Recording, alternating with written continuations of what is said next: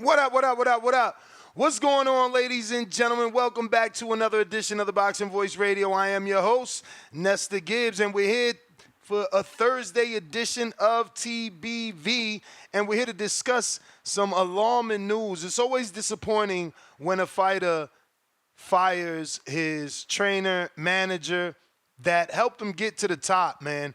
And we're here to discuss Rayo, Jose Valenzuela, getting rid of Jose Benavidez Sr. Benavidez Sr. got blindsided last night while at ProBox. Rayo Venezuela took to social media and let the world know how he really felt and what was really going on. And it reads as follows.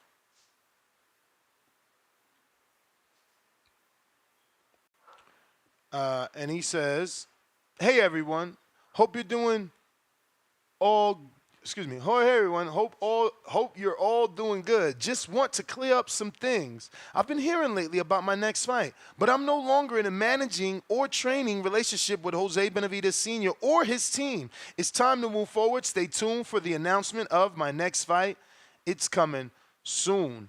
Now, Rayo posted this, but Jose, posted it himself and had this to say. "I am just as confused as everyone else regarding Jose Venezuela's recent Instagram posts of us not working together. I have not received any communication from Jose Venezuela requesting to part ways. I have no problem with him going a different route or choosing different people to work with. I took Rayo in before he turned pro and treated him like a son. Me and my sons always looked out for him and wanted the best for him. We worked our asses off together as a team to get where he's at today. Success didn't happen overnight. I know deep down inside he would become a world champion even before he turned pro. So many times it seemed as if a title shot wasn't going to come, but I never gave up on him, and the belt speaks for itself. With all the sacrifices I had to do, not only on his end, but mine too, dealing with the behind-the-scenes BS, fighting for him to get better fights, more money, bigger stages, etc. The list goes on. Jose Venezuela could have at least been a man and talked to me first instead of sharing posts on Instagram. I am disappointed with his level of professionalism and hope he can communicate professionally." Shout out to Jose that tagged us, wanting to make sure that we talk about this fine morning, and we certainly are. Now, this is a secondary post, pretty much same words. So maybe he just posted it twice. Pretty much the same words. So he's got two posts, showing that, look, we rock out. So this is what we're talking about. A little strange, man, especially since he just got Rayo that belt, especially since there's been heavy talk about Rayo received an offer to fight Tank. I don't get it. It seems Jose's done right by him. So my question to you guys is, do you believe Rayo Venezuela is parting ways with the PBC? You got to remember that Rayo, his connection to Al and Louis de Cubas is through Jose. And I don't know, unless he, picked up a new person that can be his mitigator, he might have burnt that bridge to a Louis de Cubas, to a Al Heyman, unless he does have another in or ways of communication with those guys. But you want to assume he may be leaving the PBC if he's no longer with Jose, or did he strike a deal with Al on his own, kind of like Gervonta Tank Davis? And we've seen others part ways with promoters and managers and just come to Al on their own. Can that happen to Rayo, or is this going to be a blow to the PBC, and is he going to walk with that belt? Did Eddie or Top Rank put something on the table? Did someone influence him? That's what we're here to discuss, man. Phone lines are open. Discord is available. X Space is also available. If you haven't caught our interview with Kermel Moten, go ahead and check that out. It's right here on YouTube. I have not uploaded it to iTunes and all the podcast directories, as yesterday was a long day, like super long. We had fight chats, we had interviews, we had to go to another studio. It got crazy, so crazy I didn't even take my walk this morning, bro. I had to reset the studio up, make sure things is working properly. So we had to push that back. But that being said, the phone lines are open if you want to go ahead and voice your opinion. Voice of the People hotline. Let us know what you think about this situation. Rayo Venezuela has officially parted ways with Jose Benavidez, and we're asking ourselves, does this mean that he is no longer with the PBC? Now, remember that Rayo is the WBA champion with Premier Boxing's champions. He's lifted that belt from Isaac Cruz. There is a rematch that's been rumored. We haven't really seen anything official, but there is an alleged rumor for Rayo and Pitbull. Does that still happen? Is he jumping ship all together? Will he no longer be on that PBC side of the street? This is all what we're discussing. So feel free to call in and give us your opinions. If you want to potentially discuss, excerpts on yesterday's interview with Carmel, or even the live fight chat, right? I mean, we did do a live fight chat, and Wednesday night fights on ProBox were actually entertaining. Unfortunately, Chris Colbert did not pick up the win, but hopefully, he can bounce back. Yeah, man, yesterday's interview was pretty good. Shout out to Carmel, came through. I want to see if we could lock in Keyshawn, maybe do the same before his big fight and get him in studio and talk some boxing with him. I'm interested because Carmel, made it seem like that was some really good sparring with him and Keyshawn, where they both turned up. So I kind of want to hear Keyshawn's side of that. Plus, he's got this big fight with Limons. It would be a good idea, obviously, to get him on. So hopefully we can do that as well. Don't forget, we're going to be having Brian Rojas on the show today as well. So if you haven't already dropped him a question, go ahead and do so. You can do that on Patreon. You can do that also on X Spaces for those that, you can do that on Patreon or YouTube members for those that want to drop him a question. If you're a member or a Patreon, you should have no issues dropping a question for our guests. Yeah, man. Just sidetracked by the news, I really thought that Rayo and Jose were on good terms, They parted ways as a trainer and fighter. Rayo went over to the RGBA Academy, and obviously he looked good. He went and got back with his amateur trainer, and he's still getting that good eye from Jose Benavidez, Robert Garcia in that camp, and was able to pick up the win. It's just super unfortunate, man, that he's cutting ties, bro. He's cutting ties. I'm not really understanding it. It's like, Jose said, I interviewed Jose years ago, and he said exactly what he said in that post. Rayo, he took him in. He's been treating Rayo as a son for years. He's lived in Jose's house. He's held camps. He's gotten to get a lot of the benefits of being with the Jose Benavidez family. So I really wish we knew more details as to what caused this situation for Rayo. What was the turning point? What was the last drop of water in a glass to have it overflow is what I would like to know. Again, because it just comes left field, man. It's always an unfortunate situation when you see these guys get rid of their trainers, get rid of their managers that have been putting in that work, and trying desperately to get them to the place that they're at, only to be fired, bro. This game is so vicious, man. They kick you out the whip. But Enrique Church, the legendary baby in the building, what it do? What it do? My mic sound right? Is it too loud? It sounds crazy loud on my side. Nah, you sound good. Oh shit! Nah, something ain't right. Because you're not coming through my headphones. You're coming through my computer. Okay. You don't hear it feeding back. How do I switch that shit? Nah, you gotta check your headphones. Make sure your headphones is hooked up to external speakers or output on Skype.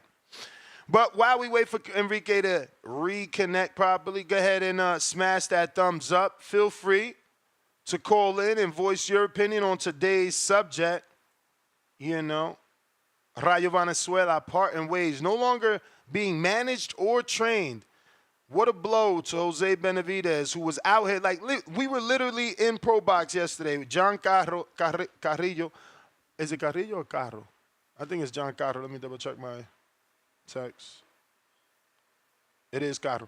So John Carro was covering the ProBox event for TBV. And immediately when we seen the tweet, I'm like, yo, look at what he tweeted. Go interview him. Bro, Jose didn't know, and it was a blow to him, right? He didn't even want to do an interview. He's like, look, call me tomorrow, maybe I'll get on the show. It was just too much for him. He had no clue what was happening and what had took place, and it was all breaking news to him. I was disappointed in John for not being able to, get that video. I'd have been like, yo, let me get 2 minutes. Come on, Jose. This big news. But it is what it is, We did get to speak to him personally, and obviously he had no clue this was happening. As far as he was concerned, he was trying his best to not only put Jose Jr. On the undercard of the David Morrell and David Benavidez, but he had been working to put Jose Valenzuela on that undercard. And we do have that interview because, again, he didn't know he was fired. So we interviewed him. He said what he said. Then we get the tweet. We take it to him, and he's like, well, damn. So, he's already been out here working with the PBC to put him on David's undercard. That's why I'm saying to myself, did this man cut Jose off and the PBC? Because Jose was his connection to the PBC. Jose had been verbally saying he's out here trying to put him on that card. He was out here saying he was trying to get him the tank fight. An offer came. So it's like, did Rayo strike a deal with someone else? We heard Tio and rumblings of Tio potentially being with Canelo Promotions. Is Canelo making the move and stealing certain Latinos? Is it Floyd, who had a very good relationship with Rayo? And after he won that belt from Isak, Floyd admitted that he bet on Rayo. And, Rayo been posting pictures of him and Floyd. Maybe they had a deeper relationship than we know. Did Floyd steal him and he's going to be with TMT, still part of the PBC? I don't know. What do you think, Enrique? Yo, I like it, the story that you're putting together on the investigation. Oh, but who trains him? Like, you named Canelo. I could see Canelo's guy training him, Reynoso. Nah, he went back to his amateur trainer, and that's how he picked up the win. Like, remember, he been got rid of Jose as a trainer, kept him as a manager. He was training with his amateur trainer, who's also a stablemate of Robert Garcia. So he gets to train in that Robert Garcia Boxing Academy. He gets to get the tutelage and the eye overlooking him of Robert Garcia, as well as the confidence of his amateur trainer that really, started his career. So I think Rayo's in a good place, and that's why he won that belt. I feel the same. I thought I was a little lost because I didn't know Jose was his manager. I thought it was his trainer. So when I heard it, I was like, wait, wasn't Robert in the corner during the Isak fight? So you just brought up the clarification. Yeah, Robert was, but he's the second. He's just more popular than the first trainer. Got it. Either way, the things that I would never have thought of what you just said. Like, is Canelo taking fighters out, signing selected fighters because there are rumors about Tio. Did Floyd Mayweather? I like that. I don't know why you would fire your manager if they joined you. Maybe their advice. Maybe you don't need a manager. You can manage yourself. I'm more shocked that he didn't call him and say, "Yo, I'm going a different direction." So yeah, I don't know the relationship that he had with Jose, but I did meet Jose and Rayo in where was it, San Diego? Mm-hmm. Yeah, so that was my first introduction. I don't know how deep they go, far rooted they are. I'm not sad of the story. I'm not sad of a breakup as much as you probably are, but or Jose. But it's unfortunate. I am because we know this game got valleys and peaks. Shout out to Jay. And, you know, he was in the valley with Jose. And now when you get to the fucking peak of the mountain, you dump my man. I need more info. That's like them broads that, you know what I'm saying? Like, you with them, and they get an opportunity before you. They're in a position of power. Now they don't need you no more. You know, that's not cool. Like, Jose helped you get there. Jose put you on. Nobody knew you. He introduced you as his son. This ain't some shit I'm reading. This is what he told me. You know what I'm saying? So it's like, damn. The only thing that's not cool is not having the conversation. Mm-hmm. But like why wouldn't you text my man? Like, I get his business, but it's like, yo, Enrique, you know, I ain't fucking with you no more, man. I'm within my right. You could say it nicer, you could say it like that, but at least say nicer it. than that, obviously. But at least say it. Like, yo, to be working all the way in Florida and then reporters just bombarding you with questions, you don't know what's going on, you blindsided, like, bro, he gotta feel crazy hurt. Crazy hurt. Because you calling this man your son. Definitely, if it's a father-son relationship. I didn't even sense that, though, is what I'm saying. Let me get John on, because he was on hand with Jose. Giancarlo, dímelo.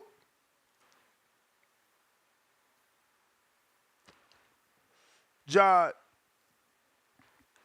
Yo, what up, what up? Can you guys hear me? Perfect, man. What's the deal, brother? Glad you made it home safe last night. Shout out to you for covering the ProBox event for us.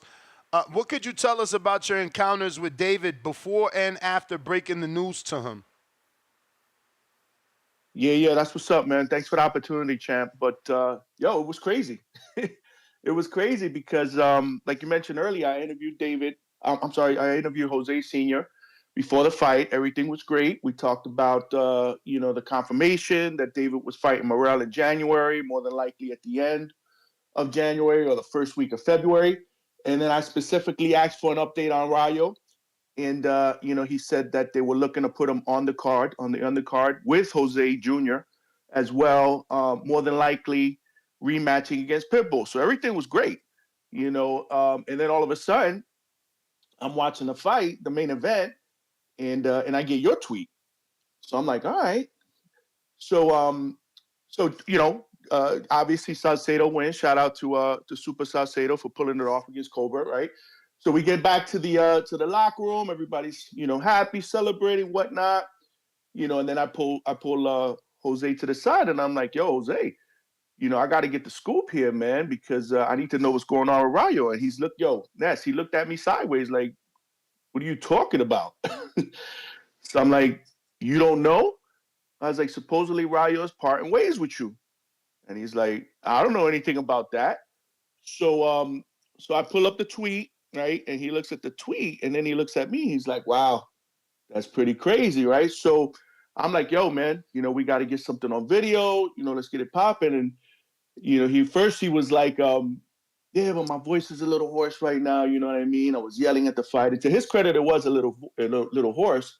But what I really think, Ness, is that, he was shell-shocked. He was shell-shocked by the news. And, it wasn't sitting there right off the bat, because he asked me, like, well, when did that tweet come out? So I pulled it up, and I said, is this Rayo's Twitter page? And he was like, yeah. I said, well, it came out at 10:18, which is crazy, because Rayo put that out literally in the middle of the fight. Literally in the middle of the fight. Yeah, but that's why. Gangster. But that's why, because you did an interview with him. Maybe someone else did and posted a clip. Rayo keeps seeing these, rumors of him potentially fighting on certain dates. And he probably felt the need to be like, well, let me go ahead and say I'm done with this guy. I'm just excited to see where does he go from here.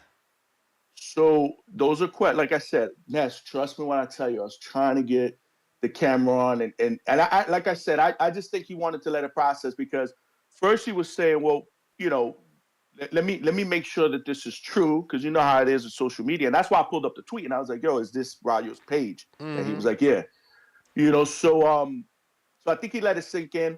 He wanted to let it sink in. I must have asked him about 3 or 4 times.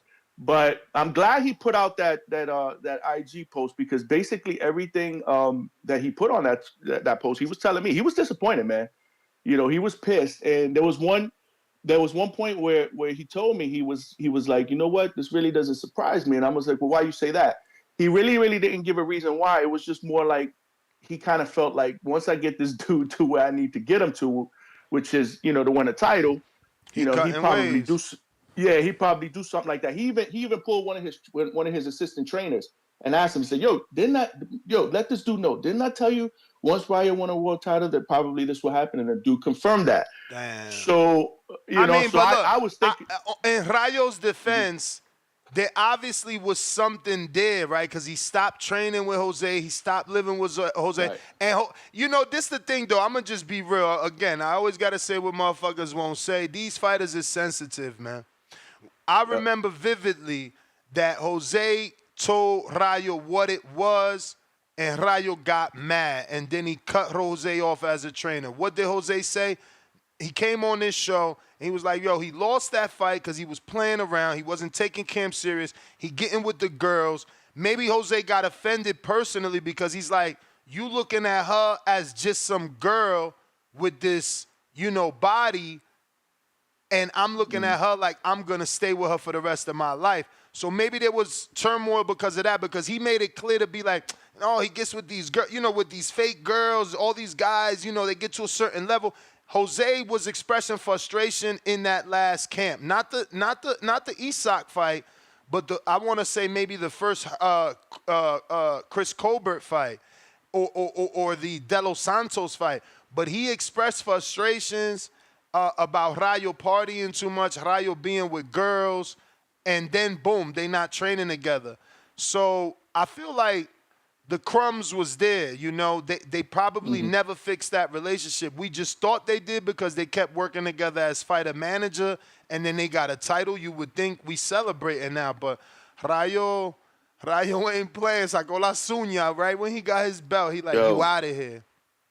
That shit was gangster. Like I said, man, that shit was like the equivalent of the movie Friday, getting fired on your day off. Mm-hmm. You know what I mean? Like you literally train. I mean, you literally, coaching a live fight, and I got to come back there and break the news. Literally, he was like, yo, John, because he calls me Hangout. Yo, I mean, I'm hearing this from you. Damn. You know what I mean? So it was crazy, and you're right, Ness. You nailed it, because I do think there was a lot of that sensitivity there, because again, I'm trying to read between the lines when I'm talking to him, and it's almost like the relationship got to the point where, he's skating around, like he don't want to, cross the wrong bridge or anything with him anymore. Like for example, he mentioned when he was pissed, he mentioned the fact like, yo, I've done everything for this kid. You know what I mean? Like he told me he wanted to go back. Imagine, bro. He let the dude live in his house before he was pro. Before he was pro. Before there was potential. He said, I treated this kid like my son. And it gotta hurt. Go back to Robert, no problem. It gotta hurt because you the one seeing the potential. You the one seeing the talent. We talking about 0-0, and you see the talent so much that you're like, yo, come live with me. Like, come on, man. I need Rayo to give me more than just it's time to part ways. That's wild. Yo, for sure. And like you said, he said he raised him. He said when he wanted to go with Robert, no problem. Whatever you think is best for you. And he even talked about the money that they negotiated.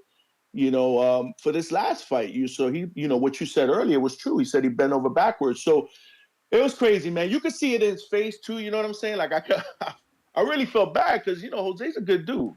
You know what I mean? And like I said, I mean, at least pick up a telephone. If you're in disagreement with this dude and you want to part ways, pick up a phone like a man and just let him know. That's all he wanted. Yeah. You know, that's all he wanted. That's all anybody wants is clarity, man.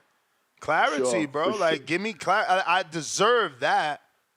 You know, it doesn't matter what the relationship was. Based off what I did for you in the beginning, I deserve a phone call, at least a text.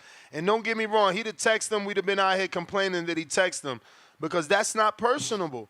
You know, this is somebody that was a family member, essentially. Like, I don't know, man. Shit crazy. Nah, it is crazy. But he did say that he would come on at some point today. So that's why I wanted you to reach out to him. Yeah, I texted him already to see if he's traveling, because he was on the East, so he should be up, or he's traveling. He's going to be in Florida. He's going to stay in Florida because he's actually got a fighter that's fighting on Saturday night's card. Yo, hit me up, man, so I can set something up. You want to go to Miami? Let's look up some flights, B. Let's go see David. Yeah, yo, let's talk. Get with me with the prices, because you're right there. That shit shouldn't be no money to go from Tampa to Miami. Yeah, no doubt. But he's got Daniel Blancas. Daniel Blancas, undefeated guy, 10-0. He's fighting on Saturday's card.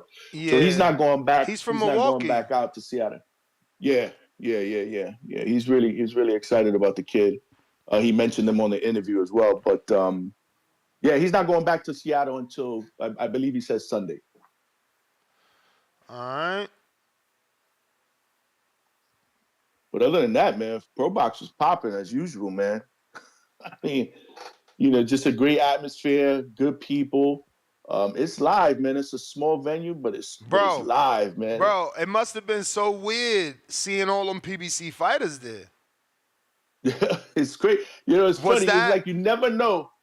You never know what you're going to see when you pop up to ProBox, man. Who's going to be there? Exactly. Juan Manuel Marquez was there? Yeah, he was there. Yeah, man. Yo, there's always a good 10 big names. I mean, well, yesterday was certainly at least 10 big names. Absolutely. I mean, I seen Jarrell Miller, obviously Algieri, Malignaggi, Marquez, Jose, Benavidez Sr. Who else did I see? Oh, Lubin, Berto. Who else was there? Bro, at one point, all them dudes. I'm trying to think. At one point, I thought I had seen somebody. Oh, I thought Chelo Gloves was there, Edwin De Los Santos trainer, but that wasn't. Who was the trainer of the Dominican? Did you get their name? The Dominican that lost the co-main event? The one that lost, co-main event. Yeah, the one that lost to the Mongolian Mo. No, I didn't get his name. He looks so much like Chelo. Mark Ferrer was there, Edgar's trainer. He was there. He actually trains Naji Lopez. I didn't know that until yesterday. That's crazy because you've been in the gym, bro. You got to remember not in his gym. I thought you've been to ProBox gym. Ain't that where Mark trains them? I've only been to the live events. I haven't been to the gym. Oh, I thought you went to the gym. I thought you went to the gym when you set up the interview with JoJo. No, I did that at the venue. Oh. I did that at the ProBox venue, and that was the day of the fights. But you know the venue is the gym, right? You know the venue is the gym. Yeah. I found that out. Yeah. But it's dope, man. They just get rid of the chairs when it ain't a venue and then bring back all the bags and shit. I mean, we was talking about Gary yesterday. You know, he's a fucking genius, bro. He's a genius. Shout out to Gary. Shout out to his son Danny. I mean, they show us, us, you know, in general. They show us a lot of love. Nah, he likes you too, man. You're doing a good job. He made a thing to say that you're good, you know, you're good at what you do. So keep grinding, champ. Listen, thanks for the opportunity, champ. Nah, you already know, man. Absolutely. So how you think it's going to be for the Zoo fight, man? You going to that one too, right? Yeah, I'm covering that one. And a lot of the same, it's crazy because a lot of the same people that were at ProBox yesterday, just chilling, will be at the fight Saturday as well. So it's gonna be live. You know, there's a lot of people talking shit about the undercard, man, but I don't know, man. I'm excited about it. I think it's gonna be sneaky good. I think the main event won't disappoint based on styles. Nah, I'm with you, man. I'm with you. How'd that Dominican versus Mongolian Mo look in person? I mean, I'm not saying that it was a close fight, but like, I don't know, man. I had so much hope for the Dominican. No, I mean, listen, I heard you on yesterday's show with the upset special. But nah, the Mongolian looked good. He it was funny because they were making comments about him. I don't know what it was. Danny was making comments about him. He was a little bougie, so I guess he was rubbing the ProBox people the wrong way. But I mean, he looked in good shape. He looked really good. He looked strong. But you know, the Mongolian. He's legit, man. I mean, I shook his hand. You know, we spoke for a little bit. Obviously, there was a language barrier there, but he was solid, man. He's small, stocky, solid, and you know, he's legit, man. He's legit. Well, John, let me get to some callers, man. Keep fighting the good fight, champ. Let everybody know where they can find your channel when you're not rocking with the TBV. You already know, man. Like I said, I appreciate the opportunity. You can find me at the Hangout Spot, the Hangout Spot on YouTube and IG. Check me out, videos, interviews. I do correspondent work for Ness in Florida. I'm trying to branch that out. I'm always here for y'all. But yeah, definitely check out the channel on YouTube and subscribe. Enrique, I just want to say shout out, my brother. Yo, thank you. Thank you. Thank you for the update too, because I don't have all the details. And sometimes I'll jump on the show blinded. You know, it's like I see the text topic and I jump in and I'm like, what? Isn't Robert Garcia's trainer? So, yo, thanks for the story. Appreciate it, man. Phone lines are sir. Yo, phone lines are wide open. Go ahead. But super lightweight, right? That's Rayo's division. So I'm just like looking up Rayo. You know, of course I've seen him fight Isak. I know the Chris Colbert story where he lost and came back and won. But now I see his name, right, as the WBA champion. And then I look at that whole row and they got the Teofimo and the Devin Haney in that division. Yeah. Is it official that the rematch with Isak Cruz will happen? Or is there like a bigger you know picture with PBC, for him? With PBC, it's difficult to say things are official, but yeah, all the rumors have been that Isak and Rayo should rematch. Right, should. But you're saying maybe he went over to Canelo, maybe he went over to TMT. Yeah, because I mean, if you're doing this type of shit to the dude that brought you in, then maybe there's no loyalty to the PBC. And what I mean is, like, you know, you a champ now. I'm sure Eddie sent you an offer because the PBC don't really deal in contracts. You know what I'm saying? Like, I'm sure Jose probably don't even got a contract with a dude that he let live in his house. You know what I'm saying? Hopefully he does. But I just feel like with Rayo's announcement, he shopped around. He said, fight announcement coming soon or big announcement coming soon. So, like, he got something. He been cooking something up with a whole nother manager if he about to announce a fight. So, you know, what is that? And that's without PBC, you're saying? Potentially. Yeah, because PBC...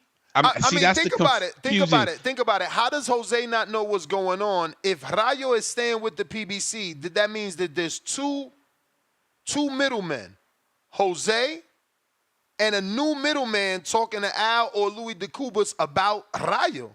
So somebody would have picked up the phone, like Louis would have picked up the phone, like, Jose, there's this new manager calling me about he representing Rayo. So I feel like Rayo's business dealings are not with the PBC, like. Unless but TMT is PBC. Yes and no, but unless they left Jose out the whip, unless they did know that Rayo is dealing with a new manager. Like, yo, deal with me directly. Yeah, I mean, look. Maybe he wants to see all the money. Like, you know, that is true, man. The less people in the row to the money, the less people you have to pay, right? Yeah. Unfortunate it had to be his father figure, but who knows, man, what the backstory is. Like you said, I went through Rayo's Instagram. Cause like you said, there might be like stuff that happens, some conflict behind the scenes that, you know, off air. You mentioned the girl. I think saw it's the Rayo's girl. Instagram. I think it's the girl. I think that the I comments. was about to say that. I went on, not that I think it's the girl, but that I went on his gram and I was like, oh shit, he got a baddie. You know what I'm saying? And I think that's what it was. I think it's the girl, bro. I think it's the, you know, the comments you made about the girl maybe upset him because he's into the girl. I don't know. But yeah, it's unfortunate. Unfortunate. Well, let's hope that it's not the rematch and it's like Teofimo or Devin Haney or something like that. So looks like we got something new here. What is this? Oh shit. New as in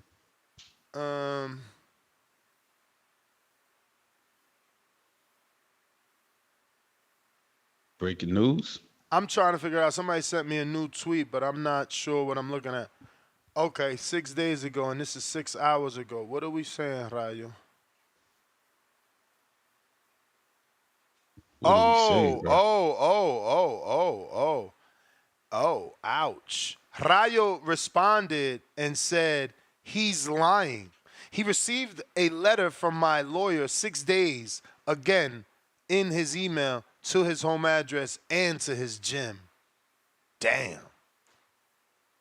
So, damn, something did happen. An abrupt stop is something's up, like, you know, something fishy. I'm just trying to check if he commented again on this because this is a Twitter thread. But I guess that's it. So I mean, that also changes things. I can't be mad at him if he did communicate. You know, Benavidez is busy, didn't check his email maybe, or saying, or just blatantly lying that he didn't receive communication from Rayo. But Rayo is saying he sent it to the house, the gym, and his email. So damn.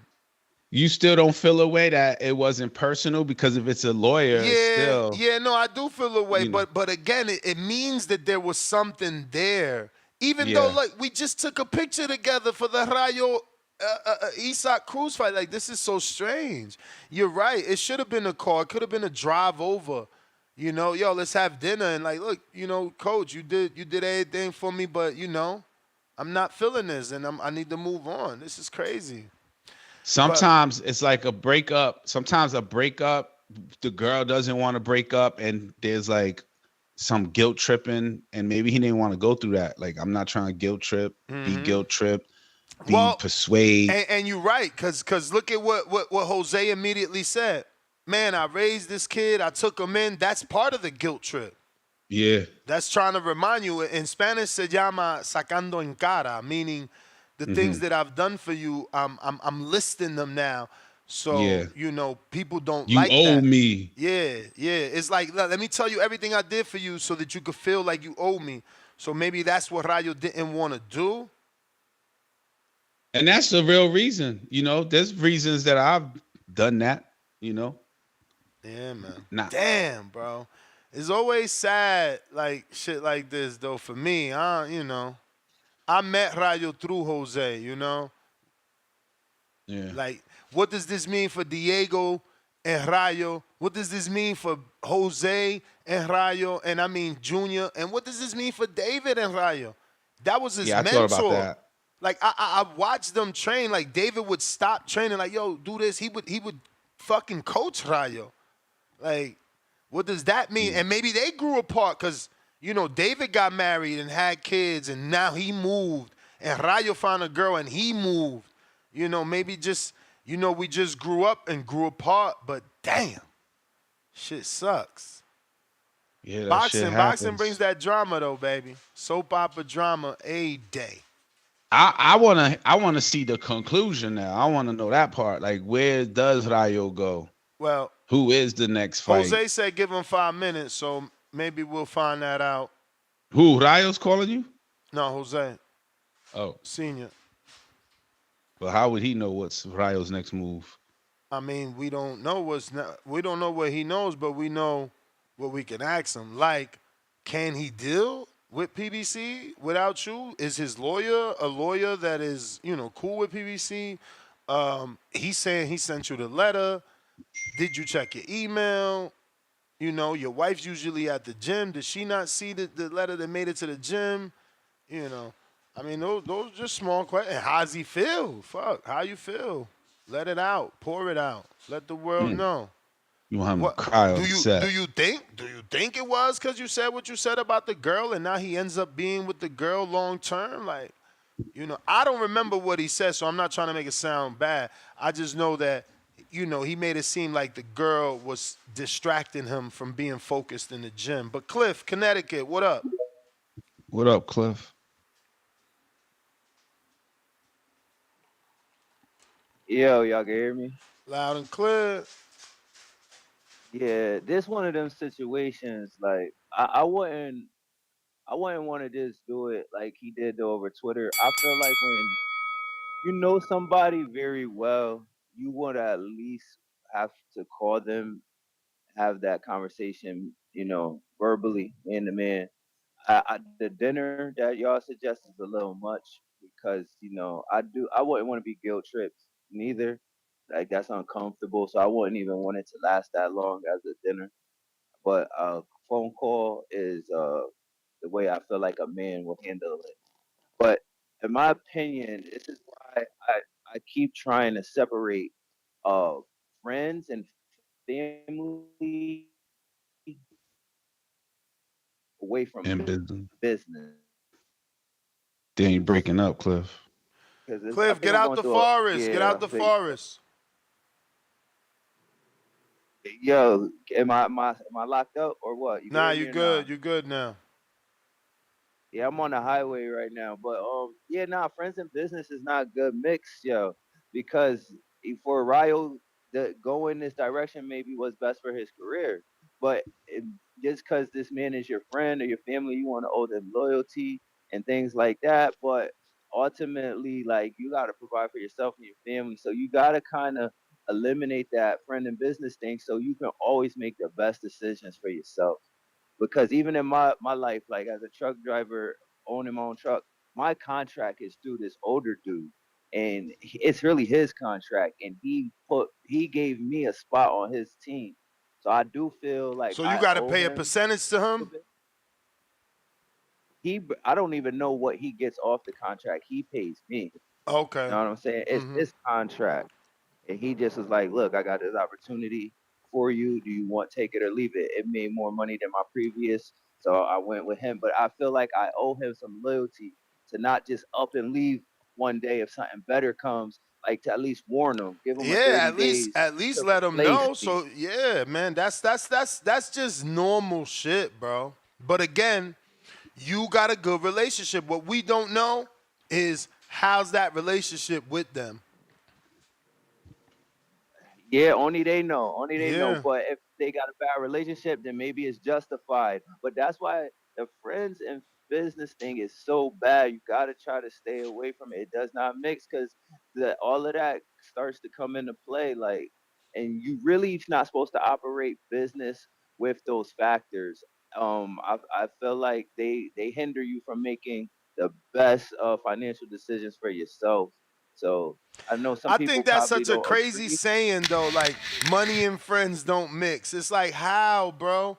How can I Well, get some money? people become close with money, Like what closer. society do we live in where we can't get money You may together? feel like it's your time.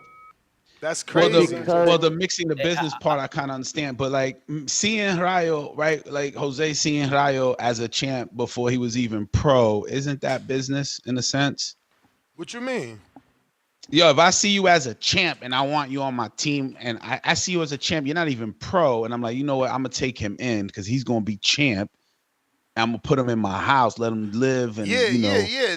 that's seeing him as a bit. That's seeing business, like adding him to your business. I mean, you could look at it that way, but you know also, that that's long term. Like you don't know people gonna pan out. You could have a hunch. You could go to a set and think that you got the magic hour with the you know, because of the right time to shoot, and it still don't come out good. Yeah, but then you still taking away the human of Jose Venezuela. You know, him seeing himself as a champ and him saying, "Yo, I'm gonna be so big." Yeah, and that's but why maybe he reached his ceiling. But that's why with he seeked Jose out Benavidez. But that's why he seeked out Jose. You gotta understand. He was saying, "Yeah, I'm gonna be a future world champ," but who he's saying it to? The person that could give him the opportunity, the Benavidez, the dudes that he knew was on. Remember, Jose was on because he put Jose Jr. on. Go ahead, Cliff. When you let go Danny, y'all friends in business, but he didn't do what you really wanted for your business when you was on vacation and you had to make a business decision. For sure. You know what I'm saying? Like, that shit is kind of slippery slope, but I'm out though. Nah, you're right. You're right. And it changes things, you know, unfortunately, but that's all on the person, you know. I feel like if you allow something like that to change your relationship, you not valuing what you had. You not valuing what that person brought to the table either. I feel things end when it's business, when it feels like there's a limit. You know, Jose Benavidez Sr., could he have gotten him a Devin Haney fight? Could he have gotten him a Tank fight? I mean, yeah, especially now. Could he have gotten him a Teofimo Lopez fight? I mean, yeah, because think about it. He got him the Tank fight. He got him the Tank fight. What do you mean? Jose got an offer from Tank for Rayo. Oh. That's what I'm saying. Oh, like, Jose got the offer. It's like, I mean, he's the manager, right? So it's like, I get you a title shot, you win the belt. The next thing I do as a manager is bring you a Tank offer. Yes, it's a division below, but you only fought at 41 fight. That's your first fight. Well, when he gets on, you should ask him that, because that'll show if he went and pitched the idea and Tank and them said, yeah, let's do it, here's an offer, or did that Tank team just send him an offer like, yo, we want Rayo to come down and fight maybe us. Tank team sent it, but that clears it up. That means that way Rayo could be like, oh, whoa, wait. I'm the man here, not. But you really not. Maybe I'm just guessing. See, that's what I'm saying. Like, and that's my issue. I had that issue with a friend. It's like, what you mean? Hold up, wait. You ain't even supposed to be talking to Al and Louis. I brought you to this table. How the fuck you get to speak to them without me? Like, dudes is just disrespectful. How do you talk to my connect? You got a belt and you think you could just jump my head and go talk to my connect? The fuck is we talking about? There's no loyalty. So you got a belt, you don't need me no more. You could just go talk to Al and Louis without me? What world do we live in where y'all think that's okay? It's fucking crazy out here, man. I'm trying to tell you. It's the same shit that happened to me. It's like, I went through what I went through in Atlanta. I come out and you trying to work with my dude. Like, how you doing that? I brought you to this table. Where's your loyalty? I brought you to the table, so now you cutting me off and you gonna go deal with Al direct. Homie, you ain't even know Al. You ain't know Louis. Oh, you know them now. Oh, because of me. Hold up, now I know them. Also, we did 3 deals together with them. But you know them because of me. So that's what I'm saying. So what type of person are you? What type of person are you that I'm allegedly not good for you no more, but the people I introduced to you is good for you? How many deals did he do with the people that he introduced? Well, you heard his post. His post say it clear as day. I brought Rayo into my house as a pro debut. Yeah, but as a pro with the PBC? As a pro debut, so that means all his fights is with Jose. So Jose's all PBC. He ain't got to be all PBC. Remember, Jose Benavidez could have started him in Mexico. It ain't like PBC. But I'm trying to explain to you, it's not like PBC was interested in Rayo from the door. He wasn't. Who was he? Who was he? That's what y'all forgetting. What I want to clarify is, though, when he got into the PBC, like, how long does it keep going? You know what I mean? Like, at what point can you give him his freedom? At what point can he be like, okay, I already have my relationship with them. Thank you for bringing me here. You did well with me. But that's what I'm saying. Why is that right? How do you got a relationship with I'm someone? trying to clarify. Is that wrong? But I'm asking you, how is it right for you? Like, you got a relationship with someone I introduced you to, so now you cool to cut me out? You would have never met him. Well, you got rich off of me. You would have never met him without me. You pocket watching. Okay, well, you would have never had the money without me. 4 deals we into. Homie, you would have never had the fucking deals. Okay, then take me out from the beginning. You would have had none of this. So there's a lot of shit that could go 2 times. No, bro. You was a kid with no future. You coming to me because I already put my son on. All right, so we wasn't friends or family. We was straight business. Jose fighting. Anyway, that's Jose right there. But Jose Jr. was fighting on Top Rank. You understand? He put everybody on. Like, Jose Sr. put everybody on. Right. Damn, we didn't answer that. And he did. He probably liked the conversation. No, I was just playing. Think you could hear it. I was just playing the other side of the other perspective. Here we go. Jose, what's going on, my brother? Yo, what's up, guys? How you doing, man? Good morning, man. I don't know what time it's over there, but over here it's 10 a.m. Florida. Yeah. I'm in Florida. We're on the same side. I'm on the East Coast. He's on the East Coast with you. He's on the East Coast, so it's 10:07 for him. I'm on the West Coast. It's 7:07 over here. But thank you for coming on. I know that today, I'm sure you're being pulled in many different directions. Plus, you got fight week with Daniel Blancas, so we do appreciate it. What a news! What a news! I know, man. Look, I feel very bad for you. You know, these situations, we see this a lot in boxing. Yeah, and especially you knew, you came to our camp. You know how much I took care of this guy. You know, when he was sick, I took him with 0 fights. I got him to a world title. I got the contract. I can show everybody, that I negotiated for the fight with Pitbull. I negotiated for the minimum for the upcoming fights, and I don't even get a thank you, and I get this. He tells the whole world instead of giving me a call. And I would, when he left, I told him, hey, I love you. You have all the tools to be a world champion. I'm going to give you a contract. Your new trainer can manage you. And he's like, no, keep managing me. You and David Garcia. And okay, sure. And there we go. We got him to a world title, and this is what I get. He claims on social media that he sent you letters to your gym, and when did he do that? 6 days ago. He said 6 days ago. I've been here in Florida with Omar, getting ready for his fight with Colbert. Congratulations on that win. Thank you. I haven't got anything. Maybe it's there at the gym. When he sent it to me. That's why it came out like out of nowhere, like and whatever he did or whatever, at the end of the day, I don't think that's right. He should have talked to me. Why would he send me a letter? It doesn't even make any sense, Yeah, it's not personable, man, and that's what can we get to the bottom of it? I don't know if you remember, but you did do an interview with me, and I'm not sure if it was for the De Los Santos, after the De Los Santos fight or after the Colbert fight, but you kind of blamed Rayo's performance on the girl, quote unquote. Do you think that you taking a stance against the woman that he was with? No. I'm gonna clear that up. No girl has anything to do with this right now. It's his actions. It's him. You can't blame anybody else for your performance. And I'm not gonna. I'm gonna clarify that. I never talk about a girl. I never said nothing about a girl. I said that he was distracted. He was not focused, and he admitted to say that. But we can't blame nobody else for his actions, man. I did my time. I did everything I could to get him ready for that fight. And even, a lot of people don't know, when Pitbull fought,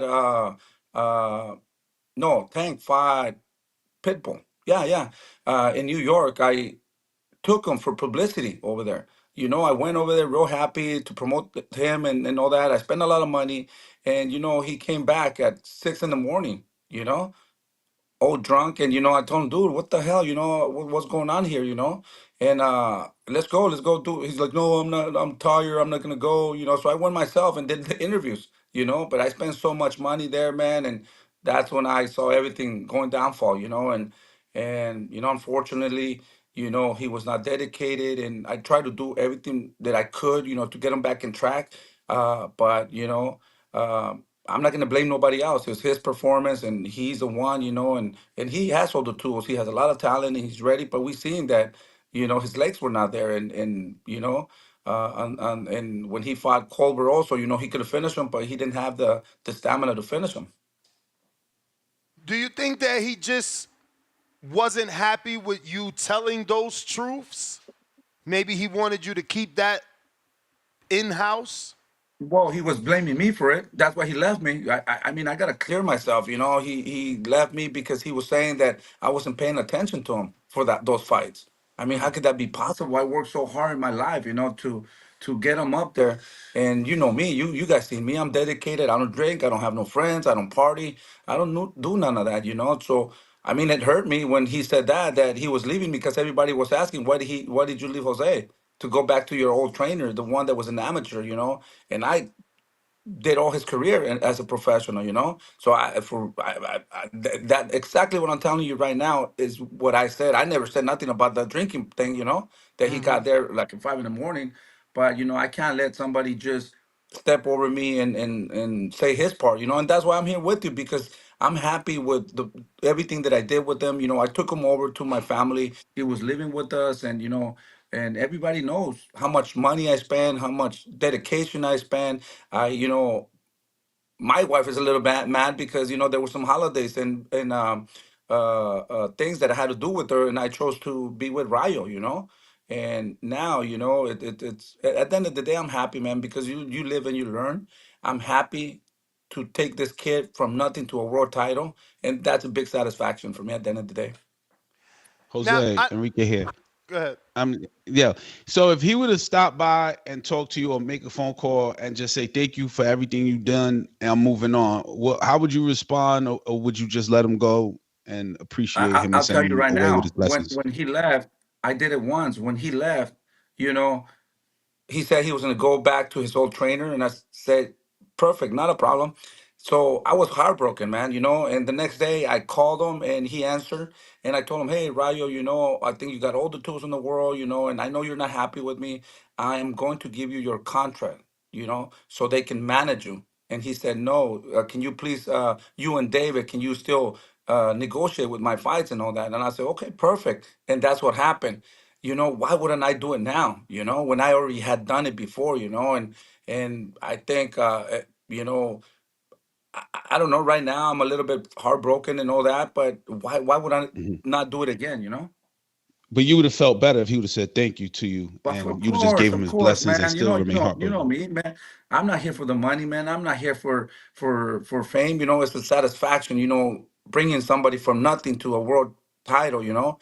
To me, it's big. The name of Benavidez now, it's big all over the world. That's all I want to do: make history and show people that I can do something with my life and I could help people.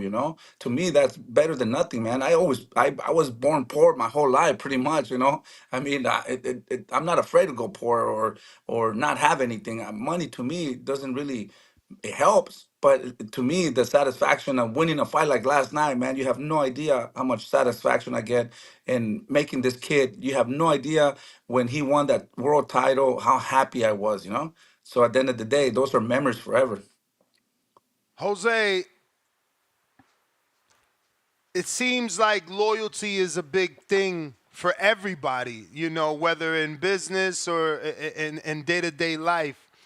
So I gotta ask, do you feel that Rayo is leaving the PBC, or could he have, because he says his lawyer communicated with you, sending those correspondence, whether you got them or not. Does his lawyer have a relationship with Louis the Cubas and Al? Do you think the PBC is gonna still work with Rayo now that he's kicked you out? I mean, is there gonna be loyalty to you? Well, that's what we're gonna wait and see. if they're loyal to me, because at the end of the day, they know I brought him. They know I sacrificed my whole life for him to be a world champion. At the end of the day, man, you know, he's a champion now. Do you know how many people are talking to him, and tell him, leave Jose, we could do a better job, or man, everybody wants that money, man, and everybody is looking for that money. So at the end of the day, right now, loyalty doesn't really matter now. They're gonna try to make as much money as they can, and that's what's happening right now. I have no idea. We'll know who's behind it. When he went and trained with Robert Garcia, and Robert Garcia will tell you, I talked to Rayo and I talked to his father, Rayo's father, and I convinced him, to work with Robert Garcia. He brought his whole trainer to the Robert Garcia gym, and I talked to Robert. Hey, Robert, would you be interested in working with Rayo? Let me hook you up with them. I think you have a lot of experience. I have a lot of respect for you, and I think you can make a lot of adjustments. And I just want to win. So at the end of the day, if you can be part of it, we all win. And he was super happy, and he said yes, of course. So I went back to Rayo and his father, and I hooked them up together, and he just helped them for that fight. And the main coach was Mario, but Robert got all the attention because everybody knows Robert, and that was great. That was great publicity and all that. But at the end of the day, right now, I don't even know who's talking to him or what's happening. And but we'll know. We'll know in the future who's going to take over. You kind of answered it, but how would things now be with Louis the I don't know. Coolest? That's what I'm saying. I just found out yesterday, man. I have I no know. idea. I'm here in Florida. I was here in a fight. I didn't know nothing. He said that he sent me a letter. I've been here in Tampa, Florida for almost a week, and you think I'm gonna be waiting there at my gym, waiting for a letter or whatever? I have no idea. I don't know. At this point, I'm very confused. I'm very heartbroken, and to be honest, I just at this point I'm just thinking, who's involved. I'm just Yeah. trying to put everything together. So I can't even answer that question right now because I don't know. Like I said, that happened yesterday when my fighter was fighting. Maybe he got mad because they didn't mention his name. Maybe he's mad because this guy stopped the guy in the first time and he stopped him in the second fight and he lost to Colbert. So I mean, I don't know. To be honest, I don't even know what pulled that trigger. Or I don't understand.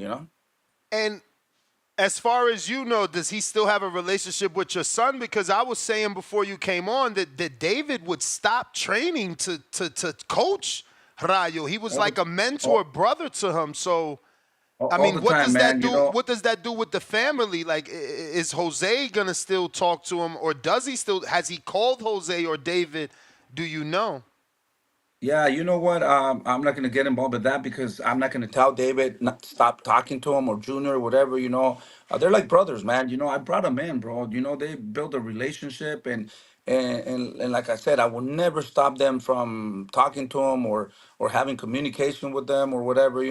I can't opinion. I have no opinion for that.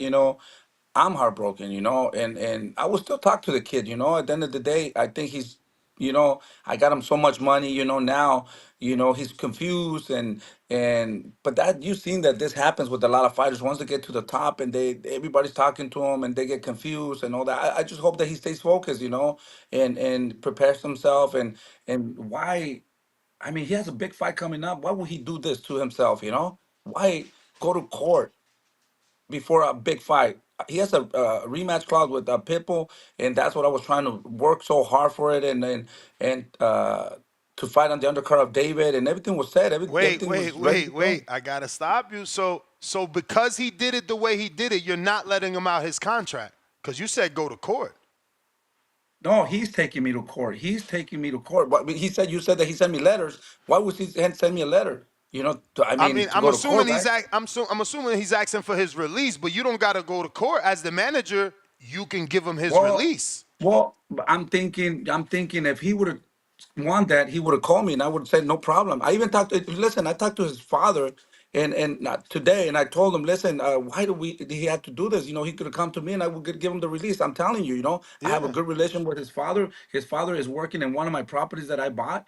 And I told him, man, I don't want this to get in. And he's a nice guy, man. His father's a great person, hardworking guy, and he's done a lot of work for me and my houses and all that. And I feel uncomfortable. That's why I called him. I told him, why does he have to do this? Why don't you talk to him? And I even told his father, why don't you talk to him and tell him, just give me a call so we could resolve this.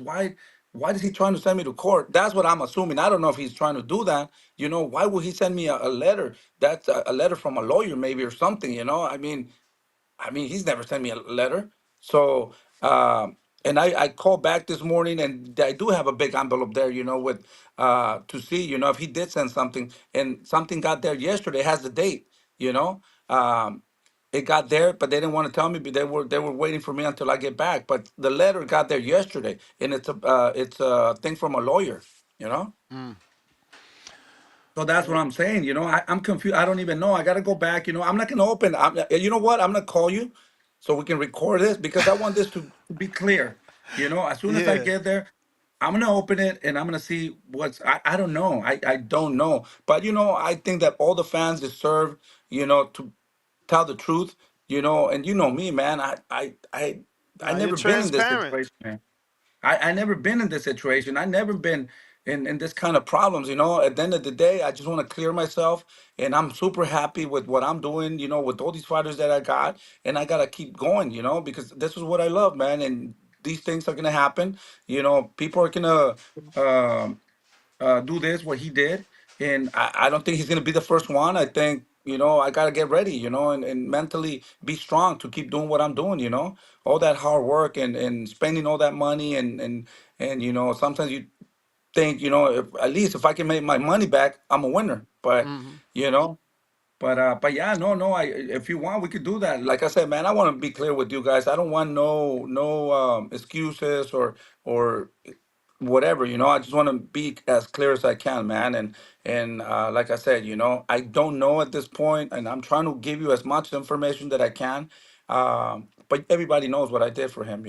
I took him in at 17 years old, and I got him to a world title, and now this is what happens. But it's like I said, it happens with a lot of fighters. All the Does a time, fighter man. does a fighter have to take his manager to court to get him out of a contract, or is that just a private discussion and he Brother, can pay this is the for it or first time. whatever? I mean, I never been in court. I don't know. I never had this Yeah. situation with the You fighter. never had a I disgruntled Yeah. fighter. But is it known exactly. So that fighters have to do that? Not I with mean, you, but to the best of my knowledge, the manager can give a release, just like a give a promoter could give a release. There's no release. court, is what I'm saying, right? Yeah, but well, you could also put a dollar amount on it too, though. no. The thing is, also, yeah, when a fighter is not happy with somebody, they'll call you, and that's what I know so far.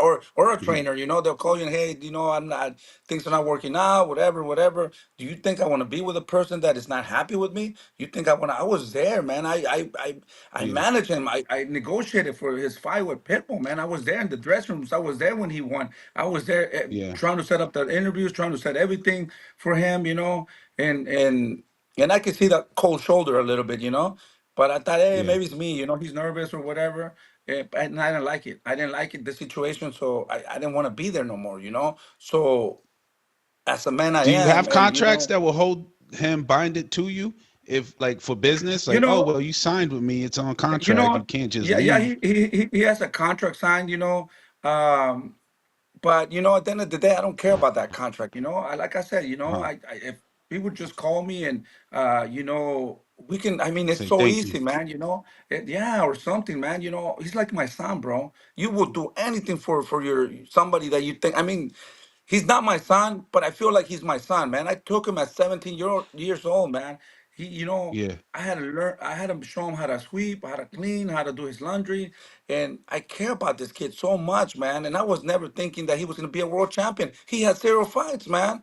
And David and Junior treated him so good and bought him so many things like a brother. And if I bought something for Junior or David, I had to buy something for him. But I did it out of love, man. And that's why right now I'm very confused and I'm very heartbroken. But at the end of the day, life keeps going, man. At the end of the day, I would do anything for one of my sons, you know.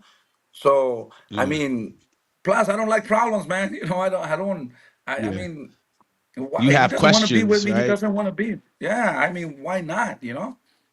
And Yeah. what did So the what was your father? question to him? What Like, did the what would be father your Huh? say? question? What did the father say, Jose? When what he didn't have any Yeah, explanation or no, no. answers? Yeah, you know, at the end of the day, you know, he doesn't listen to his father. You know, his father, you know, it's a great person. He helped him all the way up. You know, he's been there, you know, since he was little, taking him to the gym and all that. But you know, sometimes that happens. You know, his father's in the middle, you know, and he feels bad. He told me he feels really bad. He doesn't know who's putting things on his head, and because he doesn't recognize Rayo, you know, he's a different person. You know, now he says he's 25 years old, and I mean, there's nothing he could do, and he doesn't want to get in the mix. At the end of the day, that's his son, you Yeah. know, and I understand that, you know, and I have nothing against him. You know, we're trying to help this kid, you know. You know, even though he treats me the way he does, and I'm still trying to help him, you know, because he has a lot of talent, man. He's a great fighter, man, and like I said, at least, you know, my satisfaction is that I got him to a world title, man. That's my satisfaction, you know. Besides that, I don't care about nothing else, you know. I will give him his contract. I don't, I don't, I don't.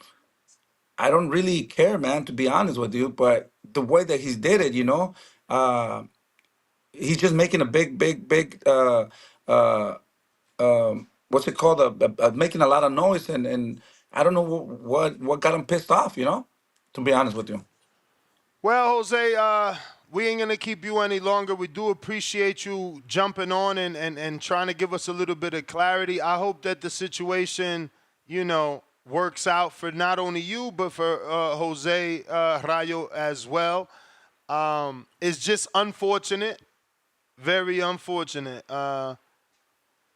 I hate Yeah, seeing, you know, fighters and trainers break up, especially when you got to the top. You know, it's like you made it to the top. It's such a long road to a title, and now that you're at the title shot, you know, things are, you know, not working out the way that they should. Rayo is not with TGB, right? I mean, he's not yeah, signed. he is with TGB. He signed with TGB, Oh and we're shit. with Premier Boxing. You know, that's what I'm saying. You know, I mean, he's fought all Damn. his So fights so there. so technically, that means that he doesn't need. I mean, he's got Tom Brown to talk to Al or Louis now. Well, when you're a champion, you know, I mean, you don't need nobody. You know, you need somebody to take you to be a world champion. Once you're a world champion, you made it. You know, uh, that's it. You know. Well, hopefully that doesn't happen with Daniel Blancas. You've been working with him from the very beginning. Shout out to Milwaukee. He's going to be fighting on a Tim Tszyu card.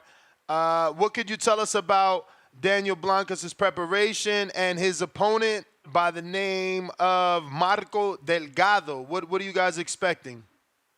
Yeah, you know, he's also been fighting for PBC now, and he's a kid, man, that's super dedicated, makes a lot of sacrifices, man. He is a person that I'll tell you right now, and I'm telling you right now, he would never do something like this, man. He's so honest, man, and his father's done a great job with them, training them and getting up to here where we at. And you know, we've been struggling, we've been working hard, and as a matter of fact, his father is here now, and I don't think they would ever do anything like that. You know, you can tell right away, you know, and he's ready. He's ready to give a good show and keep going, and I'm 100%, you know, that he would never do something like this. And this is another 168 pounder. Was this coincidence or is it by design because you believe you can continuously get, you know, Pacheco and now Blanca shots at the top fighters at 68?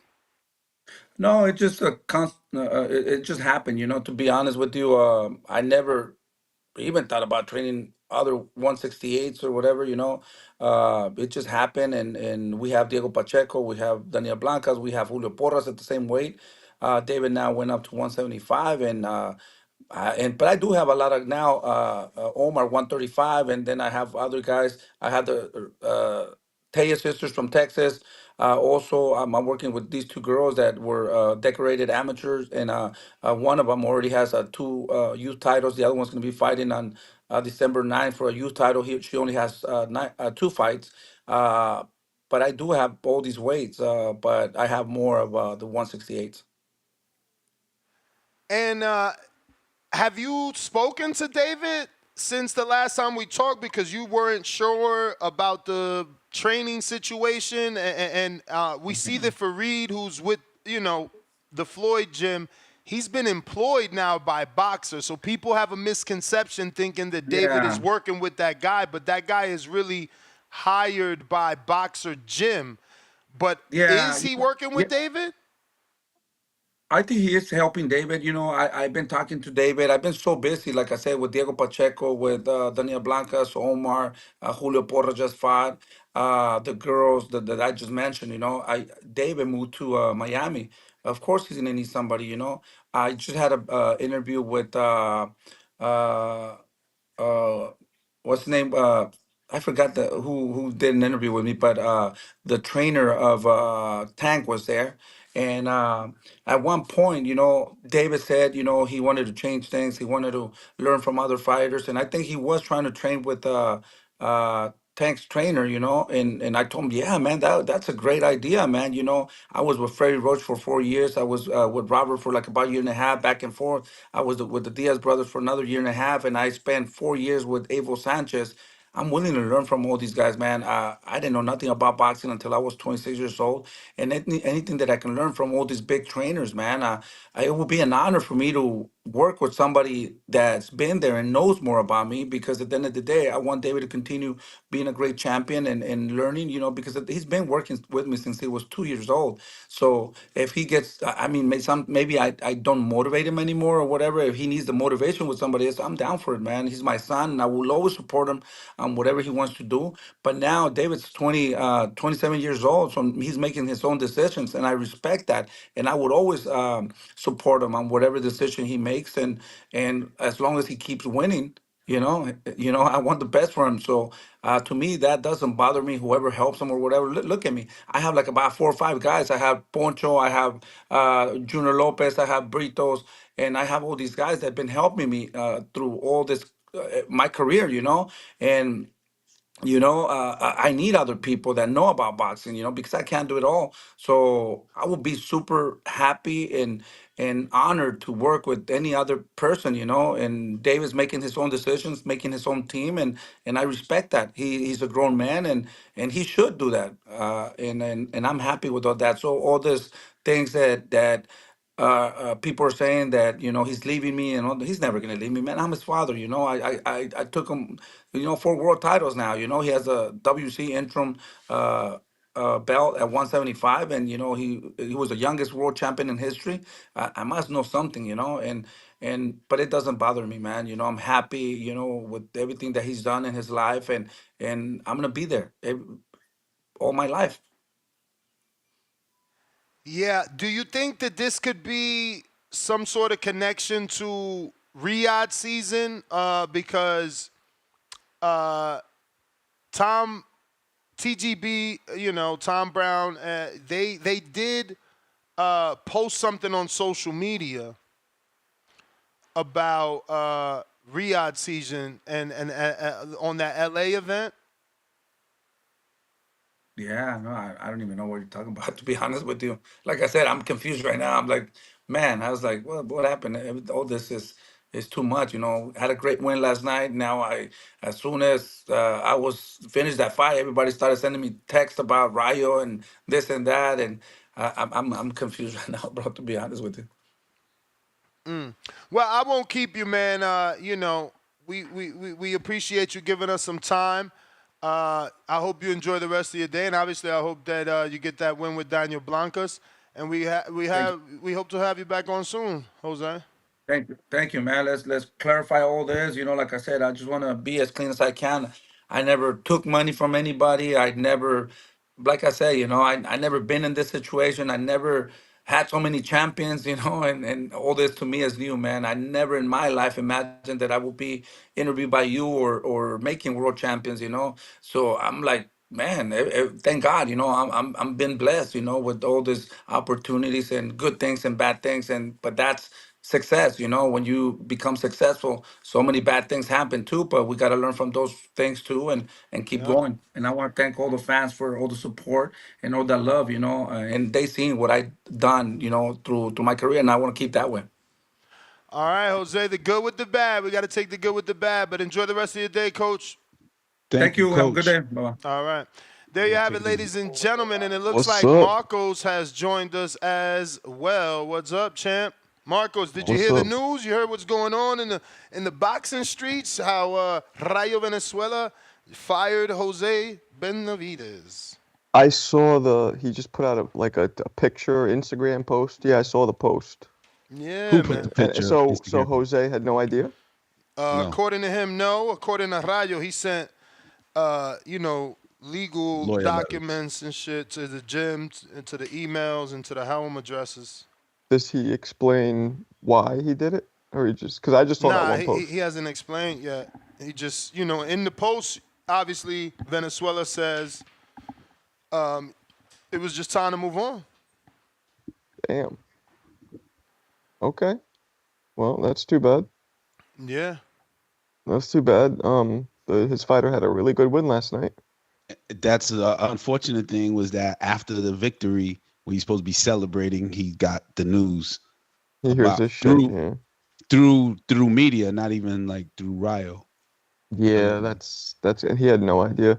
I mean, maybe the lawyers just didn't get it to him yet. Well, I don't know. According to Rayo, it went to the gym, to the email, and to the home of Jose Benavidez Sr. Well, I guess that's life, right? I don't know. Unfortunately, Do you brush it off that easy? Unfortunately, it is life, but what can that's you do? That's the issue. What can Well, you he do wanted a thank you. He said all he wants is a thank you. I mean, clarity, like any grown up. Yeah. Yo, thank you for bringing me to the top. I don't do things that way. Like if it was me, if I had a problem with anybody, I would talk to them personally. Right.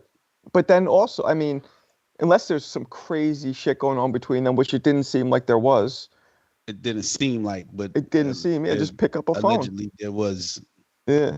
Oh, there was some crazy shit going on. Yeah, no. Obviously, there's something. I think again, Jose came on and cleared it up and said that it had nothing to do with the girl, but I think it was saying that the girl was a distraction, saying that he wasn't focused. I think that maybe Rayo wanted Jose to take the blame for the performance. Colbert. And Jose, was watching interviews with Rayo shifting blame on him. And he's like, well, wait a minute. You was the one distracted. You was the one not putting in the work. So he defended himself. Much like he's doing today, you can tell that he's just a guy that wants to make sure people know he's not a dirtbag. You know what I mean? Kenyo Taylor, $2. If Rayo leaves PBC, he's sold out. I don't think he's leaving PBC because he signed a TGB. Gavin Goins, $5. He trained with the Garcias. They have a lot of top-ranked fighters, and Rayo was at a top-ranked event in September. Kenyo Taylor, $5. He might want to be on the other side of the street from Top Rank so he don't have to get beat up. Leonard Sterling, $5, £5. Isn't Rayo with TGB Brown? Because Rayo is the only PBC fighter linked, only PBC linked boxer on Riyadh Season LA event that TGB posted on TGB's social media platforms. Let me go look for that. I don't know what you mean. I did see they just posted something. Yeah, look for that. So Jose was like, he's a champion now. Anybody could talk to. Yeah. Everybody wants him. So maybe that's part of like eliminating, like, of course, making your business partners circle smaller so that you could clean up the table. Well, and also, I guess maybe because Jose is not how many world champions has he had besides his sons? I mean, maybe. That's his world champion though. Right. So right. Well, right. But so maybe he's being like somebody in the chat just said. Tevis Smith goes, Rayo just pulled the Tommy gun, and maybe that's happening. Maybe you got these moochy, other dudes coming at him now, and he's going with them. Oh no, that's exactly what's happening. It's like Jose said. Like, look, you get a title, everybody's talking to you now, and everybody wants a piece of you now. And everybody's telling you what they can do for you now. You're somebody now. But that's what's bothering me. Motherfuckers got to remember when you was a nobody and I gave you the opportunity. I seen that potential. Yeah, but that's devil conversation. No, that ain't devil. Right, that ain't devil. Yes, I gave it to you. I seen the potential. They ain't see it. You saw what happened to Scarface when he started doing that. They ain't see the potential in you. They ain't come help you. Now they there. Well, That's it's a what weird y'all thing. not getting. Next it's chapter. like when you're in business, right? When you're in acting, for example, I know a lot of people who are management, right? And they take an actor, and then with them, that actor gets a big role. So now the actors 9 times out of 10 will leave that smaller management once the big role propels them, catapults them, and go with the bigger management. But then so it's like a double-edged sword. Well, then how does the smaller manager supposed to get popping if nobody stays with them? Meanwhile, but then how does the actor get popping if they don't go with a bigger brand? Yeah, but that's false because the small agency got the small actor the breakout role, so that means they're capable. But they have a ceiling. No, they don't. Like they got a ceiling because dudes is unloyal and keep jumping ship. You're right, but that's true too. If I could get you the breakout role, exactly. If I could get you the breakout role and you stay with me, I could get you the big role. But you leaving me. You're not letting me build my roster. Because they feel like the bigger one will give way more opportunities, because the smaller one will only have half the amount of people pick up the phone. There's always a bigger one that's gonna say, "Listen, this is my forte here. I take the champion to the next level. Yeah, exactly. You can't get nowhere else from where you are now. You're gonna lose the championship. I'm gonna make it big. As long as you stick to your script and train and work hard, I will take you beyond." You know, that's how it is. I will make you the next Mexican face of boxing. He's Mexican, right? Ecuadorian Mexican. Oh, that's Benavidez, that is. That's Benavidez, but Rayo is, I think he's all Mexican, right? He's all Mexican. There's always, you saw a white man. I'm not white man can't jump. I sure did. Yeah, of course you did. He got game with Denzel. Yeah. Remember straight out of high school how all the agencies were coming to him? All the agents. I would get you signed. I could guarantee you this. This is what I'm known for.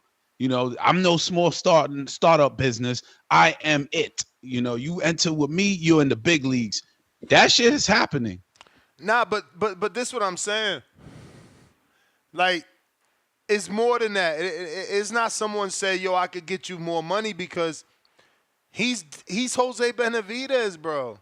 He's in. So why would you exit? Why would you exit that? It's something to do with them two. They ain't clicking no more. You heard Jose. He said, yo, I was there in the locker room. I felt the cold shoulder. Rayo just ain't fucking with him no more. It ain't got nothing to do with money. Ain't got nothing to do with opportunities. Because, bro, I already plugged you with Al. Ain't no bigger than that.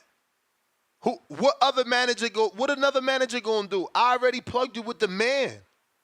There's no one greater than Al. Like, what? Keith Conley going to come do what? You know, what are they gonna do? It's bullshit. Nah, it's true. There's Al has names to drop and say you're gonna join this roster, like on a little roster. What could another manager do when I'm already with Al, and I'm already with TGB? Like, you ain't doing nothing. What are you really doing? I guess there is a stigma though with father trainers that their sons are the biggest fighters that they've ever had. There's a stigma like you're not a real trainer fully. It's just, you know, you've been with your son the whole time. I'm not saying that's true, but yeah, but that don't count for Jose because he's trained numerous people. And again, Rayo is a champion that's not his son. Yeah. His first son became a champion. His second son became a champion. What other champions did he have besides Rayo, like non-related to him? No, the other two are his sons, Jose, David, and Rayo. So Rayo's the only one, yes. The next one, 3 champs. Yeah, but you can't twitch your lips like that, bro. You got to know the history of Jose. You can't go, Who twitched their lips? Him. He's like, well, like, see, the other two are his sons. It's like you got to understand. Okay, well, I misunderstood your facial expression, but you got to understand. He just started. See that face right there. Don't do that. That face right there. Yeah, that. But he just started with Jose, then David, then Rayo, then Blancas. Okay, after Blancas came people like Mariciela Cornejo for a camp or two. Cyborg for a camp or two. People like that. But like his homegrown fighters, he's 3 for 3. if Daniels gets a title, he's 4 for 4. Like, nah, that man deserves his credit. He deserves his credit. He's not just a dude that could do it for his sons. Daniels is undefeated. He's fighting with PBC. Rayo became a champ. You know, Jose became a champ, beating Mauricio Herrera for some version of the WBA. And obviously, David is a current champ. Ryan, yo. Some people in the chat was like, yo, he lying. He knew about the court paper. Why would he say he taking me to court? I mean, bro, for starters, English ain't his first language. For two, he speaks pretty well though. He speaks pretty well. Yeah, he speaks great English. No, he does speak great English, but it's not his go first in language. Any restaurant in order, but it's not his first anyway. language. But it's not his first language, and it's not what he's gonna choose to speak in first. That's all. Okay. Well, thinking, you mean thinking. He's not thinking in English. He ain't gonna speak in English first. If you're Marcos, he gonna talk to you in English. Wait, in the camp he talks to David and Jose in Spanish? Yeah. Oh, I never witnessed that. and his second only speaks Spanish. They Spanish, bro. No, I know they Spanish, obviously. I didn't know that they spoke Spanish first. Yeah. But I get it. I get it. My grandmother was like that. You probably talked about this already, but how much of last night do you think was Colbert's just his wires are just short-circuited and he's kind of burnt out, or how much of it was? Yeah, I didn't see burnt out. I saw in his stance, man. His head was up. He looked very cautious of getting hit. I saw clear. So what's your definition of burnt out? Because that's probably burnt out meaning he's just kind of like what happened with Roy after he got knocked out. Kind of like he was very concerned about getting knocked out. Okay, again. So you're saying tentative. Nervous. Yeah, and was just scared, very nervous about getting knocked out. And seemed like he didn't want to be in there too. Yeah, but burnt out for us, like as East Coasters, that's more like you're tired of it. Yeah, wrong word. I just meant his circuits like burnt out is like he's done, like he ain't got no more in him. Well, I meant like because he got short circuited. He got hit a bunch of times. He short circuited. Now his circuits are just kind of burned out. Yeah, no, I mean I agree with the definition of the burnout. And how you're using it, yes, I agree with you. He looks tentative. He looks, like he doesn't want to be hit. Like he doesn't want to be hit. But that's. And isn't it crazy? Like I was thinking about this. He has an extensive amateur background. You guys remember he was in that documentary, Little B-Hop. And then it just literally almost overnight, it can turn. All those years of being a confident amateur. Yeah, because the skills didn't show there. The skills didn't show last night. It's unfortunate because I know he's going to be, like, mad at you and thinking of you kicking his back in. But, like... I'll be honest. I think he might know at this point because this is, like, his third fight where, you know what I mean? He might know that this might be, you know what I'm saying? You don't think he's kind of picked up on it himself a little bit? I don't know, but this was his worst performance skill-wise. He was not able to land the right hand. He was picking up his back foot when he threw the right hand.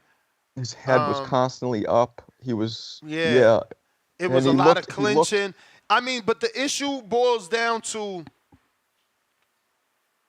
game plan because Paulie Malignaggi had equally the same amount of knockouts, and he's faced higher level of competition. Paulie had more fight in him. Paulie had more determination in him. It didn't look like that, even when he would lose. And maybe that's the case, but it could just be that Paulie had more skill because Colbert was a very skilled fighter, they both didn't have the power, but somehow Paulie wouldn't get caught up in clinch fests and only back foot mentality. Man, because I watched Paulie win a fight with a jab, bro. I watched him go to the Ukraine and beat the crap out of Sinchenko with a jab, bro. Paulie was still fighting. Chris, for all intents and purposes, kind of wasn't. Yeah, I think, again, it also is stamina, right? Like Chris, with no power, has to throw the jab. He has to overuse the jab and overuse pivots. He can't be backing straight up, and that's what he did. In the first round, he pivoted, and then eventually he hopping 2 steps back, and then eventually those 2 steps back land him on the rope. It was a bad game plan. He seemed like a grizzled old, like he seemed old in there. And he's only, 27 or something? You know, he seemed like he went through tons of wars. It's too bad. I actually felt bad for him. You know, I know people like to shit on him because he used to talk a lot and all that, but he was just trying to build his brand. Like, I didn't think there was anything wrong with all the shit he talked. You know, with the colorful hair, he did everything he needed to do to get himself in a high position very early. You know, unfortunately, he just lost some of these fights. Yeah, I don't know, man. Paulie, it's funny because it's coming full circle. I always respected Paulie, and that's why he and I have a great relationship. And, you know, these bums out here, society, these boxing fans, they never really respected Paulie because people don't respect power. That's stupid. Lack of Well, but power. Purnell didn't have power. Everybody respects Purnell. People didn't really respect him because of the lack of power, but it's coming full circle because we're seeing more and more people not able to accomplish what Paulie accomplished. He is a two-time champion. Yeah, you can't you shit on Paulie like, yeah, you know, Two-time champion lost with 7 knockouts. He is a two-time champion, Yeah. so they got to put respect on his name. He could box for real. And He I had beat him. Zab. He beat Broner. He beat Broner. He beat Zab. Everybody know he beat Broner. That's why he got Yeah. that job, because he beat Broner and they robbed him and he fucking went off and Al had to quiet that man down. I got Bob Saget, member for 10 months on the prospect level. Don't forget the PBC commercial during ProBox. Yes, let's talk about it. There seems to be a newfound alliance with PBC and Gary Jonas's ProBox, which is a great thing for us. You know, while these zombies were out here screaming, roll out, we were out here screaming, just go to ProBox. Motherfuckers need to get active. Fuck your rollout that took 10 to 11 months. Go to ProBox and get some dates. Shout out to Jared Hurd. Shout out to Jason Rosario. Shout out to Chris Colbert. And shout out to the PBC for finally waking the fuck up. You know, they are now running zoo commercials. And by zoo, I don't mean the, you know, state zoo. I mean Tim Zoo, the son of the legend, Costa Zoo. They were running promos for his fight on ProBox, which was beautiful, a beautiful thing because A, ProBox could use the advertising money, and B, you know, you're advertising to direct fans. Everybody watching that fight are boxing fans. So you're letting them know about these two foreigners fighting in America. Shout out to Tony Harrison that also will be on ProBox in 9 days. He's going to be on the 26th, Saturday the 26th from Dallas, Texas. Tony Superbad Harrison on ProBox. You know, so shout out to ProBox, you know, and shout out to those that believed, you know. A lot of people didn't believe in the beginning. God did. Bobo TBV, welcome to the prospect level. We got a 10-pounder from Ike.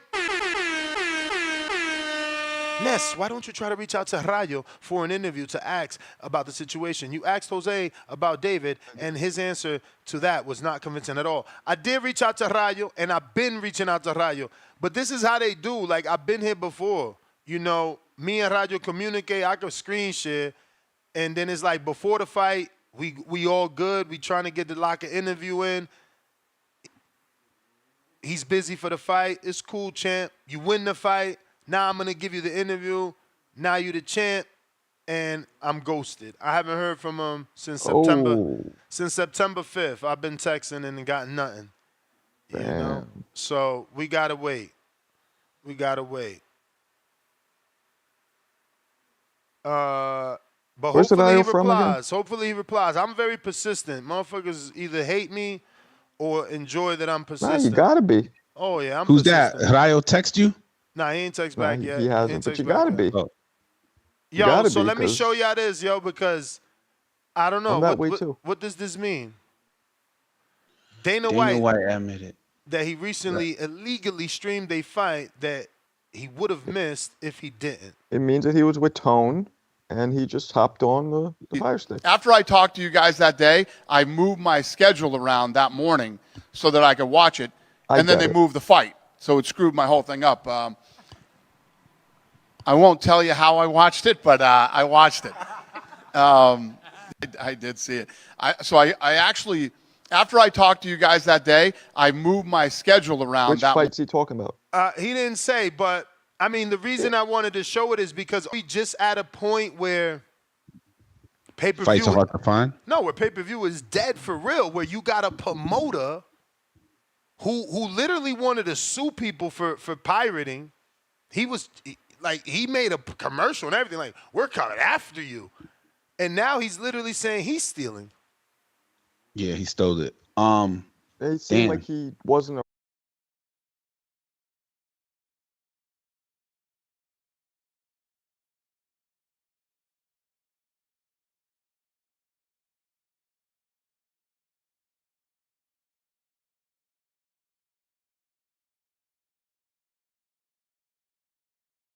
No, I'm saying why he probably did it. You just said why he did it. So I'm like, that's probably why he did it. Because he said he switched his schedule around, so it seemed, I'm just going by what he said. No, it seemed like he normally maybe watches it, I don't know, on his TV and orders it, but now because he was on the move, he had to do it on his phone. I don't know. But why would he say that? But do you think your response is a justification or just an interpretation? No. I'm not justifying anything. I'm just saying what he sounded like he meant. But what fight is he speaking of? Is it the Canelo fight? It doesn't matter. He's not speaking of any specific fight because then it could be like a little hate towards whatever. It could be a little stab, you know. Well, he brought up the whole switching his schedule around. So that's what I'm getting. It's not hate. It's just genuinely he stole it. But I don't think it has anything to do with the schedule. So let's go with Marco's hypothetical, right? I'm still Dana fucking White. What exactly did I leave that I need to illegally stream? I'm on my phone. I can buy anything on my phone. Any pay-per-view is buyable on my phone. So there is no excuse. That's what I'm saying. I'm bringing this up to show you that boxing or pay-per-view is just dead. There is a promoter who is rich and he steals. How can we get mad at the common Joe for stealing if the promoter is stealing? Like, there is no excuse for what Dana did. It doesn't matter that you don't have your laptop. It doesn't matter that you switch your schedule around. Your device, whatever device you decide to use, allows you to purchase any pay-per-view, whether UFC or boxing. And why would he admit that? I mean, I kind of respect him for admitting it, but why would he admit that? Maybe not the hate word is incorrect. Maybe it's more like there's a stab being thrown at somebody. That's why I was asking what fight was it. Oh, maybe. That's what I feel. I mean, why would you say that publicly in front of media on the press table? Kind of like, I don't want to give it money, fuck it. But then why would you watch it? No, because it's an inside joke. That's why. Maybe. And he didn't watch it, and he didn't steal it. He's just saying it. It's a bad look because, like I said, even in comment sections, people are saying, this is the same dude that wanted everybody who illegally streams to be prosecuted and admits he does it the same. Word?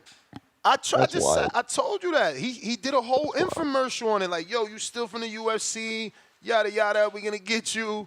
And here he is stealing too. He also slapped the shit out of his wife on camera. So. I just think that pay-per-view is dead. You know, those that sell because people like me are just lazy. Well, maybe, Ness, this Tyson Paul thing will spark, you know, the being free on Netflix. Maybe it will spark something that catches on. I don't know, man. Hopefully that Tyson and Jake Paul fight has the steam it needs to be a hit, but it has lost all its momentum with me. With me. Me too. Why so? I don't know if it's just with me or it's with the true boxing community. Why so, guys? I second that. I second it lost steam because Mike Tyson just looks older the more closer we get to the date. I'm with Enrique, except not 100%. It lost steam for me. Man, it looks good. It lost steam for me the minute they didn't let him fly for medical reasons, and he had like a panic attack or some minor heart attack, and then they had to postpone the fight. It killed it. I don't see how they don't see that it killed it because I follow numbers. It's not even the same traction. When Jake Paul Tyson was first announced, bro, shorts was going insane. You put out a short about that fight, it's going insane. They put out a short, it's going insane. Now they put out a short, that shit like 2,000 likes or something. Like, bro, this is not the same buzz. No, it's not. It's huge. It's I'm huge. saying significant difference. Oh, big yes. difference. Big drop. Yeah, a lot. 2,000 to us is a lot, Decrease. but to what they was getting when that shit first hit, yeah. They like the people that believe no longer believe because it's like, yo, but Tyson just had a heart attack. That shit was on TMZ. It was all over. You know, it's just not hitting the same. I'm not even excited like I was anymore because it's like now yo, I'm nervous for Mike. Exactly. I think everybody's nervous for Mike. That's the thing. The medical shit made it worse. Like we all knew he was old, but now you can't fly for medical reason. Motherfuckers like, damn. You know, I still want Jake to knock his ass out though. It's still he still got to be the villain. You're terrible. Listen, he knocks him out. You gonna have Crawford, Canelo, everybody trying to fight Jake. Now, see, I know. Well, I noticed that about you, man. You're all about think keeping boxing alive in the headlines. That's right. Keep boxing alive. I don't think they're gonna want to fight Jake. I think they're gonna be telling us like, "Yo, you crazy? He beat an old Mike Tyson." No, they're gonna be like, he disrespectful. It was supposed to be an definitely. exhibition. Oh, I'm gonna fuck him up. Perspective, You crazy as hell. He trying to get clout off of old legend. You know how many people tried to kill all these dudes who fucked up Muhammad Ali? Like Tyson almost killed Larry Holmes. Canelo ain't gonna want. Trevor Canelo Berbick almost got killed. Canelo ain't gonna care.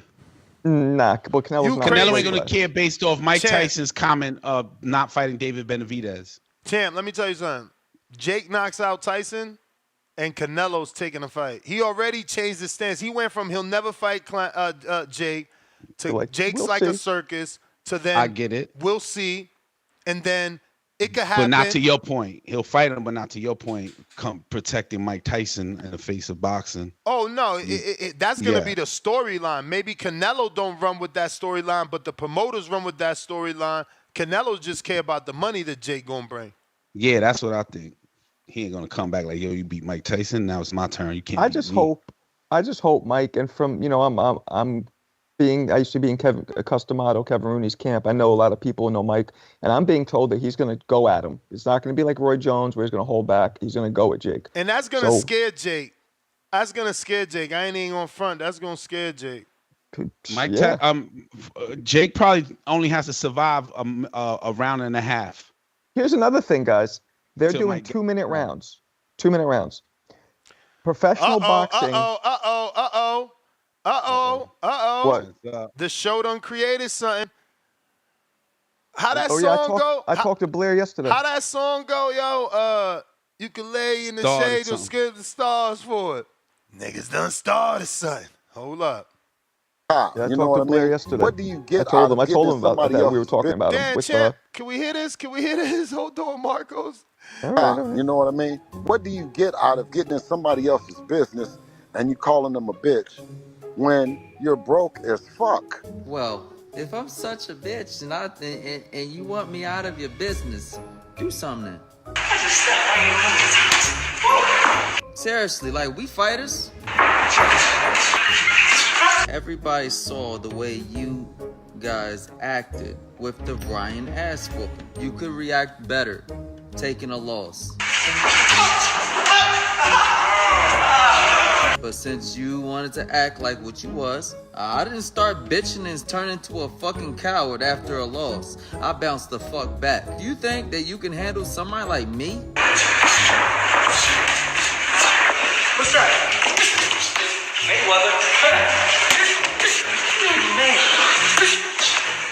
You remember that ass whooping, right? Come and get it, and I'll take those pillow hands, stuff it up your fucking ass, and show you what you really is, a coward. No stipulations, no bullshit. On 147, you can barely even make 140, so shut that shit up, and we can fucking get it on and popping right now. Do something about it.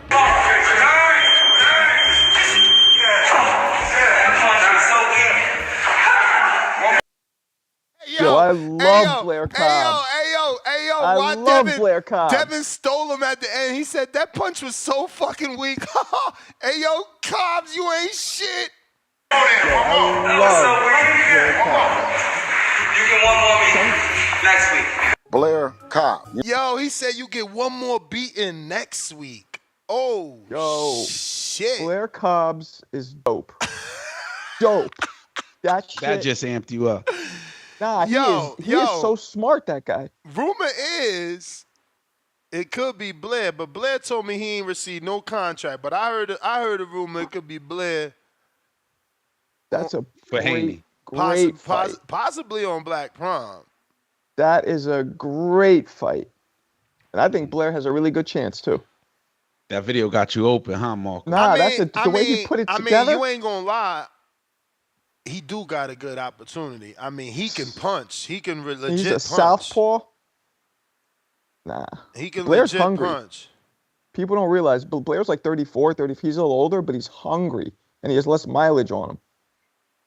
Yeah, man. That's a great fight. I said, Blair, did they send you a contract? He said, I did them. Wait. He said what? Mean? I did them. What does he mean? I dare them. What's that mean? I dare them. I dare them. RRT Boxing with Mr. A. Fight Islands. Good luck on your film dream. Casual. Hashtag Hardeen. 3 faces and clouds of Hardeen smoke. We got a King Counter. Benitez. Yeah, the way he said dare, that was a Jersey accent, man. I didn't understand either, Enrique. He said, I dare you. I thought he said, I did. Yeah, they say a couple different things in Jersey than us, and that's one of them, the words. I'm like, what? Yo, what's up, Ness, Marco, Enrique, man, what's good? What Ain't up? shit, man, ain't shit. Yo, I already predicted that, man. I hope that becomes true right there, man. Blair Cobbs and Devin the Dream Haney on Black Prime. What you about to say, Ness? I was about to say something, but then as I got caught up, I realized that I got a better idea. Because I was saying to myself, I seen you working, so, you know, I was about to go to angle like, yo, you working, or are you working for that fight with Supermax? Because you talking hella shit about Supermax. But then I felt like you was going, shit, but yeah, I know, but I felt like you was gonna hit me with the curveball and be like, yeah, but I'm gonna be lower than I ain't gonna be a heavyweight. So I'm like, damn. Rather than say you ducking, it's probably better to make the challenge under 200 so Supermax fat ass finally lose weight. Man, come on, man. That motherfucker ain't trying to lose no weight for real. Let's be honest, man. He been at what weight for how many months now? I'm just saying because you talking shit about him every single day. Like you talking shit about him every day. I know that's motivation. No, I know it's motivation, but y'all so close in weight and in age. I just figure possibly is you looking for a potential fight or you just teasing him? Nah, I ain't teasing him and shit like that. I see Supermax, man. Look, Supermax, man. He gonna take screenshot of other people's feet on the scale and shit like that. I can't wait to see him live in person and everything, and get on the scale so we can find out how much he really weighs and shit like that. Cause I'm working, man. I'm working with your man Pablo. I'm gonna go ahead and take footage for him because he got an upcoming fight. But like I said, Monday through Thursday we're gonna be in the gym. We're gonna do extra work on the weekends and shit. So we're gonna get right, man. I'm definitely gonna get right. Like I sent you the footage and everything. We was letting him just unload. And at the end of every workouts, we starting off doing 2 rounds of that, taking turns. And by January, we're probably going to be doing, like, the coach said he wants us to be doing, like, 5 rounds of that by the end of every workouts. Goddamn, after we get right with our stamina and everything. So we're going to get there. We're going to get there, man. Like, look, what Blair say? He took a loss. He bounced back. He ain't show no bitch. I'm doing the same thing. I ain't going to show no bitch. I'm back working. It's just that simple, Ness. Just that simple. Now with the Blair shit, Blair gonna stop Devin Haney, man. Whenever the fuck that happens, I'll make bets for anybody. I'll make bets for anybody. He's stopping Devin. That's easy money right there. Blair's a fucking dog. We saw what he did in his bounce back fights and shit like that. He showed us he don't fear no man. Good, bad, and different. He's gonna put his all into every fight. Now on today's topic, man, justice for Rayo. Justice for Rayo, man. Shout out to him. I ain't believe a word that goddamn Jose Sr. said today. I felt like he was full of shit, but we won't find out until we see Rayo does an interview on another platform. People, the reason why Rayo doesn't come on this platform, it's a tough platform for anybody to come on to, so you gotta understand that, because Ness asked the hard questions. He's gonna steer the conversation how he wants to steer it, and not everybody really built for that all the time. So, but Ness, man, shout out to you. Shout out to the community as always, man. I'll catch you on the next one, Ness. Peace. All right, let me check what's up with Vadim, too. He ducking me on the bivel. Damn, Jermaine Ortiz hit me up like 7 times yesterday. My bad. That's Jermaine who fought. Who he fought? So Tio. popular. Yeah. Who he Yeah, fighting? okay. Who he fighting on Box Raw? Box Lab? He got that new fight November 1st. Did they name an opponent already? Ryan, what up?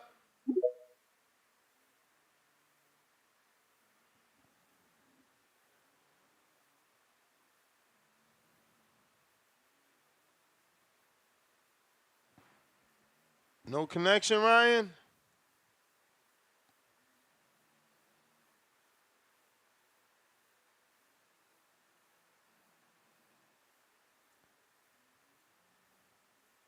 All right. CYP, what up?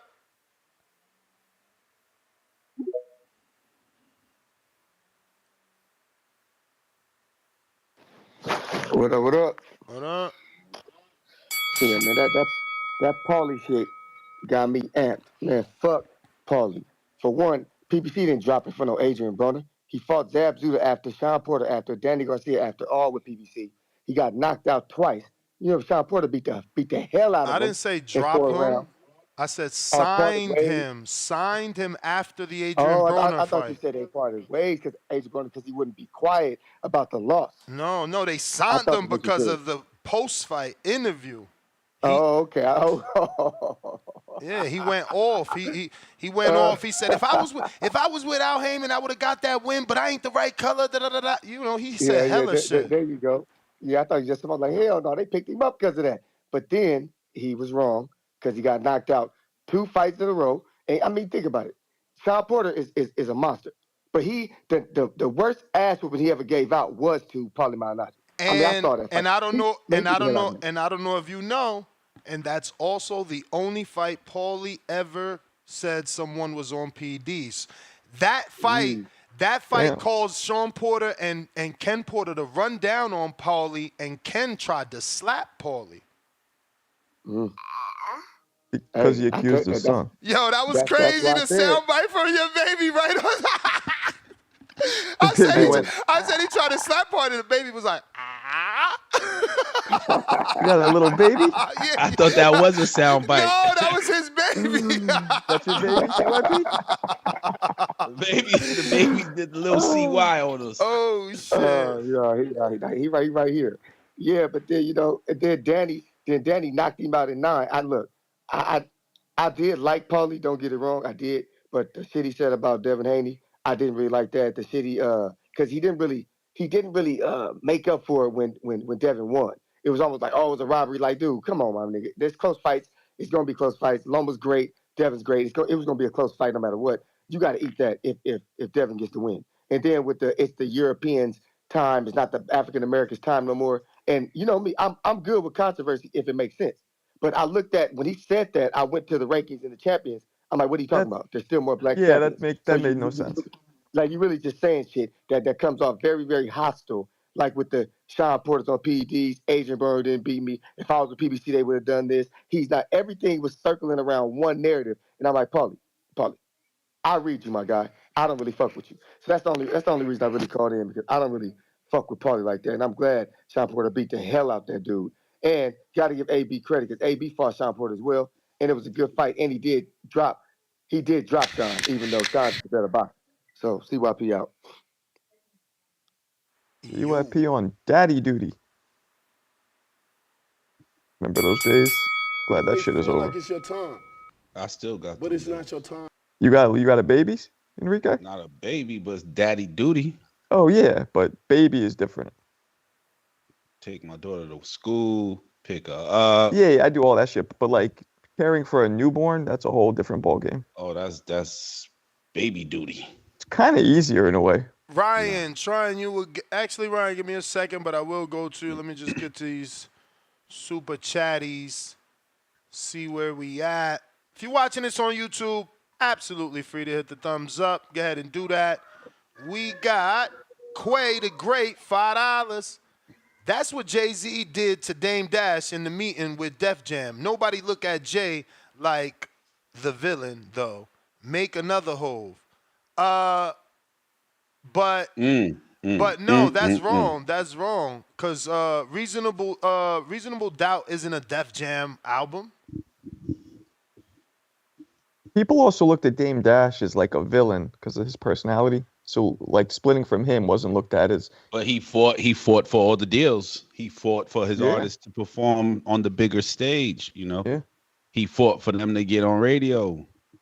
For sure. So he is the Jose Benavidez Sr. Yeah, just he wasn't mild mannered, I guess is what I'm saying. Because people look at Jose Benavidez Sr. like he's so quiet and nice. Jose, the personalities is different, is what Marco's trying to say. Yeah, I understand, but the concept is what I'm trying to argue. I mean, it is a good super chat though. I'm finding it hard. My only debate is that Def Jam wasn't where Hove and Dame originally landed. So, but that's what they landed the title. That's their title, right? So then they move on further into the industry. Yeah, but that's the thing. Slow down, champ. Def Jam, my angle is Def Jam wasn't the original home we landed. We was mom and pop first, you know. My record drops not with Def Jam. I blow up Rockefeller. I am Rockefeller. Jay-Z is Rockefeller. Dame could be whatever. It's Jay, though. So it happened off the strength of that album, which wasn't on Def Jam. That means the success of Jay got Def Jam wanting to look at him. It's like Jose said, he was already a world champion. Once that album dropped and it's being compared to Illmatic, and you being called Iceberg Slim, you hanging with Biggie, nah, it's a wrap. I don't need Dame no more because I'm a world champ now. All right, so Ness, even if Dame paid for everything the way Jose did, again, you got this music. No, don't say we talking music. We just trying to intertwine it with boxing. It's still music. It's still music. So Dame don't ever stop getting paid off my first album. He got royalties. Yeah, he made his money back, player, 10 times. But he also brought you in the Def Jam building. No, my music got me there. My Reasonable Doubt made the world say, who the fuck is this dude? That's what I'm trying to tell you. You put me on. You're the reason Reasonable Doubt is out to the world, and that's why you got royalties on that album. But I'm the reason that Reasonable Doubt is a success, and that's why I got my Def Jam deal. That's why I was the CEO at Def Jam. That's why I brought in Rihanna. That's why I signed Rick Ross, not you. That's why Kanye left you and came to me. Just saying. I'm just saying the separation is when all that what you just named happened. But before that, they didn't just do Reasonable Doubt. They did more after that. Yeah, no. I know, but what I'm trying to say is Reasonable Doubt put Jay on. So it's not like he brought him to Def Jam. I'm already a star. I'm already a champion after Reasonable Doubt drops. I'm a champ. Earlier, you said real loud, what the fuck happened to loyalty? What don't people understand? You're going against what you just said earlier. What happened to loyalty? Because I put you on. That's the equal to me taking you to championship. You are correct. But again, it's like Jose said, once you a champion, you don't need anybody. So then Rayo's right. Then Rayo, there's nothing wrong with Rayo, what he's doing. And Jose said there's nothing wrong if he would have just gave him a call. It's how you go about things. You went to social media and you went via lawyers with a dude that took you in. And remember, that was my initial issue. Like, it was more than business. You was nobody. I put you on. That's not the same for Jay. Jay is the talent. He was the rapper. Rayo had to be cultivated and suffer 2 losses. So Jose believed. That's what I'm trying to tell you. Jay-Z ain't suffer no losses. Jay-Z is according to Dame Dash on record, he dressed Jay-Z. He put Jay-Z in the Benz. He gave him the image. Okay. Same thing like taking the L. You taking the L dressed like that. No, man, that don't Taking equate. the L, being in the Honda Cherokee that don't equate, Jeep. man. That don't equate. You know what's a good metaphor for that? When I list my house and I hire a stager who comes to stage my house so that when people walk through it looks beautiful. They get a percentage, not of the sale, but they get a percentage for their services because they're gonna make sure the house sells quicker because they staged it. And that's what you talking about. Fucking Dame Dash giving them an outfit to wear and telling them how to act. What's the difference of that? Bro, and the difference you is that in is my Jermaine, house Jermaine Dupri, and I'm cultivating. That's cultivating. That's equal to cultivating. Nah. You going We're home talking at about night. image and dressing. You're talking about dressing a house, like embellishing it. My dude, you talking about a video shoot where you giving me No, I'm talking about a wardrobe. lifestyle. The lifestyle. Bro, how the fuck he go? Oh my God, I the just told lifestyle. you. Come on, bro. Look Listen, it up. Look it up, bro. You don't gotta look it up. Jay had ties to Trenton. What? He gonna tell him how to act in Trenton? What the fuck is he? Dame bitter. He bitter. I'm talking about in the beginning. I'm not talking about old it's like Dame. I'm Hov talking about said. young Dame. It's like Hov said. That's why that line rings bells. Motherfuckers saying they made Hov. Okay, cool. Make another Hov. Why he ain't make another one? Now, guess who is a hit maker? Jay. Because what he did when they separated, he kept building. Not just in music, outside of music. What happened to Dame? He went bankrupt. How was you sitting here shooting the man Bell when he a leech? He a leech. He found someone talented and never did nothing else. What else he did? Stop playing, man. He brought out Dipset. He brought out Kanye. He believed in Kanye. But what was Kanye? Also Dipset. Kanye only used him to get the J. That is we know the probably a story. true story. No. We know the That is a stories. true story. We know the that's stories. a true story. We know the stories. That is the true story. That's a true Kanye got story. with him and started playing tracks for Jay all day. And he was dying to get Jay on one of his beats. Come on, man. Anyway, we always go off topic. Connor Morgan, welcome to Prospect Level. Tevin Smith, $5.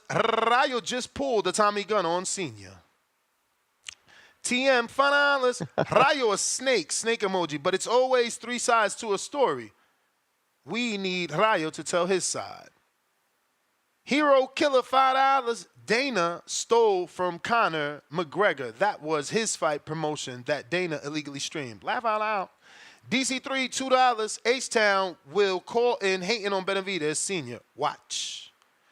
James Benitez, $2. Memphis Bleak, Dragon, Turk, rank these artists. Oh, he want us to rank. For Untitled. So Memphis Bleak better than Turk and Dragon better than all 3. So it would be Dragon, Bleak, Turk for me. I'm so old. I heard of Memphis Bleak, not those other guys. Man, Dragon was hot. You heard of Dragon? Had a short run though. It's D-R-A-O. What is it? It's D-R-A-G-O-N. Yo, you remember that song? He was with Rough Riders. Yeah, he was with Rough Riders. Oh, it's an old. Nah, I mean maybe if I heard it. Yeah, nah. He had a short run, man. He was one of the best ones from Rough Riders. And even with his short run, I'm putting him over Memphis. Memphis needed mad Jay-Z help, bro. Yeah. He needed hella Jay-Z help throughout his career. It's like, come on, man, get out of here. We got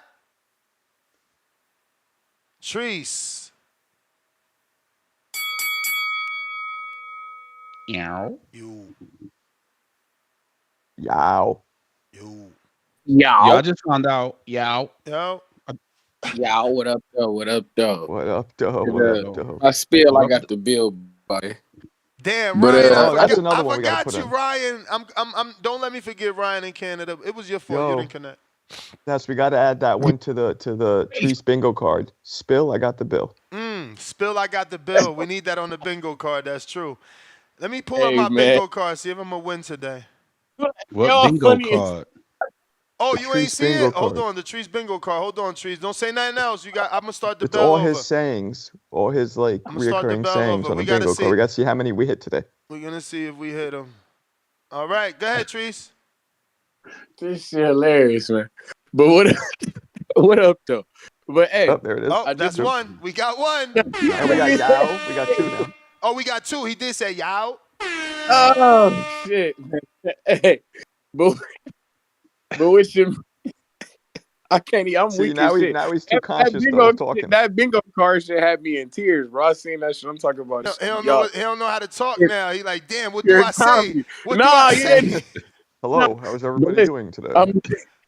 Hey. But I wanted to call. But with the Rayo, I heard y'all talking about him going to dealing with Canelo and shit. With Tio, I'm like, I don't know about that. Cause I know that Devin Haney and Tio, they both in litigations right now. So I don't know, you feel me? If that can necessarily be fights that set up, because I know Tio going through litigation with Top Rank. So I don't know who he can fight if Top Rank would let him fight, or how that's gonna work for bro. But yeah. I seen that y'all had Benavidez on here. He sound like he don't know what the fuck going on. He don't know what to do. But your man Chris Colbert, man, I called that last night. I said that he looked like he looked skinny, man. He looked bad when that win that you had showed, man. He didn't look too hot in that. But you know, I ain't gonna hold you, bro. That. Oh, and by the way, goddamn that interview with Kermel Moulton. I heard you. That's you funny. You talk about he don't know who Haven Brady is. He's trying to disrespect my guy and shit like that. Hey, that was hilarious. I even pulled up a picture. He ain't know who your man was. Hey, but I'm gonna let it rock. See, I ain't gonna get offended because I heard you continue on and you brought up Lee Wood and shit. He ain't know who the fuck Lee Wood was either until Floyd had to bring him to his attention. Yeah. So he ain't really watching. You feel me? He in his own little world and shit boxing. So I ain't mad at him. I dig it. I dig it.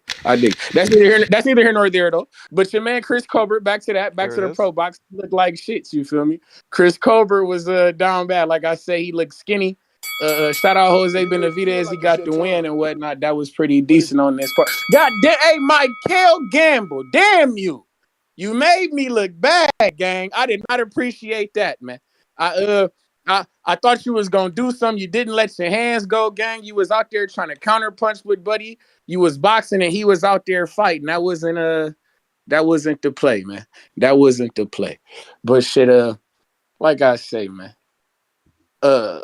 Chris Colbert, you might be finished. It might be through for you in the boxing game. I ain't gonna hold you. Kermel Moulton right now, Abdullah did knock his shit loose. I ain't gonna hold you up. He'd be in all types of trouble right now with one of these young guys. But shout out TBV, shout out Toledo, Ohio, man. Y'all know what the fuck going on. Be cool, man. I didn't get bingo though. Me neither. He said 3 of them. Yeah. He said I ain't gonna hold you. Yeah. You didn't count that. That's what I'm saying. He said 3. Yao, what up, though? And I ain't gonna hold you. And Toledo, Ohio. Oh, he did? Yeah. I screenshot the Ryan, what up? Bingo card. Out the trees, man. What's going on to the panel, yo? What's going on? Chilling. Yo, I seen you grinding last night. Yes, sir. You know, so salute to you. Keep grinding. You feel me? Thanks, you got to be consistent, bro. It'll happen. It don't happen overnight. I work a crazy life, bro. So it's kind of hard right now. My wife, she getting mad with me. Spending a lot of time, bro. But we're gonna get through it, bro. Yo, I just read something. Ness. Arthur Betterby's IBF mandatory has been called. That's crazy. you know the IBF don't play no games, but you got to remember. We just had a good fight. Yeah, but you got to remember that Bivol also put in a petition yesterday to all the sanctioning bodies requesting an immediate rematch. Man, I hope they do that. Maybe it could supersede it. Yeah, man. But shout out to Chris Colbert. I don't think he's good at 35, Ness. I think he needs to go down to 30, but I don't think he can do it. Like, I just don't think he can make 30. Cause like I'm looking at 35, and like he's not beating Burchell right now. Like Mark Chamberlain got his number probably. Giovanni Cabrera got his number. Like Chamberlain just lost. What are we talking about? Chamberlain just lost to Padley or some shit. Yeah, no doubt, but maybe Andy Cruz can get a win over him and get some buzz on his name. Man, it's just I don't know. I don't. Yeah, but is Colbert gonna take an Andy Cruz fight? Shoot, where else he gonna go? I mean, that's what But I'm saying. down? Yeah, it's either down because you take an Andy Cruz fight, you becoming a journeyman, a gatekeeper, rather. Yeah. Even Maxie Hughes like can beat him right now. Bro, didn't I see some shit yesterday that Shakur's fighting Maxie Hughes next? Is that real? Yo, that better not be real. What the hell? I wanted to pay him when he got back. Isn't that what he said? I mean, it's supposed to be Zepeda. Oh man, that's no good. But yeah, as far as this Rao situation, yo, Ness, that's sad, man, because it sounds like Jose would have just gave him that release, but now Rayo and Pitbull Cruz is kind of in the limbo because if they go to court, he's not gonna be fighting. Yeah, I don't think they So going to court though. I don't think they going to court. I think that's Jose's interpretation because he's saying he's reading that he's supposed to have received legal documents, but I just think he's going to receive a letter from Rayo's attorney asking for his release. Yeah, he has to open up the envelope. He ain't opened that yet. Yeah. He may ask for a bio, or he may just say like, "Yo, f you, Rayo. You trying to do me dirty? I'm gonna do you dirty." I mean, he said today that's not what he's trying to do. He said he called his father, Rayo's father, today and say, "Yo, just have him call me if he wants his release." Like, you know. But man, again, he could be saying that to us and you know, change his mind. I feel like it's your time. No doubt. But shout out to my bro Joshua Frazier. He's fighting this weekend on the 19th with 10-0, 7 KOs. Trying to extend that winning streak. Last 8-rounder before we get into these 10s. Oh man, I don't know. I'll have to let you know, brother. That's the first thing you should be asking your brother and your father. Y'all terrible, man. Yeah. Tell your father he's terrible, bro. He ain't called me not one fucking time to watch you know, the heavyweight spar. This is crazy, man. Yo, my pop, he's old school, bro. He don't really carry that phone all the time, but yeah. But yeah, bro. Shout out to TBP, shout out to the nation, bro. Yo, Ness, man, you have to let me up on a panel one of these days, brother. Yeah, man, that's what I was gonna say because you know, but I seen you grinding, you know, and I didn't want to deter you. But if you feel like hopping on, you know, you can hop on. But I seen you doing your own thing.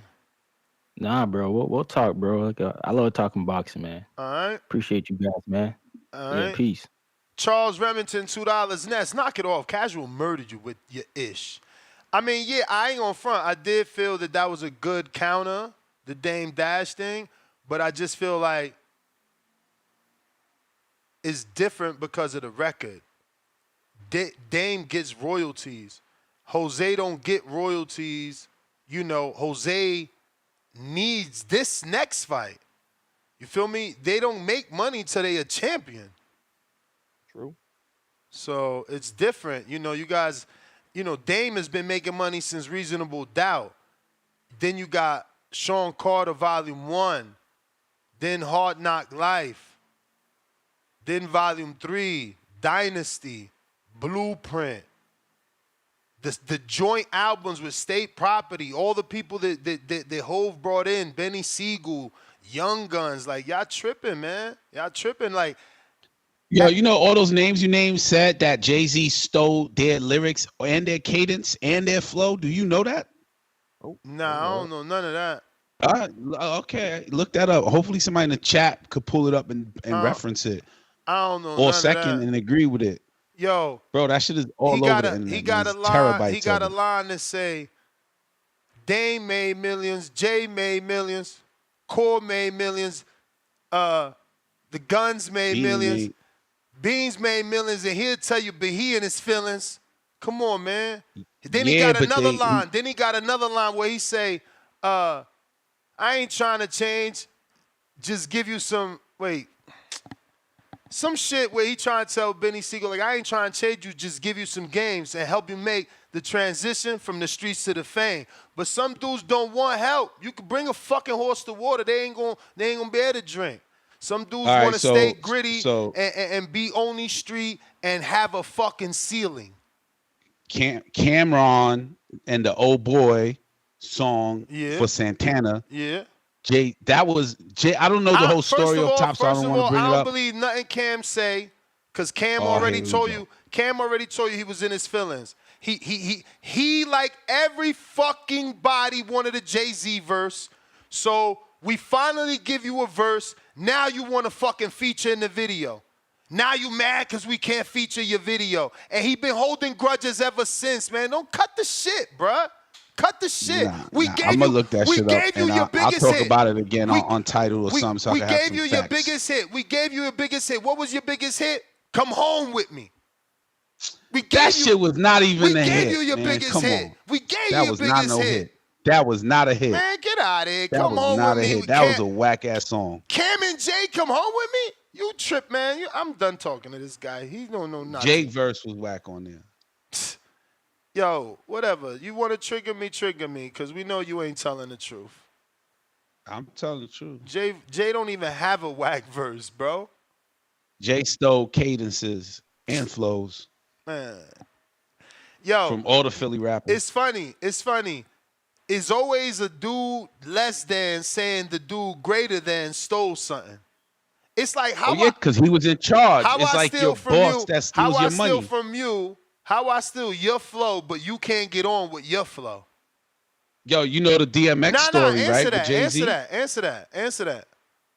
I stole your flow, but you can't get on with your flow. Because some people. You was the leader of the label. So it's only one label. Of the label. So it's only right? one But label. Also some people present it better. It's only one label. It's only one label. They was signed to him. And he ain't getting no release. They was signed to Rockefeller. He was in charge of Rockefeller. He ain't getting no release. He can't get out of his contract. Then he became the president of Def Jam. Does he ever get out the contract, Enrique? And then he elbowed DMX out. DMX was dropping 3 and 4 albums a year. Then that stopped when Jay-Z came in. Come on, man. Why you think 50 Cent, when 50 Cent dropped, Jay-Z was mad? Because they're like, yo, we ain't put out songs. 50 Cent now got all the airwaves. Rockefeller ain't gonna fill up the voided parts, because there ain't no voided parts. Come on, man. Look your shit up, man. There's terabytes online about it. I don't know what you talking about. Jay-Z was a snake in the industry in the beginning. Yes, he had dope ass songs and we all knew it. But now we find out the truth. We like, oh shit, Jay-Z did steal that flow. DMX used to always say that Jay-Z kind of, because of competition. Bro, Jay-Z got a line for y'all, man. And it's called How It Go, man. How It Go. Come on, Ness. Yeah, I'm not a huge Jay-Z fan. I used to be. And he has some dope songs, but I think there's a lot of rappers better than him. Okay. Is Here we go. Come on. He gonna give us an outdated shit that didn't age well. Nah, it aged well. It aged well. It's the one where he says something about stealing the verse. I'm bigging up my brother. I'm big enough to do it. My brother, yeah. How that go? Home. Yeah. That's to come home. Give him that line. Give him that line where he paying homage. He paying homage. Yeah, he took your shit. And he told Nas too. You know, you made it a hot line. I made it a hot song. You know what I'm saying? Like, yeah, that's what greats do. We take something from you. Ain't all the best music samples from older songs? Come on, man. Y'all hating on the great, man. You can't hate on the great. Everybody sample music. Everybody. Kanye sample music. That's your idol. He sample music left and right. Just Blaze sample music. I was about to say, Jay-Z best come up. Why you think Kanye don't mess with Jay-Z? Come on, man. Man, you crazy. Because Jay-Z you know why? made a bounce back on Watch the Throne. No. Jay-Z. That was his bounce back from falling off. Jay-Z don't fuck with Kanye, bro. Jay-Z don't fuck with Kanye. Kanye don't fuck with Ho. Jay-Z don't fuck with Kanye. You and your feelings. Once he got with that bum bitch, Jay and Beyonce was like, we can't be seen with you. You out here tricking off in public. Like Ray J, you fucking with Ray J leftovers in public trying to walk around with B and J. That's black excellence. And you walking around with the dumpster. No, we can't fuck with you. Then you doing dumb shit, grabbing mics drunk with fifths of Henny in your back pocket, talking about Taylor Swift on the biggest platform. No, you are alky. Yeah. You are alcoholic. We talking about rap, man. You changing the shit up, man. Go to rehab. Go to rehab. You changing shit now. We had to cut him off.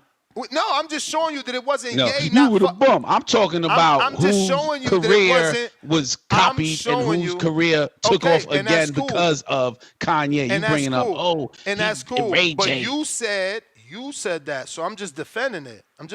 Yeah, but you He ain't defending cut it him with off. nothing that has to do with the music. No, I'm defending it. You said he cut him off. I'm telling you, no, they cut him off for the dumb shit he was doing. And as far as Watch the Throne, homie, you called me. First of all, you called me. I'm Jay-Z. You hilarious. After the whole thing of the Taylor Swift shit, Kanye was given an award that was presented from the what do they win? The Grammys that Hove gave to Kanye, all right, for Watch the Throne. And he tried to use the same Kanye line, like, yo, Kanye, I'm gonna let you talk. Come on, man. Trying to talk about they cut him off because of that. Bruh. All right. Whatever. Gotta be cool. It's on you. You love Hove. You love Kanye. I don't like Hove. You love Hove. You love Kanye. That's why you're defending him. But you know he got cut off for being a drunkie. What's going on, man? And for chilling with dumpsters in public. Copy cool. Copy cool. BX. What's good? What's going on?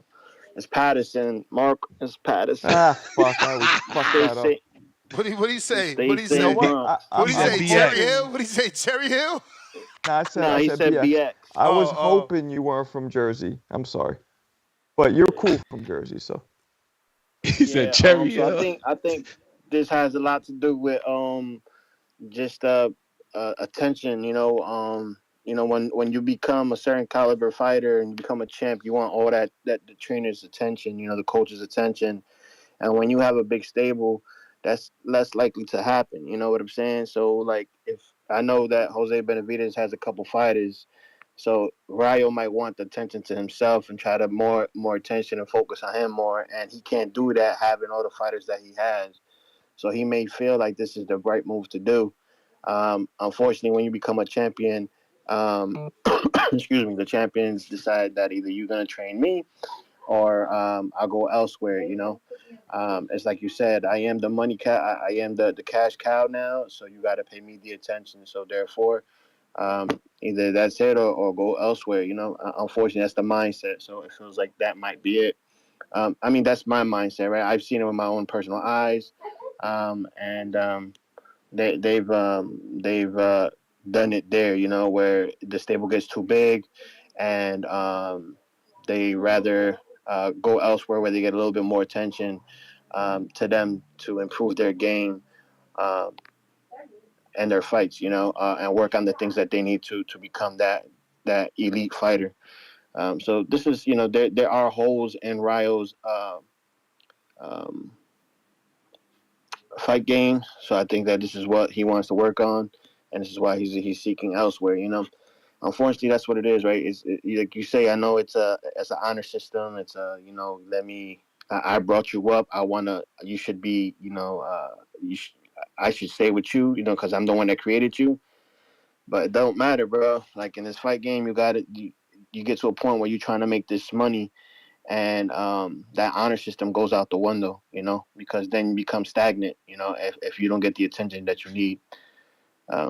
But yeah, as far as the Colbert fight yesterday, I don't know where are we gonna go with that. I know we're trying to see where he can go at 130, 135. He has to go down to 130. We kind of briefly talked about that yesterday, Ness.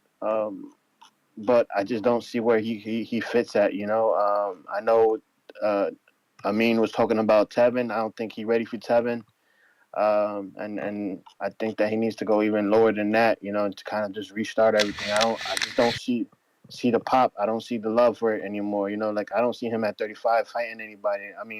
Unless you want to put him with Adorno, Adorno, but I think Adorno hurts him even worse, But it's not your time. I appreciate you guys. All right, Brandon.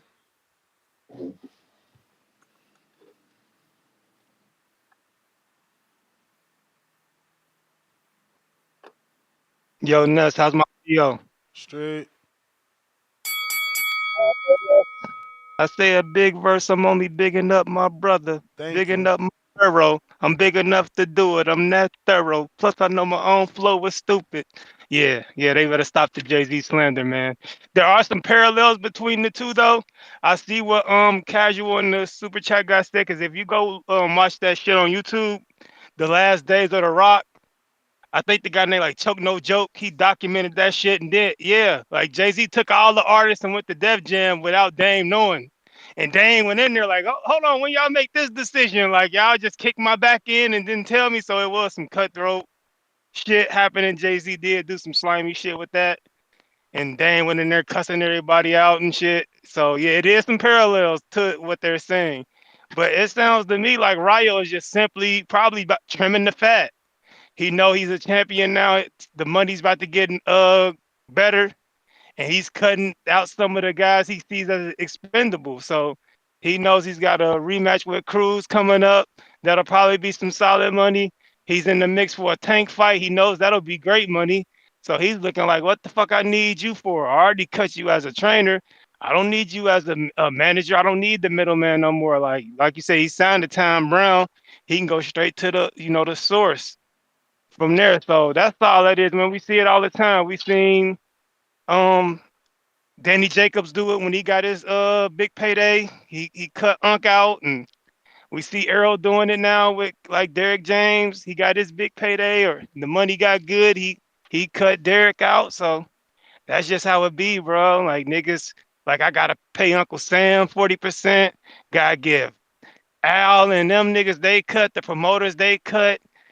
Damn, like who can I not have to pay? Like I gotta pay Uncle Sam. So sorry, Jose, you getting cut out. So it is fucked up though, because I felt bad for him listening to him. He sounded like he was sincere. But and yeah, as far as Chris Colbert, I said it yesterday, man. I can tell when the nigga's hungry and on this comeback shit, and he truly wants to revive his career. I seen O'Shaquie Foster do it. I seen Tevin do it. I see Gabe Flores trying to do it now. I see the hunger. I see these guys. I can see it in the way they look at weigh-ins. I seen that weigh-in, and I'm like, this don't look like a nigga that's hungry. He's on your comeback. You at a career high. Like you ain't been in the gym sparring and training good enough to where you ain't got to come in at a career high 136 and some change. You look like a guy that's trying to let's hope for the best and see if I can get another payday or two out of this while it happens. You don't seem like a guy that's really serious about coming back. Like Blair Cobb won't smoke. Like Blair Cobb's is a nigga that I can see like really wants to come back and do some shit. But yeah, that shit's wild, man. That's the bell Colbert needs to player. retire though. But I see you, brother. We got Treese with the counter.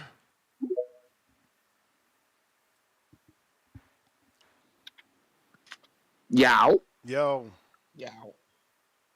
What up, though? What up, though? Hey, Enrique, you really who I want to talk to. I ain't gonna hold you. And if I spill over, I got you too, man. I want to know what was up with that Johnny Depp exhibit. I heard you said you was going to that. How'd that go? I ain't gonna hold you. I was like curious about that. How was that? A bunch of stuff. Yeah, that's beautiful artwork that Johnny Depp produced, and you hear his voice in some of the rooms you enter, and you see pictures of him as a child. It's kind of like he just offloaded his garage. There's no Mona Lisas in there, but definitely if you into just artwork and like shapes and designs and colors and inspiration, it's pretty dope date too. Word up. I was just curious about that. I found that on my my timeline. You know, when you get promoted Instagrams, I get a lot of like, now I'm getting a lot of like horror things, but I also always get art exhibits, and that was one that showed up, and I was like, oh shit, Johnny Depp, I'm interested, you know. Word up. You said that was a good date though, huh? So your birthday went 100% good date, bro. 100% good ass date. That's what's up. Yeah. But hey, I just wanted to, I heard my man Brandon going in on Chris Colbert and whatnot. I understand that. I dig that. So I'm thinking, Chris Colbert, he look flabby and shit, man. He looked like he really like a 126 pounder to me and shit like this. What you think about him? I don't know if he can actually make 126, but if he can get like close to it. What you think about him and Shushu fighting? Cause Shushu looking like he looking like he fucking around be growing out that division. I feel like that's why he went vegan on some real shit. Is to try to stay at 126 for real, for real. Like Shushu look like he getting bigger. I like to see Shushu and Chris Colbert fight for real, for real. I think that'd be a decent little scrap. And I think that'd be a good name for Shushu on this record. Chris Colbert, like I say, man, I don't know, man. Do you think Chris Colbert is finished next? Or can we throw him in there with a Shushu or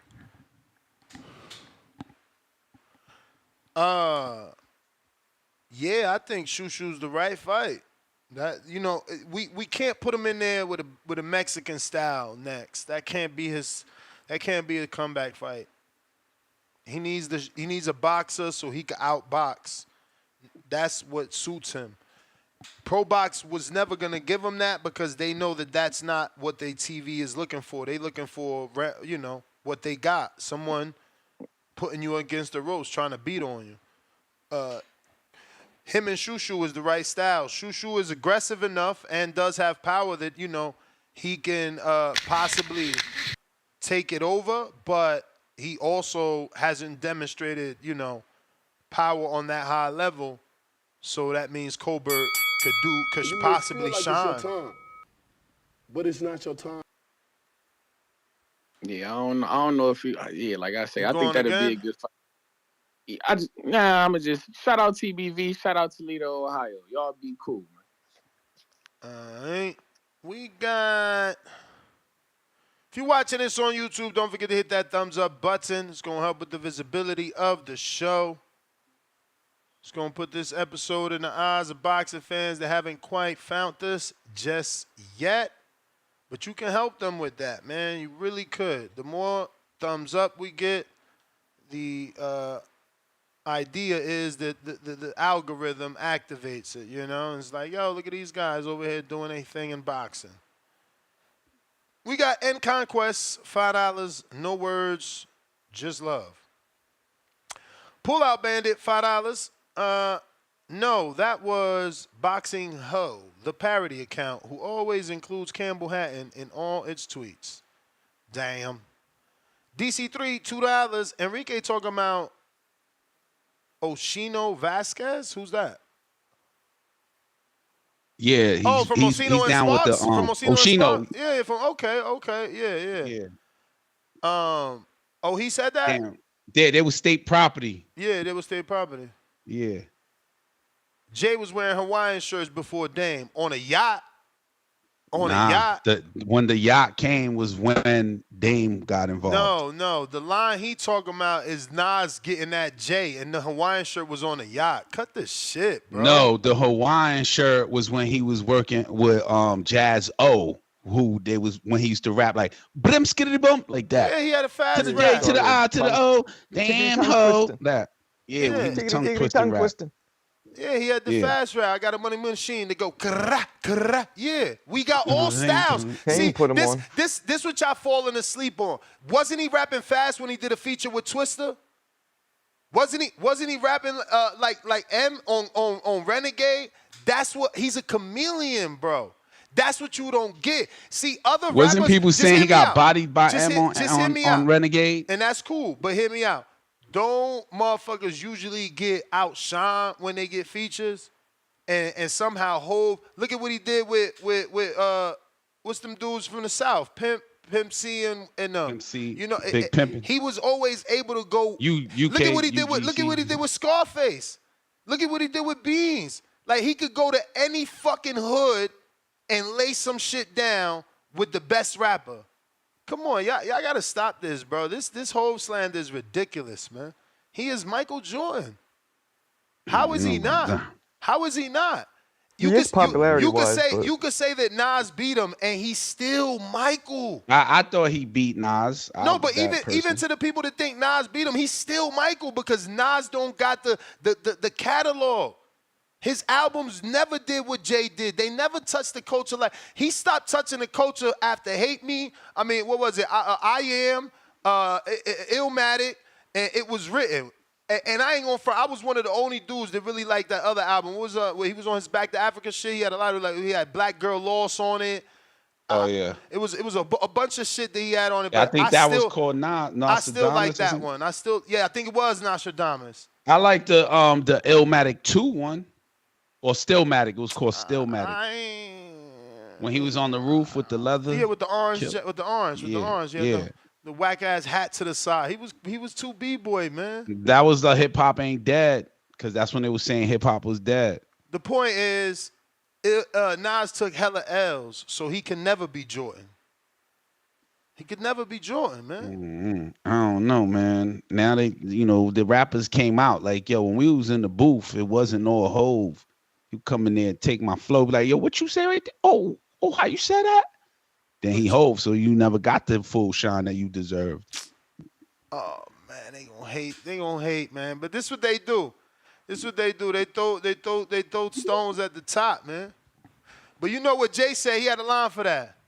A wise man told me don't argue with fools, because people from a distance can't see who is who. You feel me? Fuck out of here, man. That shit whack. Man. Nah, that's stolen from the Bible, man. Them dudes whack.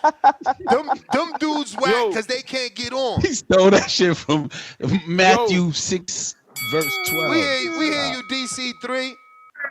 Yeah, let me tell you what your man Hove did, man. Well, I ain't finna call that nigga no Hove, but look what he did.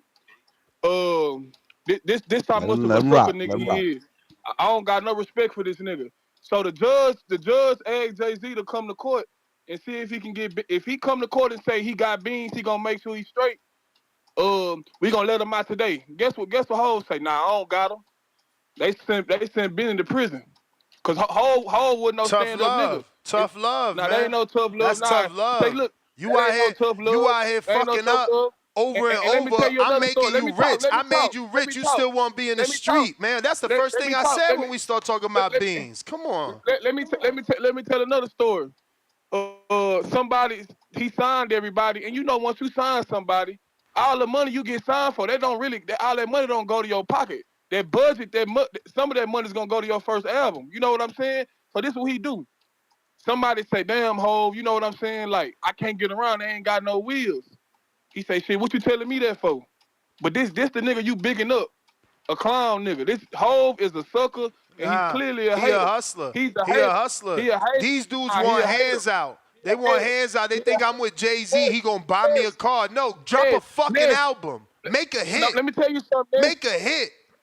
And then, you with Jay-Z, you with Def Jam. See, that's the problem. I got this problem all the time. I bring motherfuckers to an ability to make money, but they want you to just give them the money. No, you go make it. I put you on. You on Def Jam. You got a fucking deal. Let me tell you something. You got hella people in your stable you can make features with. PD Crack was popping. Benny Siegel was popping. Osino Scarce was popping. Fuck, Cam and them was popping. What is you talking about? Them niggas is bums. Hey. You can't get on. If I could put you on, and you can't stay on, you a bum. Let me talk. This my call. He a hater, cause he never let them outshine him. He always want to drop in the same trimester as them. That nigga was a hater. I seen Benny Siegel shine. Hey, Ness, he was start hating on DMX. I seen Benny Siegel shine. Was on fire. DMX was on fire. DMX was hotter than him, so we not trying to hear that. He ain't no real nigga. He ain't no real nigga. He hating on DMX. He hating on DMX. Meanwhile, DMX and Rough Riders got him on the album. Where he at now? Where he at now? He too big for us now. Where he at now? He performing at Tom Brady them parties and all that. We push Hov to the top, us black folks, and guess where he at now? He performing for the white folks. Get out of here, man. He's the Uncle Tom. You a hater. No, I'm not. That's a fact, man. You a hater. That's a fact. Let me cook. You a black man arguing for Hov, and when the last time Hov has did a black event? We seen him around the white folks. So look, now give me a counter. So you talking about loyalty? Yo, he did Dame dirty, Ness. He kicked Dame out. And you. Let me tell you another thing. They ain't trying to hang around like his baby mama. Get out of here. And he don't own Ness. He don't own. Dame gotta sell that stuff. All that stuff. He fucked up. Cause he broke. And he watching Dame cover. He got teeth up. Ain't no real nigga gonna let his partner fry himself like that. Nah. You gonna try to get up in there and make things straight. You ain't my partner the minute you ain't released my royalties, motherfucker. You trying to leech off me for the rest of your life. He gotta sell all that, yeah, because he owe money. Because he owe money. Because he owe money. Because he owe money. Ain't no real nigga. Because he Ain't owe no money. real nigga gonna watch this nigga fall by the wayside. Somebody that came in with. Yep. Long as he don't do no snake, blow shit. Ain't no real nigga gonna let this nigga fall. Why am I gonna buy you out of your problems when you ain't want to give me my fucking royalties? Cut that shit out. Ness, we don't know how much money they ain't put into this nigga Ness. Man, we don't know the real. And you trying to act like he ain't make it back? You trying to act like he ain't make it back? Nah. We 30 albums in. We don't know the real percentages. We on 30 stuff, albums in, player. Ness, let me tell you, Ness. The nigga is the sucker nigga. And after Rayo, we talking about loyalty. It's crazy because it's another nigga that's not loyal. Rayo, a nigga let you sleep on his couch and you don't have the realness to call him. That ain't no real nigga shit. That's flaw shit. You feel me? And it is the girl because you can look at the pictures. He smiling all in it. That nigga a sucker nigga too, like Jay-Z, man. We don't respect niggas who use a nigga to get them in the door when you sit on them once you get the bread. We don't respect niggas like that where I come from. I'm not saying get a nigga bread and put him in position as you. Nah, but if you got to marry Dame. Dame is baby mama now. If you my man, let me tell you something. If you my man, under any circumstance, if I could do anything to help you, as long as you don't cross me or my family, I'm going to do everything in my power to make sure. Homie, what is you not getting? What is you not getting? You don't think that's the cross? Jay-Z wanted his royalties for his album. We already 20 albums in. I want my royalties for my baby, my first work, my first project. And you ain't want to cut me out. So now you dying. You made all these bad, poor financial decisions. You dying. You want me to give you a buyout? No, I'm going to watch the sink ship. I'm going to watch the ship sink. Hold on, because I'm following the case. I'm following the case. I heard it on the radio. I'm going to watch the ship sink. And as it's sinking, I'm going to buy my royalties for dirt cheap. Jay-Z for dirt cheap. Let me tell you something, Ness. I see we two different guys because I'm a nigga who can't watch no nigga fall and I'm the nigga that can up his position. Oh yeah. I'm not gonna watch a nigga fall. I'm a Gemini. I'm a Gemini. Once you fuck me, you cut off. Once you fuck me, you cut off, and you a stranger to me. So I don't give a fuck about a stranger dying. I ain't give a fuck about a stranger. I already told you how. I already told you how. Listen. Why we can't see common eye on this? All right, I ain't ringing the bell yet because I need you to hear me. My brother, we cool. We making money together. We at least, without exaggerating, 7 albums in. I come to you as a brother, and I'm like, yo, my first project, my baby, let me get that. Let me get my royalties on that, man. That's my baby. You still getting royalties on Hard Knock Life, all this shit, my dude. You literally right now, the last thing you got left is Reasonable Doubt royalties. You not following the case. You talking about, I'm my brother. No, you ain't my brother if you ain't giving me my shit. So now you sinking and you want your brother to come help you? You sound crazy. Alpino and them guys ain't getting their royalties from Jay-Z. He doing the same thing, my nigga. My man, they ain't even doing nothing. He doing the same. They ain't doing nothing. I just watched the interview.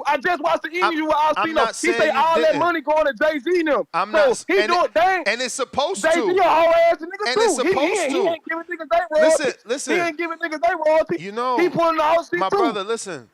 It's not the same. You're not listening. Try and listen one more time. One more time. I'm gonna hit you. Not the same. Hear me out. Stop arguing and hear me out. You loud too. This dude gonna make me pull up Jay-Z's record so you can literally see how many is Jay-Z albums. Like, listen, we talking about Reasonable Doubt. The man only wanted Reasonable Doubt. Look how many albums he got, okay? He got Volume 1, Volume 2, The Best of Both Worlds, Volume 3, Dynasty, Kingdom Come, Blueprint 3, Blueprint 1, American Gap. All that is theirs. That's theirs together. I just want Reasonable Doubt. And now to compare, no, hear me out. I haven't rung the bell, bro. You're not letting it sink in. Now to compare it to the other artists, they are not Jay-Z. They don't have 7, 10 projects. They got one project and they want Jay-Z to give them their royalties. You ain't even make me no money. You got one album. The only digger over there with multiple albums is Benny Siegel and Petey Crack, man. Them dudes was double. Everybody else was double wood. Osino and Sparks had one good song. That nigga Petey Crack say, "Yeah, Hov, man, I just need something to get around with." Hov say, "What you telling me that for?" It's the nigga you vouching up. Yeah, the nigga that he signed. Yeah. He ain't no why real he coming? shit. Why he say, what the fuck you telling me that for? Hold on. This guy don't even know the story, bro. Listen. Ness, I watched the whole interview. Listen to me. Petey Crack was signed to State Property. State Property had a deal with Rockefeller. Rockefeller had a deal with Def Jam. Cut the shit. Benny Siegel was in charge of State Property, man. Ness, all right, I'm tell done, man. You go ahead. I'm gonna ring the bell. Take your call. I ain't even interrupt. Don't tell me nothing because I'm not engaging no more. You ain't got to, but I'm telling you that's not a real nigga shit. Cause the money, when you sign an album, you don't get all the money. You gotta have money for the studio, the budget, market, and all that. Anybody know that? That million you signed for, you not getting that whole million. So the money that nigga, come on, bro, that don't even make sense. Like I said, nigga, any nigga that's gonna watch this nigga fall is a fuck nigga, and I don't wanna fuck with him. I don't want him around me. That's the type of nigga I am. If you never flawed me or did snake shit to me, I got you. But the second you do some snake shit, it's fuck you. Jay-Z a whole ass nigga, and us black folks, we pushed him up to the top, and he don't fuck with us no more. He ain't fucking with he performing with Tom Brady and them and all that. Nigga, fuck that nigga. I'm out. All right. Yeah, man. You just can't get through to him because he talking about if you cross me, you lost me. But I guess Jay can't feel no type of way. That's why I kept relating it to a baby mama. Dame is his baby mama. Like, y'all acting like Jay can never get rid of him. He could never. No, you got to be with me forever. Even though you can't do nothing no more. Your talent was putting me on. Now I don't need you to put me on. You also not bringing new talent to the table. But I just got to keep giving you spousal, alimony. Like, it's like a kid. It's child support. Like, y'all silly as hell. And again, he says if you ain't fuck me, I got you. So Jay-Z can't feel some type of way that you don't want to give him his fucking royalties? I'm pretty sure there's a story because I ain't a big rap dude. I'm more of a, East Coast Jay-Z dude. But, like, ain't there a story about Tupac's royalties with Suge? Exactly. With Death Row. Exactly. Yeah, and MC Hammer and Vanilla Ice. And what's those stories like?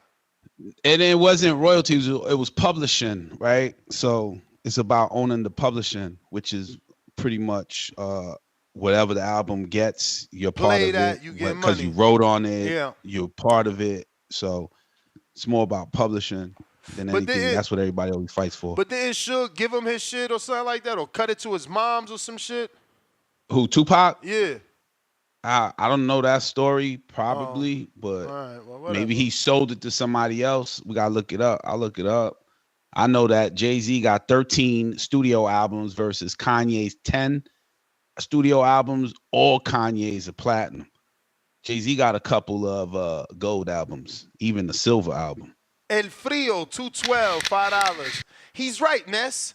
Jay-Z stole Chris from Young Gun's whole style and swagger. Plus, he low-key blackballed dude because he found out he was dating Rihanna. But it's not your True story. True story. Hey yo, this is what I'm saying. Like, and I guess I'm a Jay-Z stan, right? Or a hater, right? Because it is very hard for Nesta Gibbs to picture this, right? Just let me speak. Jay-Z stealing Chris from Young Gun's whole style and swagger. We talking about a dude that got his own shoe line as a rapper.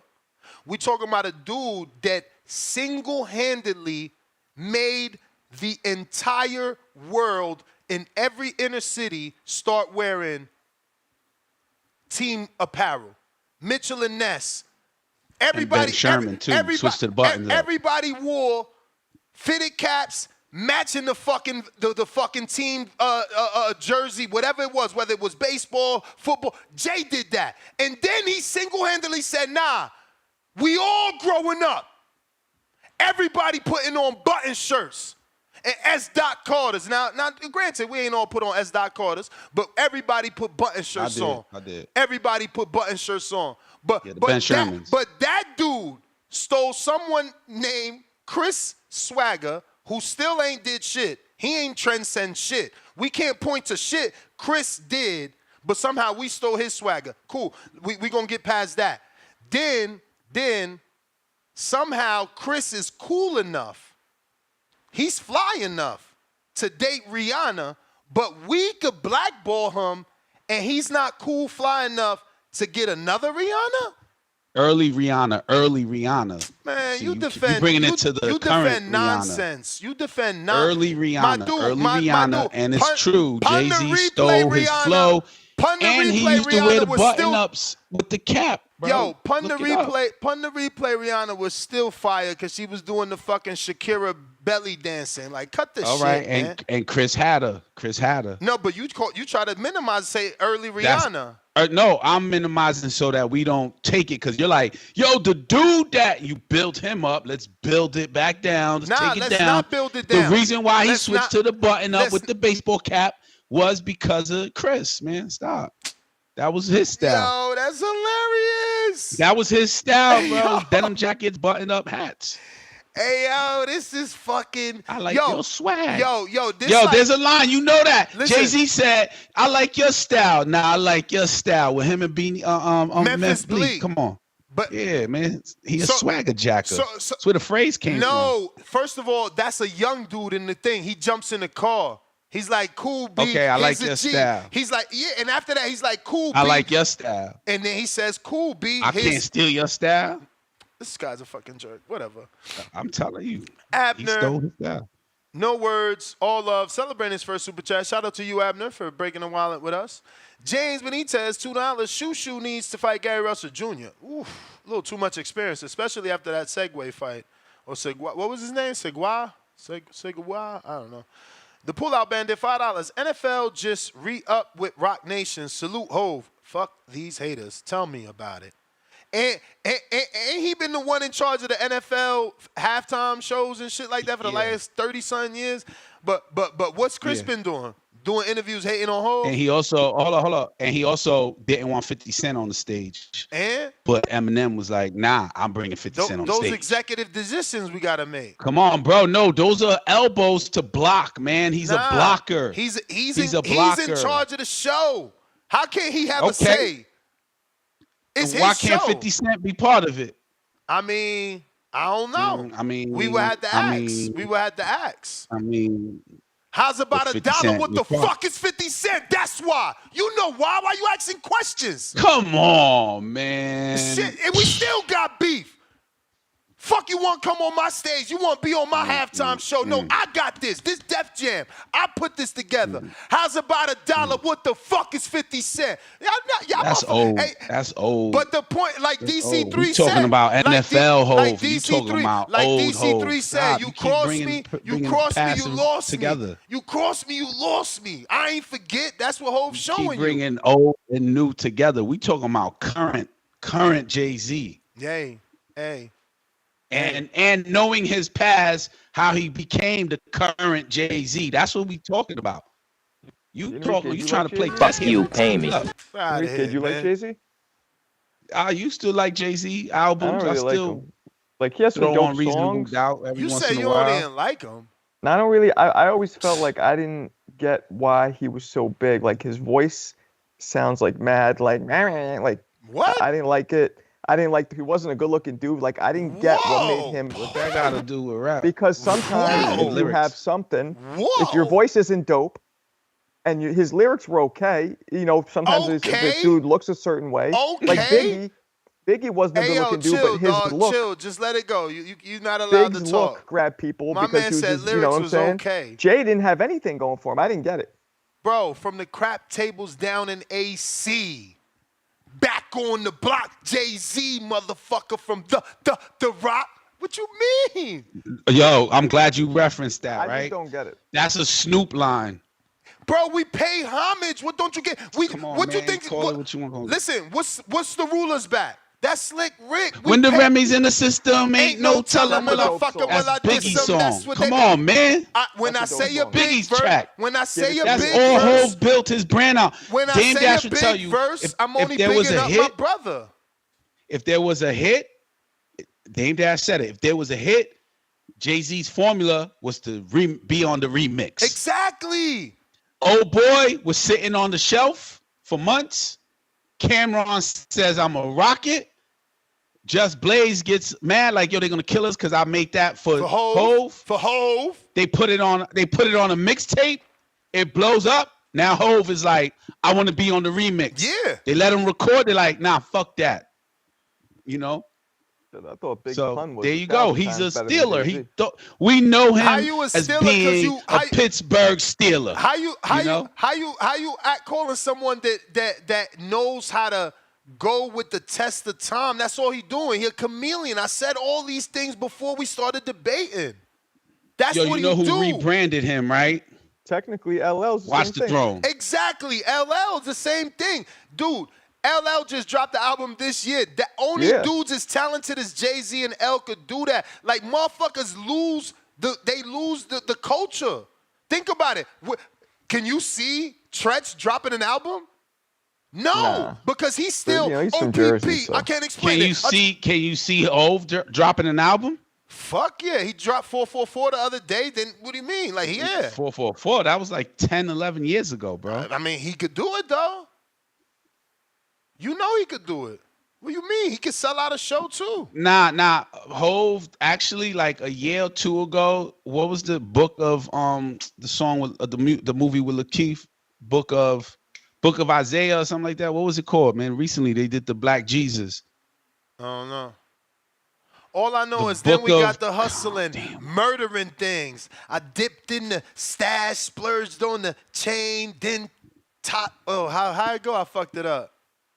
Damn. Nah, Jay-Z was hot once upon a time, but then you know the stories of how he became hot. You're like, you could argue the that. Stash, splurged on the chain. Now I'm Titanic, icebergs the name. Come on, bro, y'all bugging, man. Yo, there's never gonna be another Hov either. That's the saddest part. Wait. Let's think about that. Is there another Hov? There's never gonna be another Hov, bro. I think times changed, and who surpassed Hov? Little Yachty, Solo Dolo, Scarface with no Manolo. Who the fuck? What album sales? Oh, you talking with sales? No label? Nah. We ain't talking sales. We talking touching the culture. We talking streams. Yo, who does bigger shows? And this is crazy. Who does bigger shows than Hov? Crazy. You ready? 6ix9ine the rapper globally. Yo, who else does currently? Oh shit, 50 Cent globally. Bro, sells out. 6ix9ine just signed a $6 million deal. That's asshole change. That's nothing. That is asshole change, but what was the deal for? You probably don't even know what the deal's for. Man, what if it's for him just saying something in an interview? It was for albums. I don't want to lie, but it definitely was for music from what I heard. Well, $6 million sound low as hell. Exactly. For somebody who goes into another country and gets chased like he's Michael Jackson.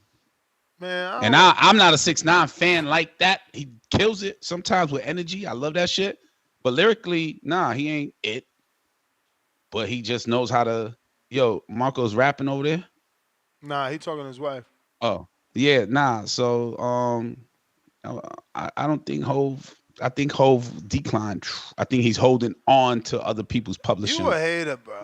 Yeah, other people. That's how he's rich, signing people. Dude, like who? He co-signed J. Cole, man. Come on, J. Cole's whack. J. Cole's whack. J. Cole's whack. You're crazy. J. Cole's too hard trying to be Big Brother. Lil Yachty bodied him in the Secret Recipe. Listen, look it up. Look up them lyrics. What's Lil Yachty's Ace to the Izzo? What's his Ace to the Izzo? Poland. Alright, I'm gonna play that. Yeah. I'm gonna put it on. It's not H to the Izzo. Dude. It's not that flow. And guess who created the H to the Izzo? It don't gotta be the flow, but that those verses, he won mad awards for that shit. Like that was one of like, you kidding me? Who was the producer of it? I don't know. Look that up. Kanye. And he ain't the lyricist. The Bro, fuck? Kanye reinvented Jay-Z, man. Oh my goodness. This guy, I'm going to Jay Swift because he really lived that era, man. You don't know what you talking about. I mean, I understand the one-sidedness, being biased. Of course, you a whole fan, number one. He sure is. If not number one, you probably top 5. You gotta go back a little more. Top 500. Get with Kane. Big Daddy Kane is where it started. Top 500. Top 5,000. BDK. You like Kane, right, Enrique? Huh? You like Big Daddy Kane, right? Yo, Enrique likes Andre 3000, man. I already know. The flute. The flute song? He like Andre 3000. I got the song. And he like. I actually think one of the greatest lyricists who ever lived was a Boricua. So here we go. Oh, big pun? Hell yeah. Who did it like that? Lyrically, who did it like that? I mean, Jay-Z did it like that lyrically. Jay-Z did it like that. DMX did it like that. He done, bro, Cameron did it like that. All Pun did. Noriega did it like that. My brother, all CNN. Pun did was say it faster. But you talk lyricist.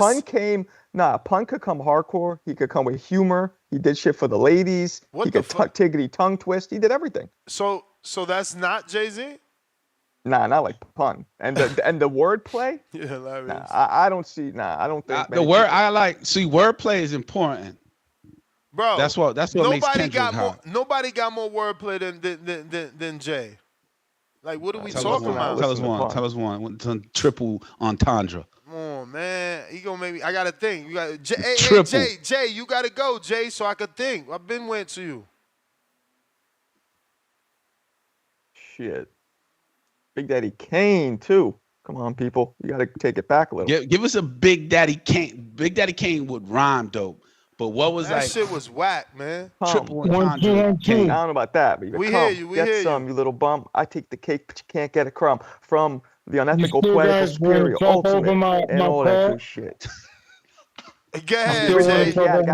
Jay, we ain't even ring the bell, Jay. Don't be coming in here beefing. You took forever. You took forever. Jay, you should like Big Daddy Kane. You should be appreciating this. I was on the other page. So then why you gonna talk about we talking over your call when we gave you the graces and time to wait on? You ain't hear no bell. You ain't hear no bell. Okay, you're right. I said okay. I'm fucking with you, Jay. It's called trolling. You ready? Yeah. What the hell is the topic today? Ray Valenzuela? Yeah, Rayo Valenzuela fired Jose Sr.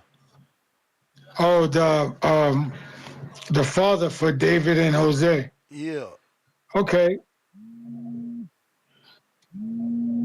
I have to call you back. That's my niece. You got it. Handle the BI. Handle the BI. Okay, well. Stone Bone. Stone Bone?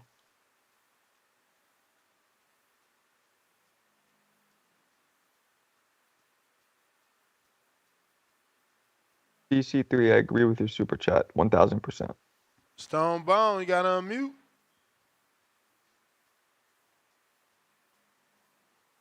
Don't forget to subscribe. I need about another 75 subscribers to get to the next goal of 233,000.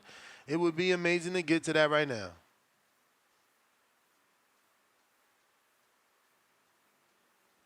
Show them how to move in a room full of vultures. Industry shaky. No, damn, it's shady. Industry shady. Jesus. You need to be taken over. Yo. And you don't even like the Beat Nuts, your own peoples. Yeah, I used to rock with the Beat Nuts. Which one was Dominican? Psycho? Nah, not Psycho. Say the other name.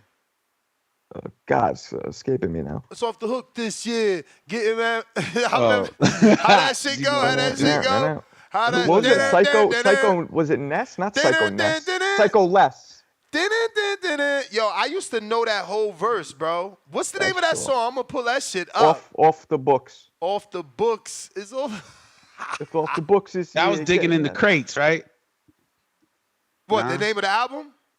Nah, I think like the group. No, Beatnuts is the group.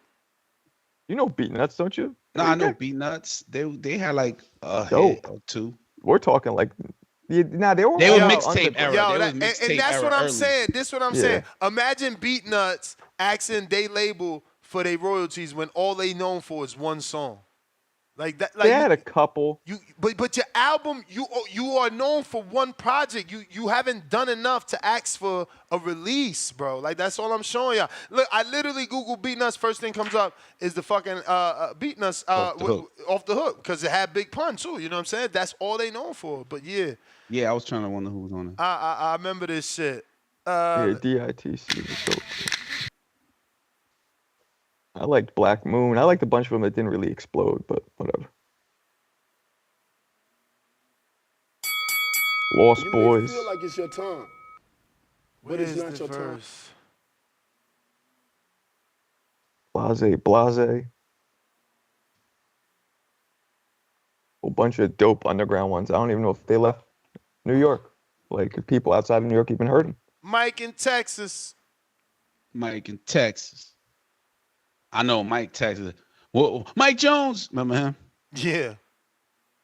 Oh, wow. Remember him? Mm-hmm. Paul Wall. They touched the culture too, because I had Paul Wall albums. There was another white boy. Remember he had one song, Bubba Sparks? Remember him? Yeah, I ain't fuck with Bubba. Yeah, it was. Hey, can y'all hear me? It was all right. We hear you. Hey, good topic today, man. Yeah, what Rayo doing sound like something you see in the movie, huh? Just hopefully they don't come back and bite him in the ass at the end, man. You know, but as far as this Jay-Z thing, man, that's crazy. You gotta remember, Tupac was hollering his name before even a lot of people even knew the man. You know, there's a book I recommend y'all read, man. It's pretty old, but it's a Jay-Z book. It's called Decoded. You ever read that, Ness? Man, you need to read it. He's actually decoding all his verses, because you know there's people that don't really understand what he's talking about. But he goes and starts decoding all his verses. He talked about how he started rapping. Like, he actually put rapping on the back burner, and he was hustling, you know, all the way from Florida to Virginia, DC. He put rap on the back burner. In the book he talks about he used to write lyrics on a paper bag, you know. I'm gonna buy this shit. It's $14 on audio. I mean, what Apple Books. Man, you need to read it, bro. For somebody that's saying that I can't read it, I gotta listen to it while I'm on my walks. You kidding me? There's no way I got time to sit and read. But what if it's somebody's voice like Marco or a regular voice? I wouldn't give a fuck. Oh, all right. Why would I care? I just want you to not. It gives you a sample. It gives you a sample. If y'all want me to sample it, we could sample it. No, I understand though. I understand this because I read it back in the Gap. I'm talking about maybe like 10, 11 years ago. I read it a long time ago. Yeah, I just don't have the time, bro. There's no way. I can't sit here and lie to you. There's no way I could fit reading a book in my life. I could listen to a book during my walks, during my workouts. There's no way I could be sitting and if I'm sitting, I'm working. Stay up an extra hour.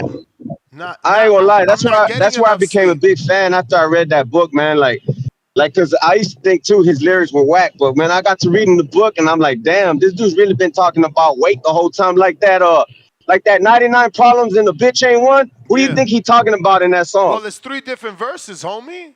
It's 3 different but verses. Who do you think? Yeah, but he's talking about the same person the whole time. Who do you think he's talking about? Who? Same person. Who? I mean, person. I gotta think about the song. I gotta think about the song because in one verse, wait, Enrique, wait. In one verse, we gotta think about the song because in one verse, the canine is the bitch. Yes, facts. That's what he's talking about. He's talking about the canine the whole time, bro. Nah, it's 3 different verses. He gonna make me pull it up. Like I said too, canine. Like I said, I read the book a long time ago. But if I remember, it's about the canine, bro. He don't mention nothing else. He's talking about the canine the whole time. But listen to the book because that was a real life moment in his life where he got pulled over and he had bricks in the car. But that don't mean that's that don't mean that he's talking about the canine dog. Yes, it's in the book. It's in the book, bro. It's in the book. You'll read it. Well, you'll hear it. Whenever you listen to the book, you're gonna see what I'm talking about. You know, but he's been the most consistent out of everybody. I think the only thing I got a question about him is all this new stuff, like about the Diddy stuff. That's the only thing. But other than that, bro, he's top 3 for What new sure. stuff, man? Ain't nothing but tabloid shit. I ain't seen no legit site say anything about Jay-Z and Diddy. Me neither. Come Me on, neither. bro. But you know how it is. It's kind of like Enrique. He talking about he was pressing Chris about Rihanna, but the rumor before that was that he was hitting Rihanna, and then that's why Beyonce went off on him in the elevator. If you want to go off rumors, like you know what I'm saying? I heard that, but I think you got the timelines wrong because when he was allegedly, you know, with Rihanna was when she had the big forehead. That was in the beginning. Yeah, that's Umbrella Rihanna. Yeah. Well, her forehead. Yeah. The elevator was Becky with the straight hair or the good hair. Yeah. So, but I mean, the young guns, they were hot, bro. But I just don't. I mean, they say Lil Wayne stole his style. He went up to New York for so many years. That was your bell like 30 minutes ago, and I got hella callers. Jay Swift trying you again. Jay Swift. OG. Yo. So, y'all talking about Jay-Z. You know what? I think after Big passed away, I don't really see anybody contesting Jay-Z, unless you talk about like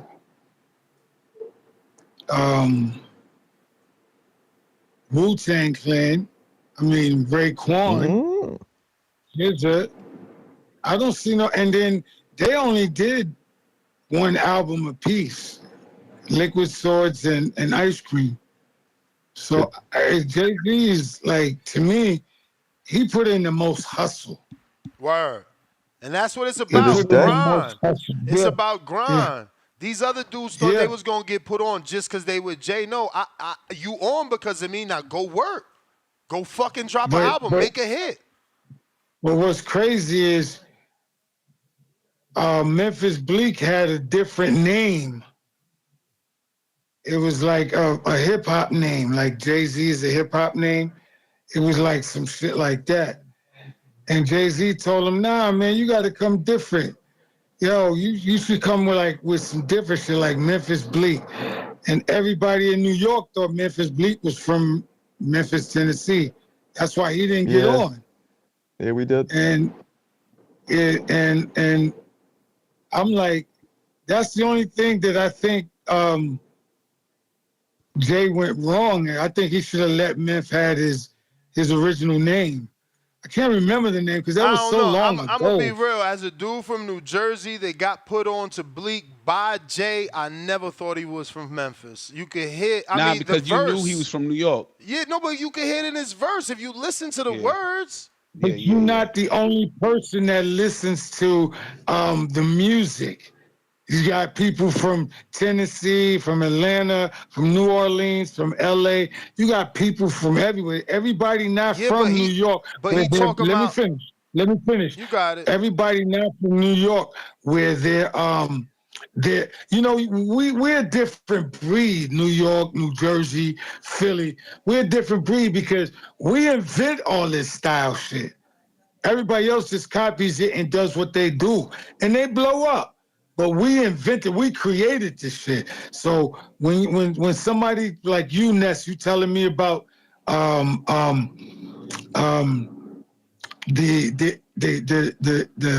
attributes or the critiques of the style, it's you because you know you helped create that shit. Everybody can't do that. So that's why feel like it's your time. That's why I said that. You can run me another 5, man. I got you. You can run me another 5.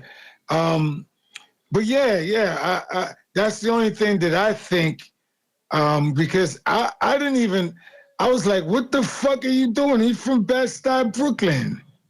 He's from Tompkins Projects too. Why are you telling them to be Memphis? That shit didn't make sense at all. That's like some real fake shit. And people think about that type of shit. Like, you ain't from Memphis? So why you call yourself Memphis Bleak? That's not why they call. That's not why Memphis Bleak called himself Memphis Bleak. He didn't call himself that. Jay-Z gave him that name. No, he didn't, because Memphis Bleak is an acronym for another name. All right. Well, what's the acronym? And Memphis Bleak will tell you that it's an acronym. Well, I'm asking you to tell me that. I told you Memphis Bleak could tell you because I don't know it off heart. He literally said Memphis it out of his mouth. Tell me that I don't know Memphis is Memphis an acronym for a name. For what? So watch the interview. Memphis Bleak. No. Basically, you're making false accusations because you can't even tell me. Because Memphis Bleak said the shit, bro. You can't That's tell all me. I'm saying. You can't tell Just me. like when a nigga telling Ness to read I the got book. love for you. I got love for you, my nigga. But Memphis Bleak said that name is an acronym. I just found it. It's I don't know why, but it says Memphis Bleak name comes from a childhood nickname and a backronym. Bleak, a childhood nickname that came from his younger sister's pronunciation of his first name. And that was one of the interviews where he used to say. So what would that actually be? The Memphis is not the acronym. Memphis is the rapper explained paid homage to pimps was backronym of making easy money, pimp hoes and style. He's right. Memphis means making easy money, pimp hoes and style. Okay, I'm listening. I'm listening. And Bleak his name is Malik, and the sister called him Bleak as a kid. Oh, that's cute. So it ain't got nothing to do with Hove. Okay. So all I know is lie for no reason. Well, I didn't say you was lying. I asked you to prove what you're saying. There's a difference. I asked you to watch the Memphis Bleak interview. Nah. You can't tell me nothing and then can't prove it. That's all I'm saying. I don't have to prove it because Memphis Bleak. All respect to both of y'all though, because y'all came with it. You know, who am I to argue now? Gotta go, Jay. Gotta go. I'm out. All right, peace. Counterpunch. James Payne, who's actually from Memphis. See what you done started, Enrique?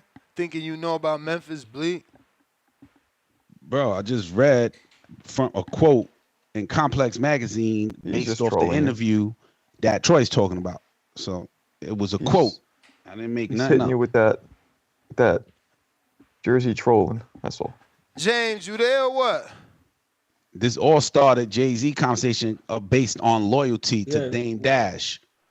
Yeah, you Rayo. want baby mama loyalty. You want baby mama loyalty. Dame Dash loyalty. did write a record. Exactly. But he ain't write no record.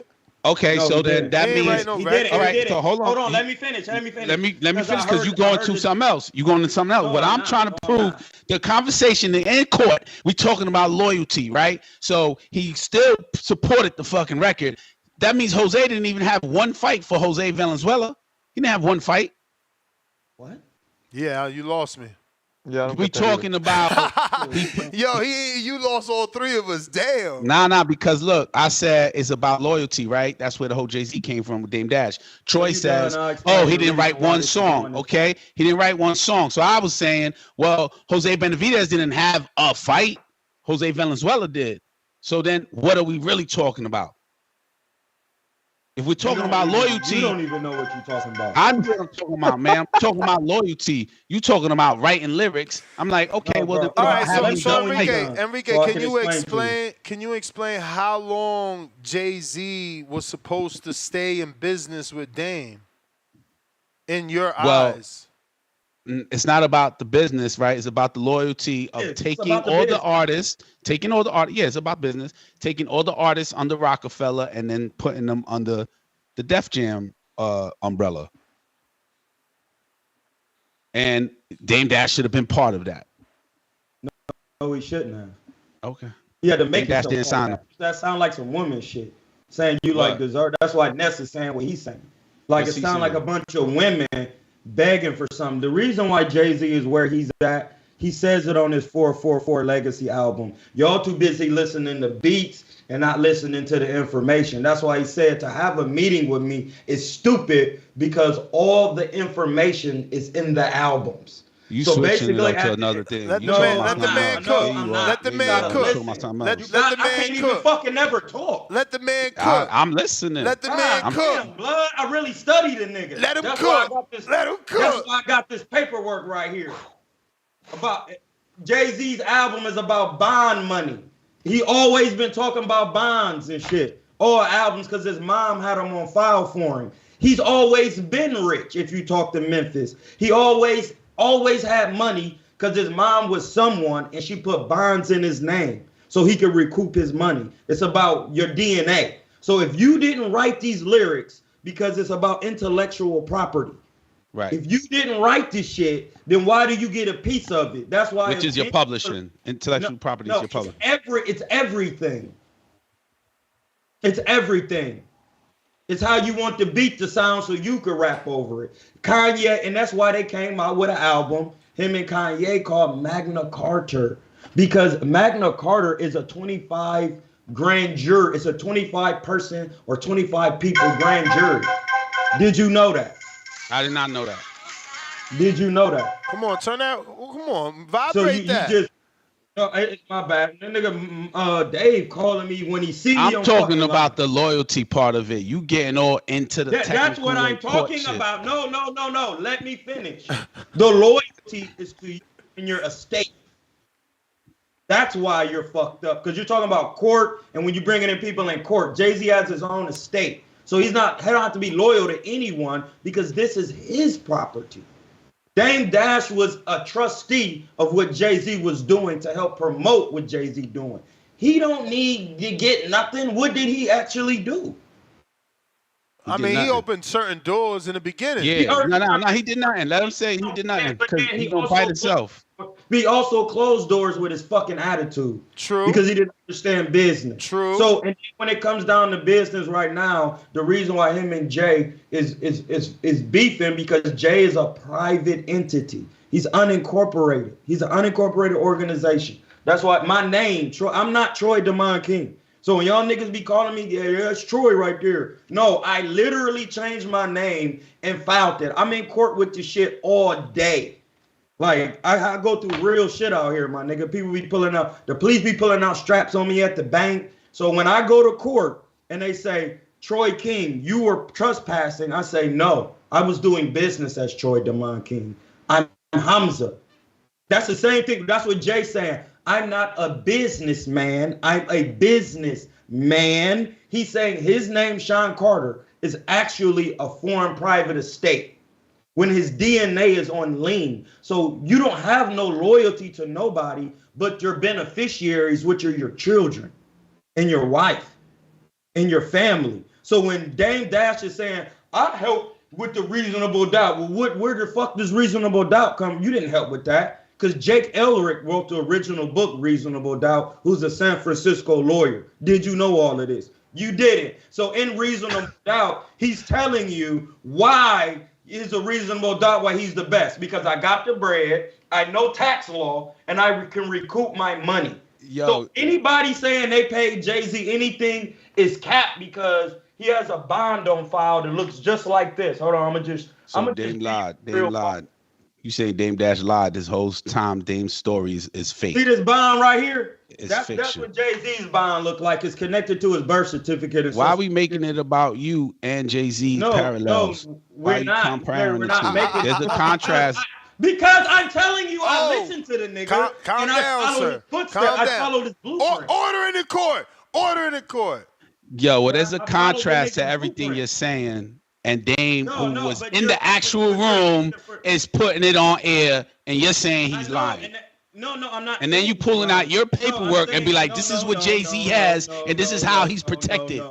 Come on, that's what you just did. No. I'm saying we was talking about being loyal. That's what I'm talking about. You're only loyal to God. You loyal to a man, then you get on your knees and pray to him. You're only loyal to you and your family. What loyalty? All right, we got to take a break. We got to take a break because you know you got people ready to go. So Rayo's on the right side. Go ahead. Shout out to Enrique. Yo, Eminem. Mess. We hear you. You hear me? We hear you. Want to see the whitest shit? Yeah, if you wasted your breath talking to these guys about Jay-Z, man, These guys don't understand, man. He is the coach. Jay-Z the set trend so many years back to back. I mean, when I think of success, he what I might mean. You know what I'm saying? These motherfuckers don't understand. Jay-Z told these guys, y'all come with me to the White House, get your suits on. They want to goddamn stay hardcore and Exactly. stay street and all that shit. They got left behind. I don't blame Jay-Z. Dame Dash let the camera on that come in there and disrespect that man. Talk about they took over the rock and all that shit. People always leave that stuff out when it comes to Jay-Z. Niggas need to stop that shit, man. The man ain't got there in the hey, the motherfucker a goddamn legend. I mean, I ain't seen another black man that bad seem that damn tough and forever. I just They give credit they where it's they at. they I ain't leave no hater. But they I tell leave you, out every that part. time, huh? What part? I missed it. They leave out the part about Dame making everybody from Harlem part of Rockefeller and giving them jobs and titles and Yeah, letting Jay and Z let was on and trip, let was on and, a vacation. and He got letting that man and Cam the president. How you gonna do that then and Cam dissing the man? How you can't gonna let this man diss me? talking You about know, only thank time Cam for Cam went, taking like over the Jay said, block. only time Cam, only You don't time he remember went the song? platinum, That's why his you. chain was I on remember his the neck. song. I You know brought what it I'm up. saying? These guys don't be goddamn understanding that shit. But like Ho said, kill Jay Z. They never love you. You never be enough. Let's just keep it real, Jay Z. You know, fuck Jay Z. I mean, you shot your own brother. How we know we can trust Jay Z? Man, these niggas don't understand, man. Jay Z tell these guys looking up to everybody else. It's just like inbox. They want you to render All this time, everybody Eminem else. whooped Jay-Z But the ass on motherfucker Renegade. Come giving on, man. y'all game. Jay Z giving you game. He got all. So let's talk about the people he got out of prison and shit.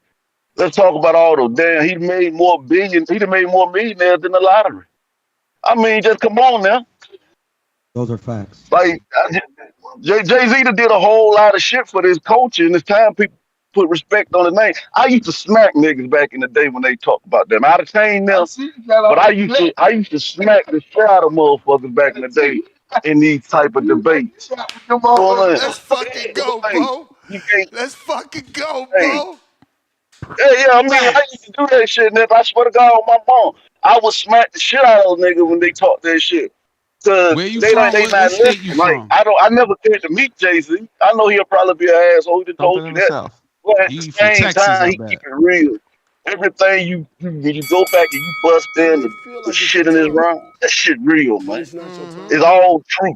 Truth. Y'all gotta learn put some respect on it. Stop Bo, dissing where that you man. from, Y'all Bo? wanna big up Lil Wayne and he out here like a crackhead. Come on, man. Where you from, Bo? Y'all respect. I'm from North Carolina. Okay. But I'm That gonna was tell the you, man, bell. I ain't ashamed to say this. I That's wasn't a why you was born smacking hustler. people, because you from That North was You know what Carolina. I'm saying? You ain't doing that in New He York. helped me walk. He helped me see my way through it. Not you. You can't stand in his shoes. Can't walk. Hey, I'm done now. I'm gone. All right. He was reciting that J verse. You see it? Yeah, Ain't it'd be a nothing little like a different if you J start show. smacking I'm people, telling you. Jay-Z Michael. was big, bro. Jay-Z was a machine. Ain't nothing like a J Well, show to I motivate the just want to people, know man. why Marco said the man had no lyrics. That was Exactly. crazy. That was wild. That No, was I crazy. never ever said that. No, What? no, no, no, No, no. Yo, Marco, Marcos be what? I was Nope. he be Nope. walking shit fucking. back Nope. live like it ain't Nope. recorded. It's Nope. hilarious. Pull up the playback. I That never is said that. crazy. I never said they had no Nah, he lyrics. said he judged You him on did his no. looks. He was like, Hold I on, hold said on. all. No, I the said nigga, the whole no, package. When you take the whole package of him, I don't Yo, get why he's that Marco, famous. I heard and when you. you I said heard that, you you. literally said because his lyrics weren't all that. I heard Yeah, you. they weren't. Yeah, they weren't all. I didn't say it was garbage. I just don't think they were at the level. No, Okay, saying your lyrics are but not all listen to me. that to Listen to Jay me. Z is saying his Listen to me. lyrics are garbage. Considering It's Jay Z. he's possibly one of the most famous rappers ever, I don't think the lyrics match that height. That's what I'm saying. You know why, Marco? Because they don't resonate with your lifestyle. Oh, really? Yes, but nigga, he like really. Big Pun. You don't know shit about my lifestyle. What are you talking about? You was crack. You was pushing crack from New York to Florida.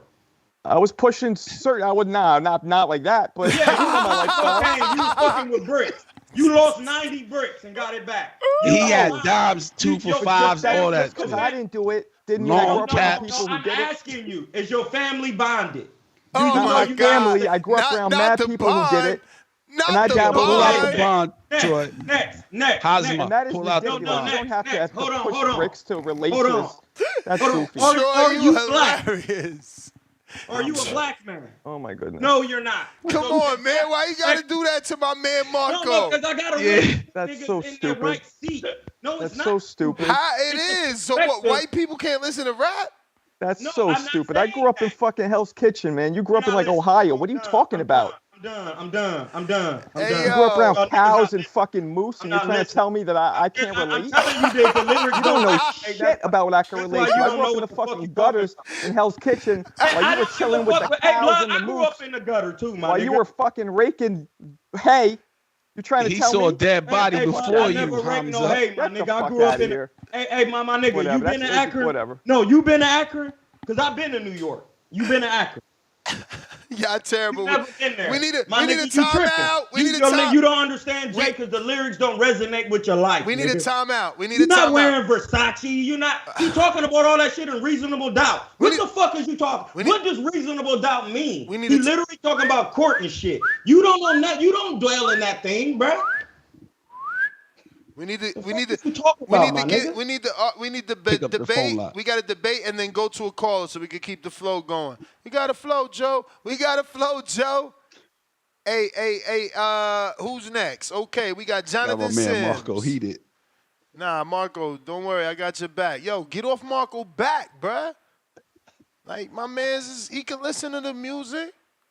I didn't say he couldn't. Y'all just taking my words out of context. I mean, you acting like I'm saying the reason he doesn't like Jay-Z is because the lyrics don't resonate. I heard about who he liked and who he listened to. He literally described it. Blase, certain type of nigga.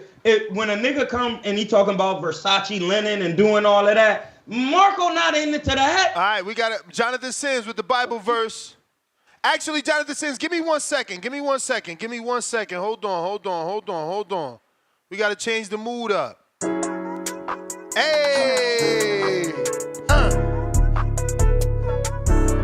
Come on, see? Now Marcos is smiling, you see? No more angry Marco. Ready?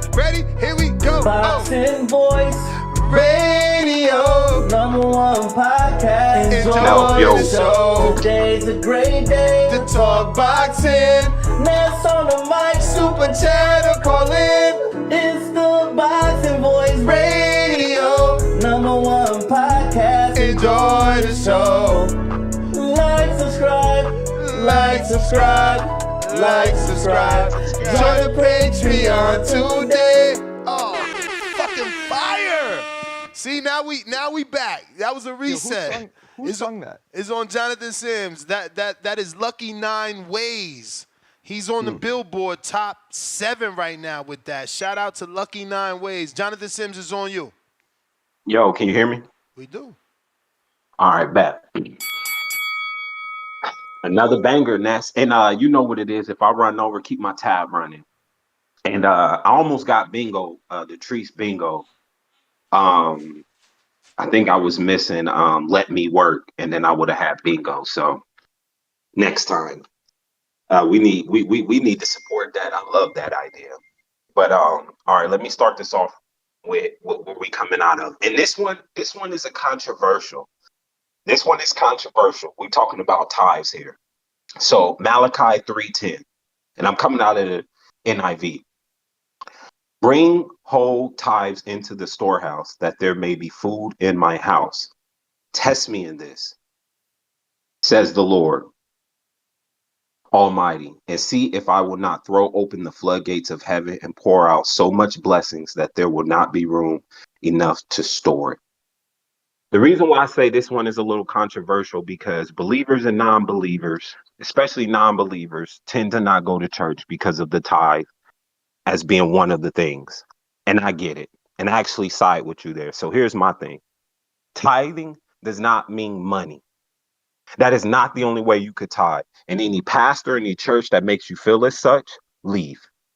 Because for one, 10% of your tithe is not a thing in the Bible. That's a man-made up rule to leverage finances from people.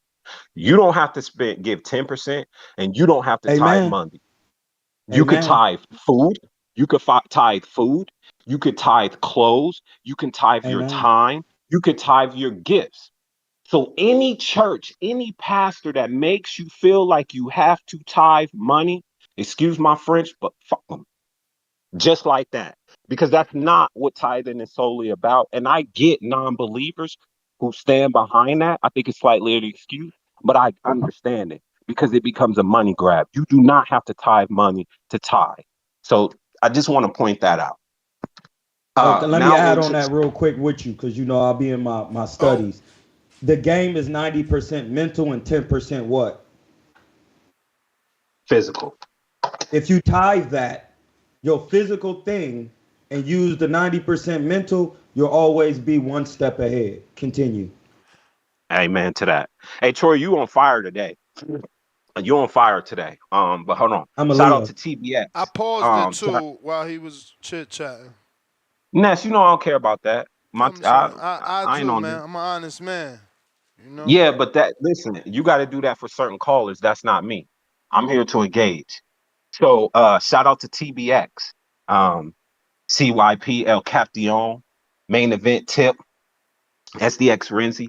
Hope your day is going well, Renzi. Saint Knows Best, TDL, and God K. Listen, you don't have to arrive when you're already here. So this is a really good topic with the Jay-Z thing. I think there's some really good points. To my guy DC3, I understand where you're coming from, but the thing you got to understand, man, is like it's your time.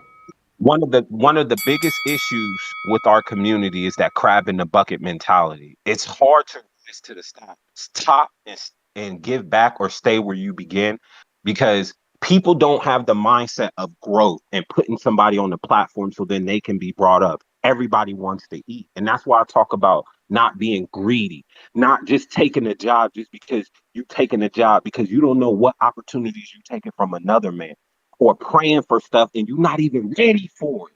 Get it, and you don't even know what to do with it. So my thing is with the whole Jay-Z thing, I think you guys both have really good points, but to me, Troy came and shut it down. Like, there's so much stuff that Troy mentioned that goes over people's head, just as far as the bond. Like, are we investing in our youth? Are we putting money away to make sure that our kids have something to live off of? Like Ness said, we got to get out the mentality of once you turn 18, you got to go. But I know everybody don't tune in for this because y'all don't want to hear me say how bad of a parents most of y'all are. But but overall, I'm with Troy. I think I would advise you to go back and listen to that point. And also the DC3. And I'm just saying this, bro, because I like you and I like your call. You don't mean Uncle Tom. And the reason why I say that is Uncle Tom was actually a good dude. You mean Sambo. Facts. He means Sambo. He didn't read the book. Go read Uncle Tom's Cabin. Our people are just ignorant, right? We hear somebody say something, then we play telephone. Uncle Tom was actually a good dude. His name is Josiah. Good dude. And everybody I know it's knows your uncle was a good man. Sambo is the nigga who run into telling the massa, the corporation, hey, he trying to run away and make his own money, taxing. Exactly. So you mean Sambo, my young brother. And like I said, I'm not attacking you. I actually like you. You need to come to the back call while you BS. But that's neither here nor there. Now to the boxing stuff. I love what Blair Cobbs did, Ness. To me, that was so smart. He stepped in and seized an opportunity. And this is why I had an issue with Jerron Boots. I felt like not only was a great opportunity created with the T.O. and Bud thing, but not only he could have stepped in and not only got in the way with Bud, but he could have potentially created a fight with him and T.O. by saying, Bud, let me step in and handle this dude. And when I wipe the floor with him, I'm coming for you. Like, I just felt like he missed that opportunity. And Blair Cobbs, to me, highlighted him creating an opportunity, creating his own lane, and making himself his own name. And that's what I love what Kermel Moulton said the other day. He's like, I'm going to be the name. So it don't matter who I fight. It's going to be a big fight because of me. It's my name. And that's the thing these fighters don't understand. And this is why I say, gone are the days where you just wake up, run, hit a bag, and go home and sleep. Pick up a book. Read a book. Get educated. Don't just be a fighter who can fight. Be a smart fighter, right? Create a life outside of boxing. Know the game, know what it means to take a fight, to create a fight, to have, like, know these things. So then you're not blind. So that's my whole thing. I love what Blair did. I think it's great. Hopefully he gets his opportunity, right? He looked good in that sparring. Give him an opportunity. In regards to Jose, I don't have sympathy for Jose Benavidez, because if I'm being real, he saw this coming. There were, what Troy, what you say, context clues. Y'all split as trainer and fighter. That was one context clue, right? Then you're now just the manager and you had to come online and address that. What it sounds like is you're just upset that you weren't prepared for the change. I get the way Rayo could have went about it should have been different. I get that. And I'm with that. Only to a certain point, because TVB told Jonathan Sims morals, values, and principles have no place in boxing. That's what y'all told me when I was calling in on that. Remember, y'all called me the morality police? So, like, let's not talk about morals and values when it's convenient. He should have been better prepared. He saw what Earl and Derek went through. That was a lack of preparation. And now what this is a learning experience for fighters and managers and trainers to come, tighten up, pick up a book, and stop just hitting the bag. Educate yourself. My other thing that I wanted to talk about is the fight yesterday with our boy Chris Colbert. And I'll see if you guys agree with me. But you guys keep saying that he needs to go.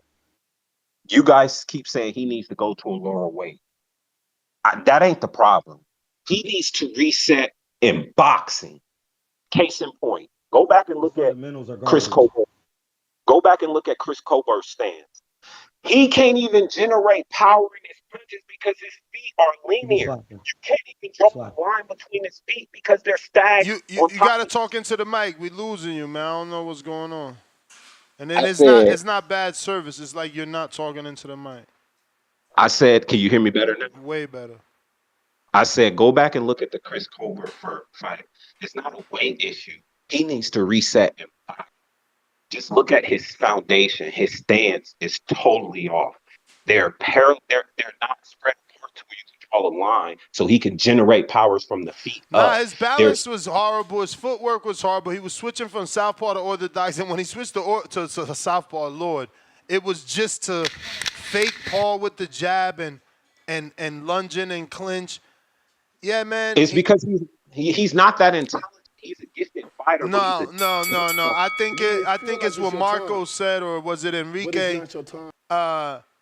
He's very tentative. I think it could be from being knocked out. You know, we've never been knocked out. We don't know what that is. But he looked not gun shy, but he looked, tentative. He looked like concerned of the punch. Yes. That's part of it. That happens when you get like I used to get a lot of whooping. So when my mom would even just raise her hand, I would flinch. Right. So I get that. But the reality is he needs to reset. Like you said, he's switching his feet I don't know what his trainer is doing with him, but he needs to go all the way back to the basics. But that's what I'm saying. It's not the fundamentals. It's looking that way because of totally my belief, because of the concern of what's coming. Like if we watch Chris the way that I watch Chris, he was a great boxer. That's how he won. He doesn't have power. He was a good boxer with extreme confidence with no power. Yes, but his now, body language is so different. Exactly, but now they taking that confidence because now he's scared. Oh shit, I can be knocked out, and I can't. So that affects your foot. That affects your boxing stance, Ness? Oh, it affects everything. Can I intervene real quick? Just real quick, Jace. Come on, I'm paying for it. My man Sims. The reason why his confidence is gone is because he doesn't have fundamental defense. And if you don't have, listen, when Triple G hit Canelo with a shot, he never got out of the pocket because he was confident. When Roberto Duran got knocked out by Tommy Hearns and he came back and kept fighting and he never really lost the confidence, is because he improved his defense. When you really get hit with a shot and you watch it and then you in your mind you know you don't have defense. You can say what you want. That's why Triple G never drops down and goes to the body, because your head is exposed and you get hit with uppercuts. That's dangerous with Canelo. So that's what I'm saying. Chris Colbert, one of the 4 criteria to win a round is defense. If your defense is lacking in any position in boxing, you're going to look like B-Ball in the fight, to where you can't smother the guy, you can't stay in the pocket and weather the storm because you're not a good defender. I appreciate y'all guys for letting me come in real quick. Sims, I'm going to holler at y'all. Shout out to the TBX, TBV. Marco, I still love you. Even though it's some things you could resonate with, and some things you can't. Enrique, you my guy. Ness, the GOAT out here. We are the GOATs. Hey, I got to go get some weed and train a client. All right?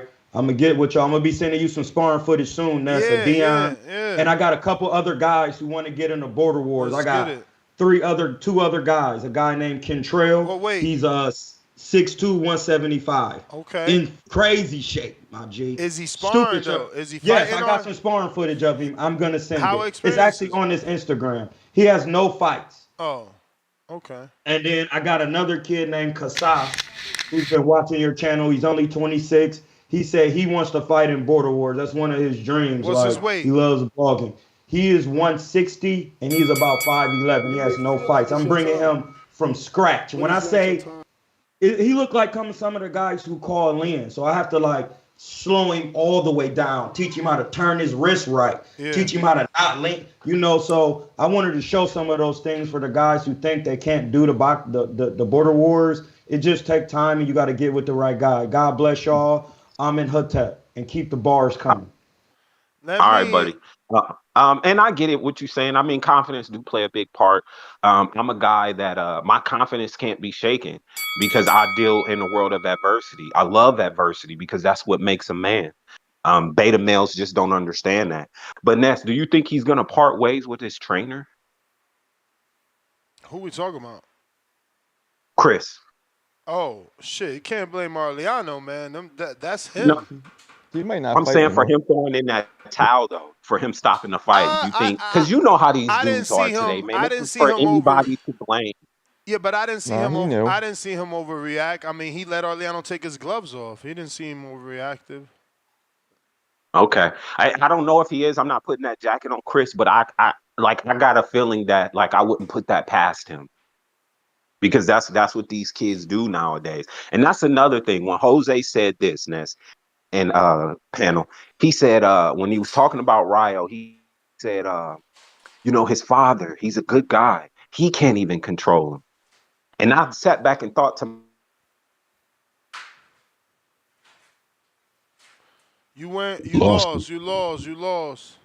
But I'ma just say my interpretation of that was more like he's a grown man at 25 who could control anybody. The dude's a grown man. He's making his own money. He lives on his own.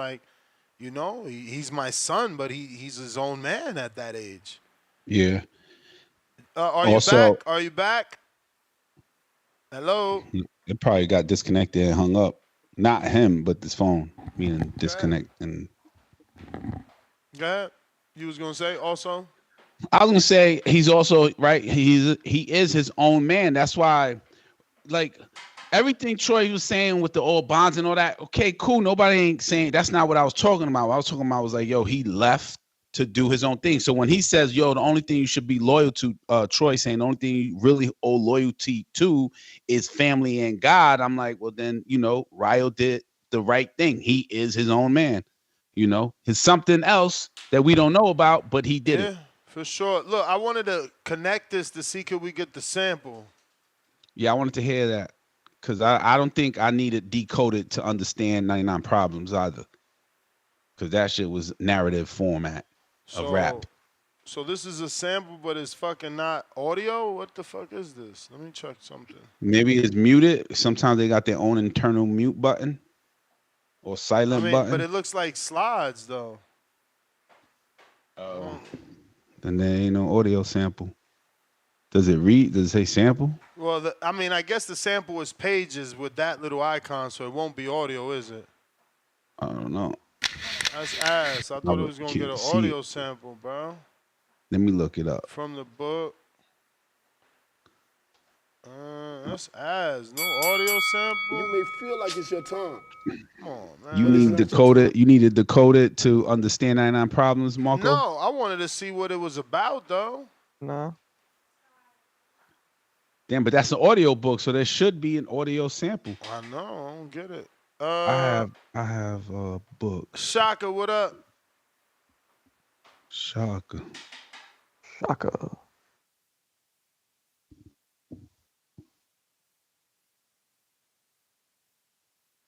No Shaka?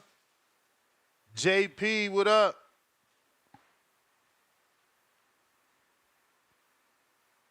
Oh, JP. Is it decoded? Yo. Yep. Oh, my bad. Shit, man. I'm enjoying the show, man. Shit, let me piggyback off my brother real quick, Jonathan Sims. I'm a tither myself, but the Bible does mention tithing in several different scriptures.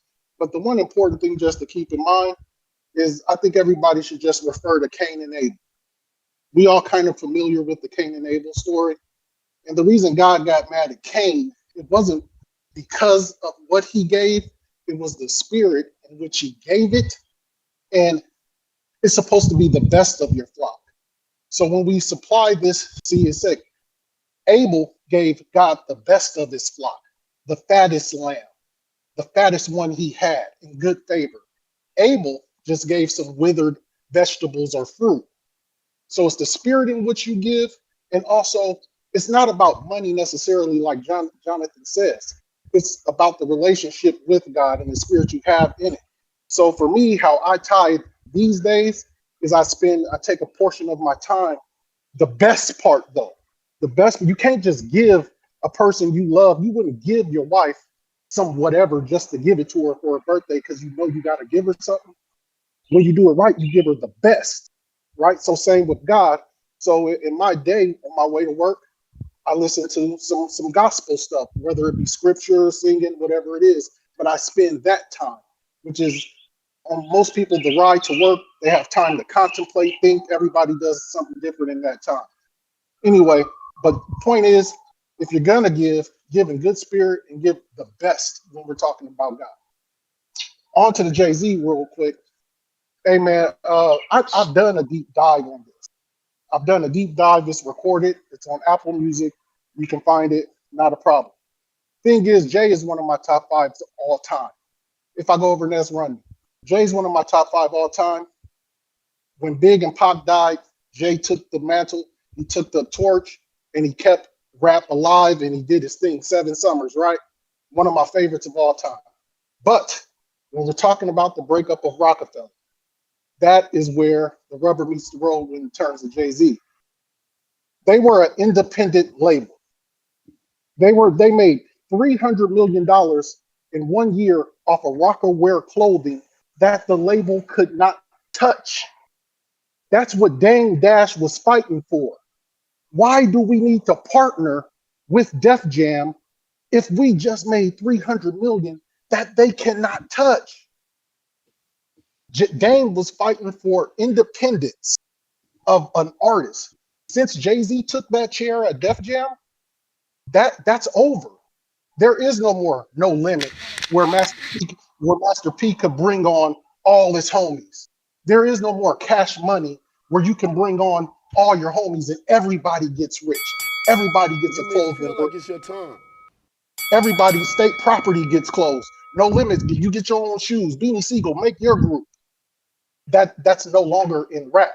Since Jay-Z came in, they implemented the 360 deal. Now you cannot have your own shoes because you know what? We get that.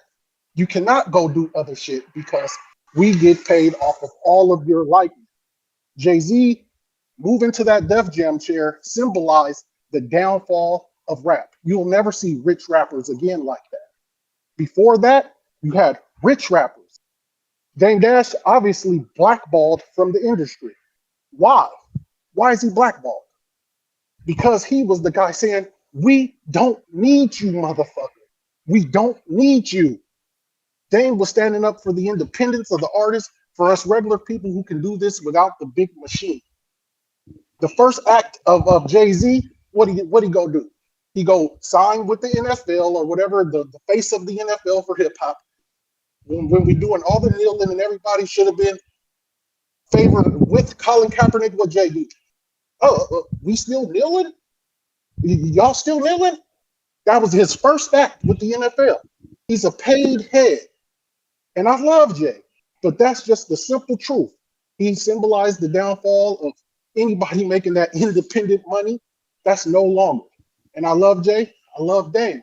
The loyalty aspect of it all. Hey, man, you come in the game with these guys. You guys make all these moves on your own. Why do you need to partner with the big machine? Can I interject here and ask a question? Yes, sir. When you say the downfall of the independent, what do you mean? Because the independent still exists, very much so. Bigger now than ever too.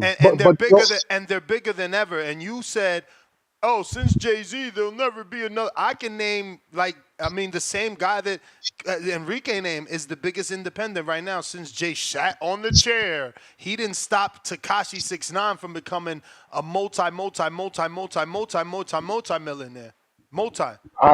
I highly doubt Tekashi's independent. And before you forget, bro, people get paid direct iTunes and direct YouTube now. So that is independent. Okay. Well, let's see then. So now you do know the 360 is in effect. I don't even know what that is. You educated me with that one, but that's record labels. That's when you sign a record label. But I'm just saying, there's artists that there's artists that go straight to iTunes. I mean, Justo ain't signing no album. He went straight to iTunes, and you could go straight to YouTube, and they pay. It's just the bottom line. Yeah. But you're not going to get the record label's exposure. You see, back then they were partnering. The Cash Money had a partnership with Interscope. They had a partnership. They had a publishing. You motherfuckers just print this shit out for us. We got the rest. You have a publishing deal with them. Now it's 360, which means you know what a 360 is. That's a round of everything. Huh? You want to go again with this? Because I ain't ready. Yeah. So they got 360 deals now, which means, see, let's look at hip hop. Since 2000, let's say 15, it has gotten uniformed. Everybody dresses the same. Everybody has the same chains. There's no more Mos Defs. There's no more Twalib Qualis. Everybody got the same flow. Yo, but come on, man. You acting like Mos Def, Tyler Cully, and Common was popping. That's a niche. That's a niche. Yes, but the industry allowed people. The industry allowed artists to be relevant. Now, if you don't sound like the Migos or whatever one of these mumble mouth motherfuckers out there, you don't get pushed. You just will not get pushed. You won't be mainstream. And now you see, there's no more shoes. Who got their own shoes? Who got well, if you signed the 360 deal, then yeah, you don't have your own shoe. You have to sign one. That's mandatory. That is mandatory. You have to sign one. Then they got the streaming platforms lined up with the Def Jam and all of them. The streaming platforms aligned with them, so your streams don't get pushed to the big playlist like Spotify, who got the Rap Radar. You don't get on that list. Those are Def Jam artists on that list. See, so in the game, you got to pay like you weigh. But they have uniformed hip hop to where there's no more people who can be the outlier. There'll never be another Nelly who can sell 11 million albums. There'll never be another 50 who will sell that amount of albums. You don't see, they've taken album sales away. But Champ, there'll never be another of those guys because the artists aren't dead. Like, look at how Nelly performed. Look at the hits he put out. And, let's rewind. There was another 50. They just killed them too early. That dude, Pop Smoke, is the real fucking deal. But see, going back to my point of how they've uniformed hip hop, everybody has to sound the same. The beauty of Nelly is nobody ever sound like him or since. He came out with an entire new thing, and we ate it up.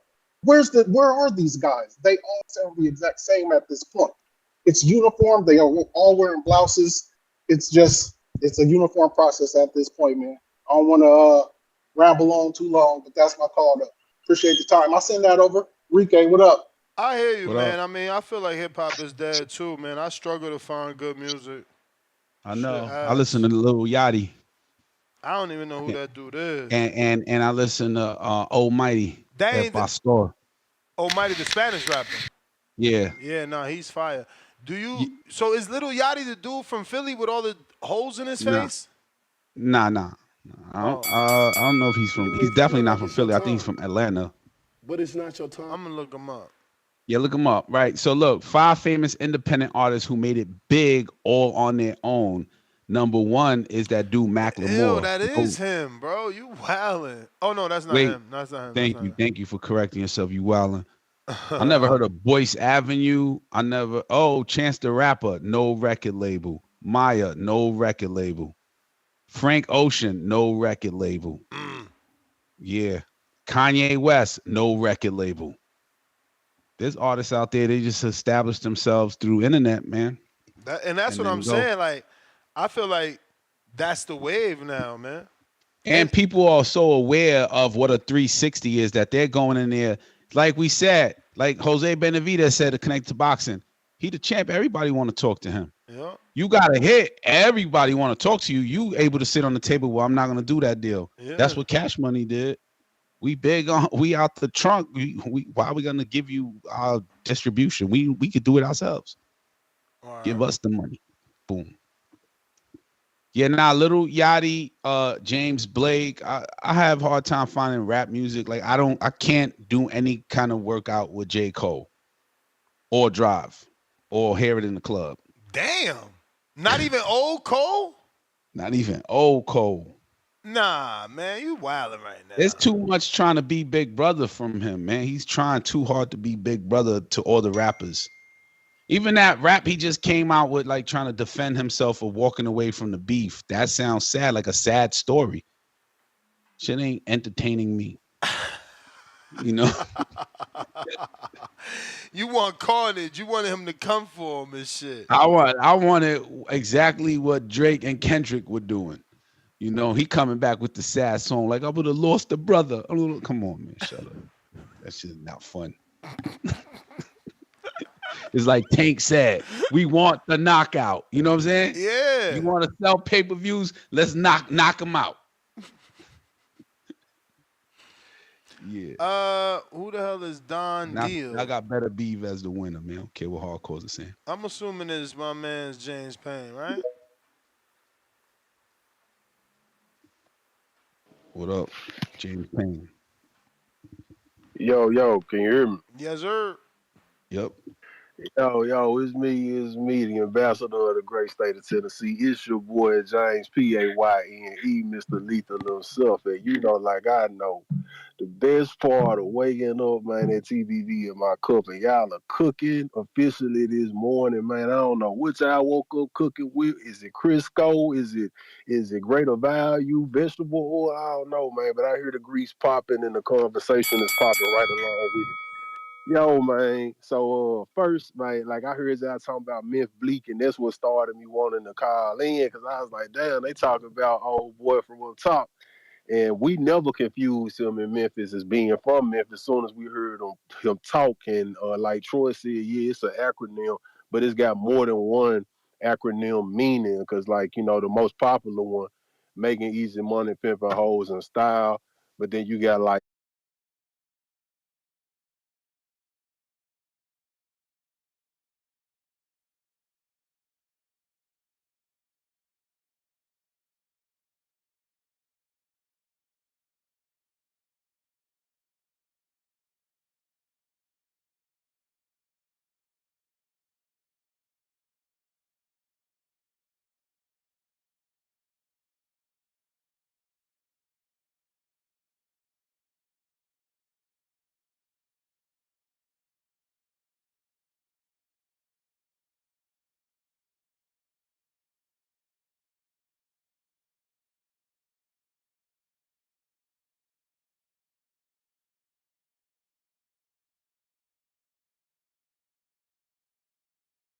you can monetize, because it ain't no money in the music.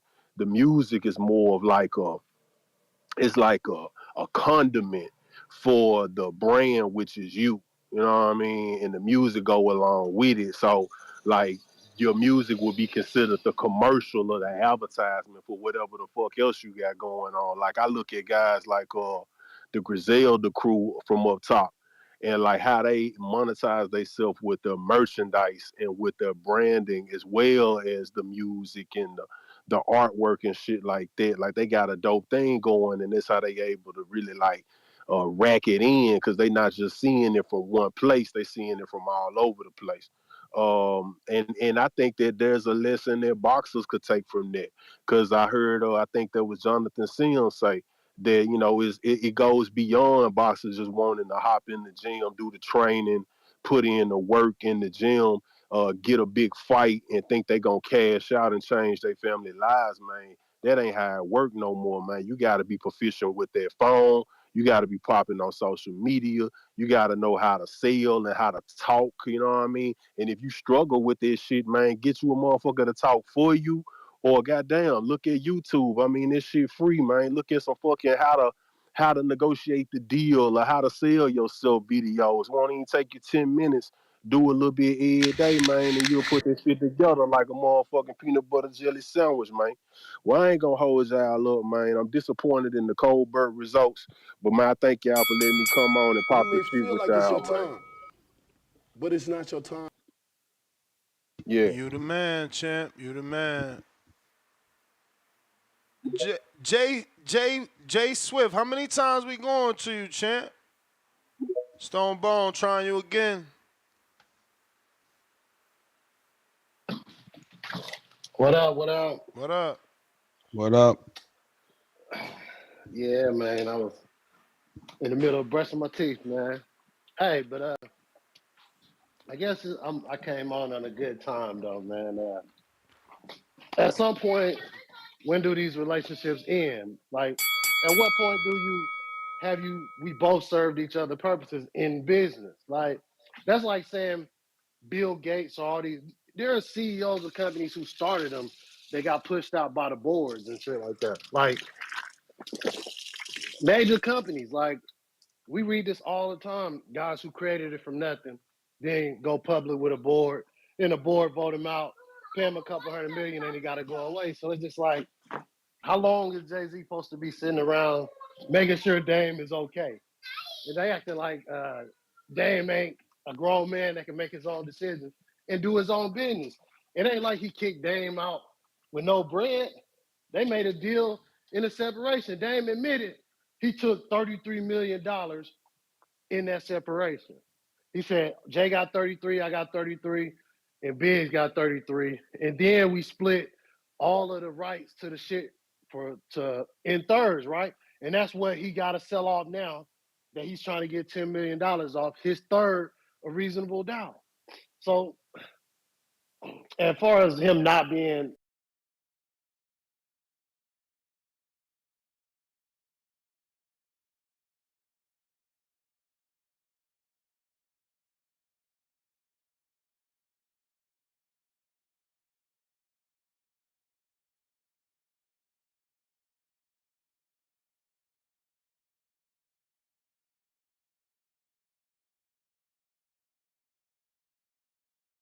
people around the country, around the world, it was like, he was like a Terrence Crawford. Like guys like Marco, who in the business don't appreciate him sometimes, but the people around look at them like, nah, that's GOAT shit.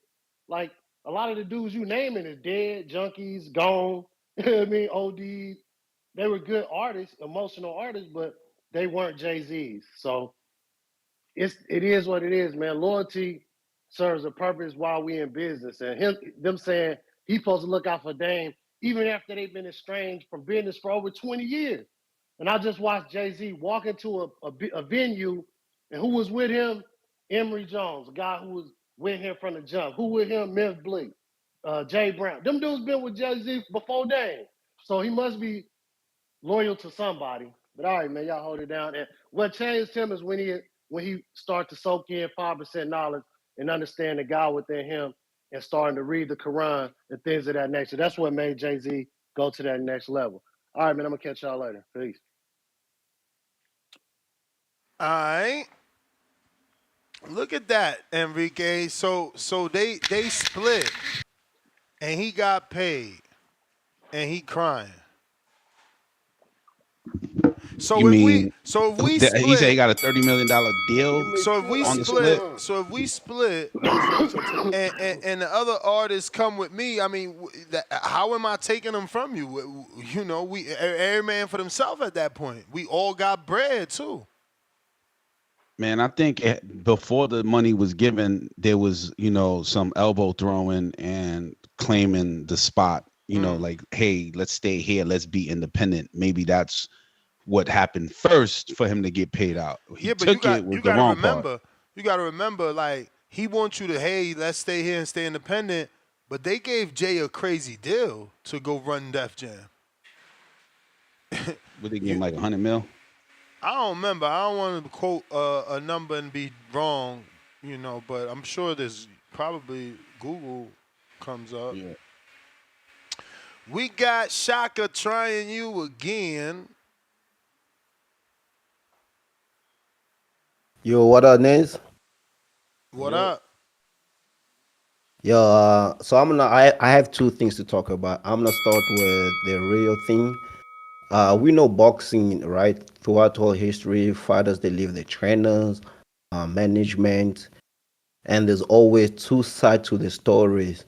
So, Senior spoke earlier on, saying he's hurt, well, which makes sense. But at the end of the day, business is business. As a fighter or anyone else, you have to look what's better for you. And maybe the way Rayo did his thing wasn't correct, but at the end of the day, he had to do what's best for him. He's a champion now. Maybe want more time to be focused on him and Senior being a coach at the same time, having other fighters and other fighter that he's managing.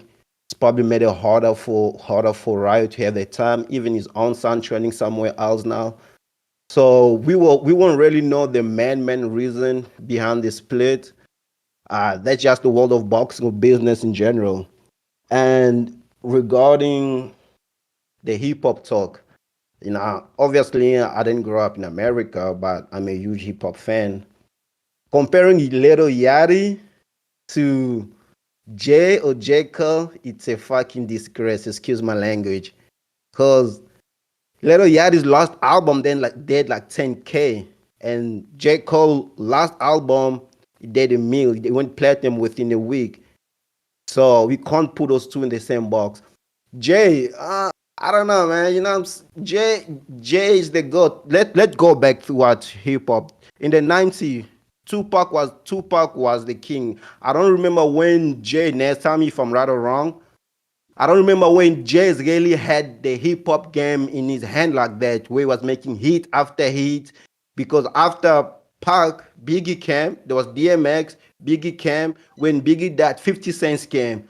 So I don't think throughout no era of hip hop where we can say Jay-Z was named the best rapper alive, even when in the mid 2000s was named the best rapper alive. So Jay-Z always had the influence. He had the old folks, people back who grew up in the 80s, 90s. That was his fan base, but I don't really think. My man said, "You guys, the old folks, you ain't shit, Shaka." No, let's be honest, though. Am I wrong? Watch the Throne is correct, because with Watch the Throne brought Jay-Z back to life.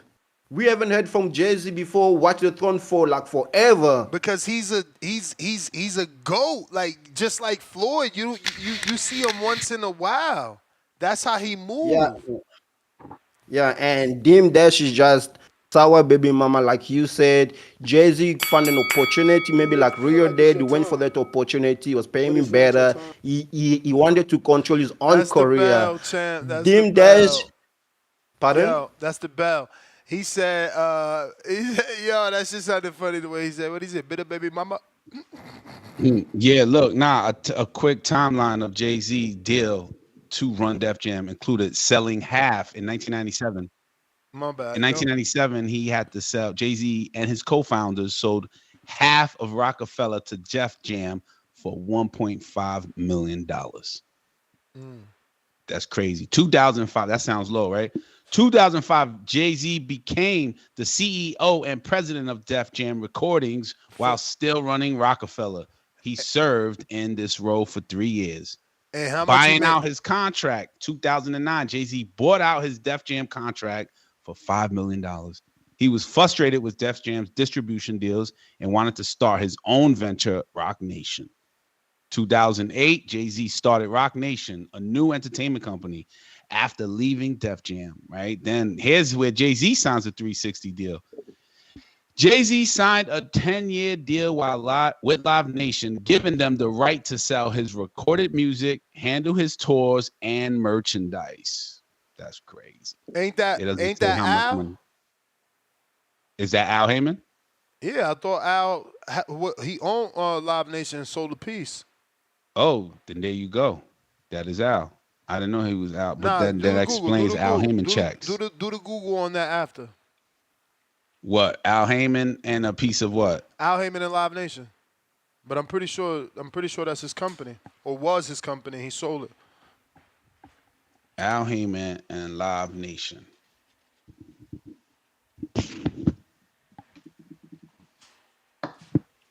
Nothing? Got me nervous. You got me nervous here. Taking forever and shit. No, Al Heyman does not own Live Nation, but Liberty Media Corporation is the largest shareholder of the company. And that's his. Yeah, no. That's what I told you. He owns a piece. Okay, so now. He owns a piece. I'm trying to tell you, man. As of April 24, Liberty Media owned 30% Live Nation outstanding shares. Yeah, man. And that's his company, checks. Liberty Media. Al Heyman's checks all on for my events.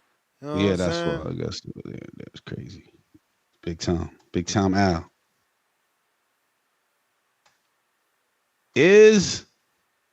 Oh shit, Al Heyman's only picture showed up. Liberty Media Corporation and Al Heyman Company. Yeah, man. He getting that Drake money too. Liberty Media. That shit don't even come up. Big Gucci. Yo, how the audio game? Street. Great. Yeah, man. Shout out to the casual fan. Shout out to Ness. Everybody hit that like, smash that, subscribe, man. Shout out to Primetime Chicken and Solito, man. That was a great night of boxing last night on ProBox. Man, Colbert need to move down or something, man. I don't know what he trying to prove, man, but everybody need a soft touch or a tune-up, man. He going back-to-back hard fights, man, and getting stopped is very, very bad for your brand, man. And as a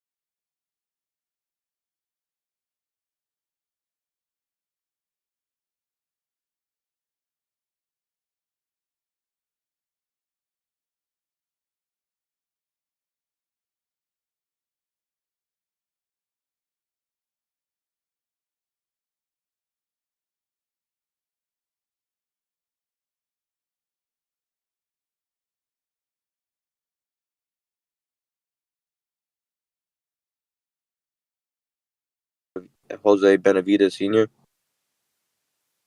Yeah, we shared it unless it's a new one. Oh, okay. No. It was 12 hours ago. I'm just like tapping. Yeah. We had him on the show too. Oh, you did? Damn, I'm gonna have to run the playback. Yeah, I ain't even gonna ask you any question. I'm gonna run the playback later. But yeah, man, that's kind of unfortunate. But I'm gonna just wait to hear what he actually says. But yeah, that's my call, gang. All right. Yo, I'm gonna head out. It's 2:00. It's 2:00 on the dot. On the dot. Yo, check me out, y'all. That's what Marco wanted to rhyme about. But nah, Jay-Z, I was a big Jay-Z fan too. He was on my top 5 for a very long time. And as of recently, I had this argument or debate about new top 5, and I had Wayne over Jay-Z, and people were like, "What?" So this Jay-Z fan still exists. I'm one of them. He's just not on over Wayne on my list as a lyricist. Yup, boxingfanapparel.store. Check it out. Subscribe. Peace. Last call for alcohol. Nest GTO, Instagram, and Twitter. Let me see if I got some super chatties got to get to. Oh, Nedley. Oh, damn, Jay. I'm sorry, I didn't see your counterpunch, my brother. Now I see why you had your hand raised. I do apologize. But look, I ain't in no rush. I'm staying. Oh, my God. Yeah, I must be mad. These are a lot of counterpunches I missed. I do apologize. That's what happens when the topic gets crazy like that. Tyrone the Great, $2. How Jay put it, F you, pay me. I know I played the soundbite, B. B-Lo, member for 42 months on the prospect level. Ness gonna sink the ship with Jay in the Diddy case. Yeah, all right, show me Jay tied to that shit. We don't play like that, bro. We don't do that weird shit. Kareem Abdul, $5. And I quote, "When you hear people complain about me, it's always about what I didn't do for them, not what I did to them." Damn, to them? That's weird. I thought it would be for them. El Frio, 1211, $5. 1, PD wasn't signed as state property. That was false narrative and concept because they all from Philly. 2, Jay also let PD stay in his pad in Miami. DC 3, $2. Jay took Liar Cohen's side over Dame. He a snake. F him. RB the baller, $2. Nah, Jay tried to make open-toe sandals cool. Laugh out loud. Bro, Gucci flip-flops, yellow wristwatch. Come on, man. The thing is, y'all don't be on yachts. Y'all don't be on White Sand Beach. Like, you dudes stay stuck in the hood mentality. Like, yo, you got to get off that corner. You feel me? Like, imagine motherfuckers still walking around with the Panasonic radios. Like, yo, cut it out, man. Go get you some fucking coaches, a whole world out there. That's the thing. Hell yeah, you wear open-toe sandals on the fucking beach, man. Silly. DC3, counterpunch. Loyalty over royalty. You know he ain't calling in. When does he call in? Who's loyalty over royalty? Pristine Sports Networks, $2. Jay-Z sold out Kaepernick for the NFL deal. Grimy. We got James Benitez with the fat $10. Let me ring the alarm for DC3 as well. And James says, would you be willing to do a way too early poll? What the fuck? Would you be willing to do way too early poll for this year's potential Rookie of the Year? DC3, Joe Pilot, Mr. Perfect, H-Town. I mean, they got to be nominated. You know, what if they don't all get nominated? And then when they all get nominated, who gets the highest votes? That's how it goes. But is Mr. Perfect a rookie caller in terms of calling in this year? I swear, I thought it was a little bit longer. But Big Supermax, $2. Where Mike Gross to tell y'all about Chameleonaire? They see me rolling. Lake County, $5. Talk to him, Ness. That new Cool J fire. Got new albums from Common, Pete Rock, Rakim, LL, Kweli, Lupe. Us older hip hop fans can rejoice. Hashtag no more mumble rap. DC3, $2. Biggie wordplay runs lap around Jay. Yeah, I mean, Biggie has some questionable shit, like very questionable lines, you know what I'm saying? He wanted girls to shit on him. He wanted to, do things to girls' daddies. He a little weird, man. I don't know. Just a little bit, though. Cruz, Jay most overrated. Nas was the GOAT. Every verse was fire. You are so wrong. Lake County, $5. And I quote, I rip the freeway, shoot through Memphis with money bags, stop in Philly, order cheesesteaks and eat beans fast. Crazy. Entendre and wordplay. Wasn't that Jada? Right? That was when Jada got at him, or was that when Styles got at him? Jay Swift with the King Counter. Coyote Blanco, $2. Y'all putting us West Coast listeners to sleep emoji talking Jay-Z. Man, you only have 4 thumbs up on that, bro. It's been over 1,000 people watching for like 7 hours. You wilding right now. We got James Benitez with another $10.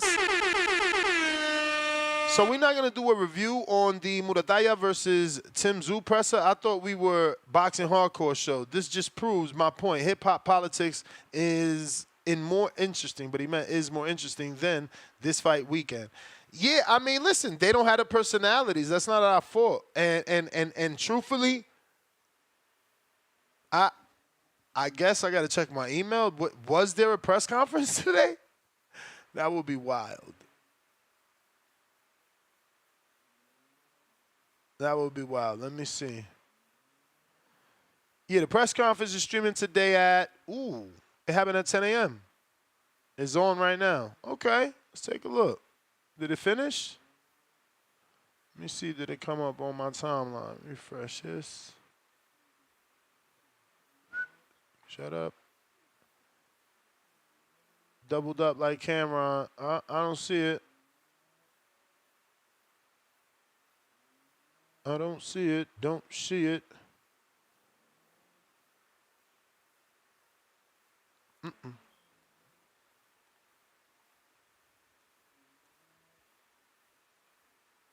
Let me check. Okay, here we go. But this is from No Limit.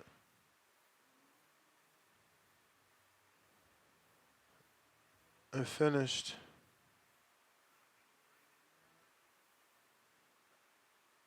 Man. Let me see.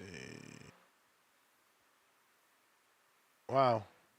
That's crazy.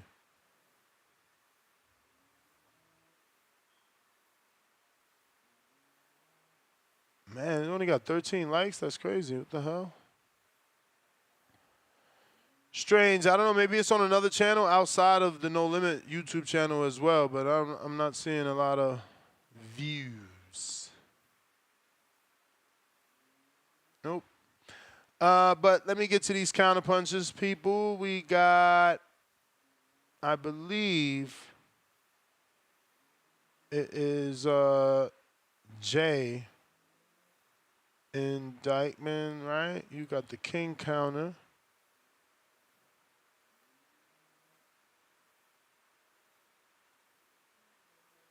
Well, actually, DC3, you sent the King Counter for loyalty over the Neto, who is, I've never heard of him calling in, so I don't know. You were first, so we'll give you your own King Counter. Actually, you sent the counterpunch after that, so we'll just go to Jay, because we know that Jay Swift, are you there? I see you there. You want to request, sir? Or you got mad that I didn't see your counterpunch? Jay Swift. All right, we're going to move on to DC3.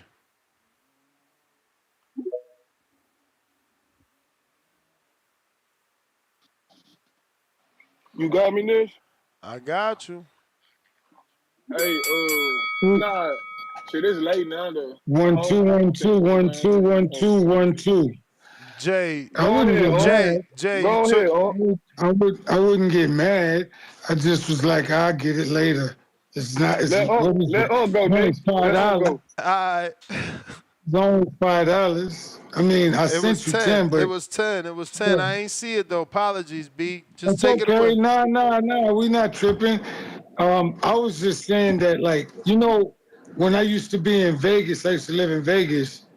I used to go to Floyd Mayweather's gym all the time. And I met Chris Colbert up there. He's from Brooklyn. Before he ever lost. And what's his name? Hutchinson. What's his name? Richardson Hitchens. Richardson Hitchens.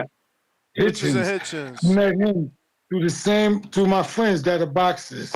And one thing I noticed about Chris Colbert was he was very, very cocky, arrogant. And I mean, he earned his rights to be that way. But sometimes that could take a toll on you. And it took a toll on him because he was winning so many fights. Like, he only had 6 knockouts out of 20 fights, 22 fights. He only had 6 knockouts. But he was winning so much, he just, that could be addictive, you know what I mean? And he could be starting believing the hype in himself. And the times that he didn't, when you go for a fight, you got to work yourself up a sweat in a locker room. And Chris Colbert didn't do that with Hector Garcia. And he lost that fight. And when he came out yesterday, he didn't have a sweat like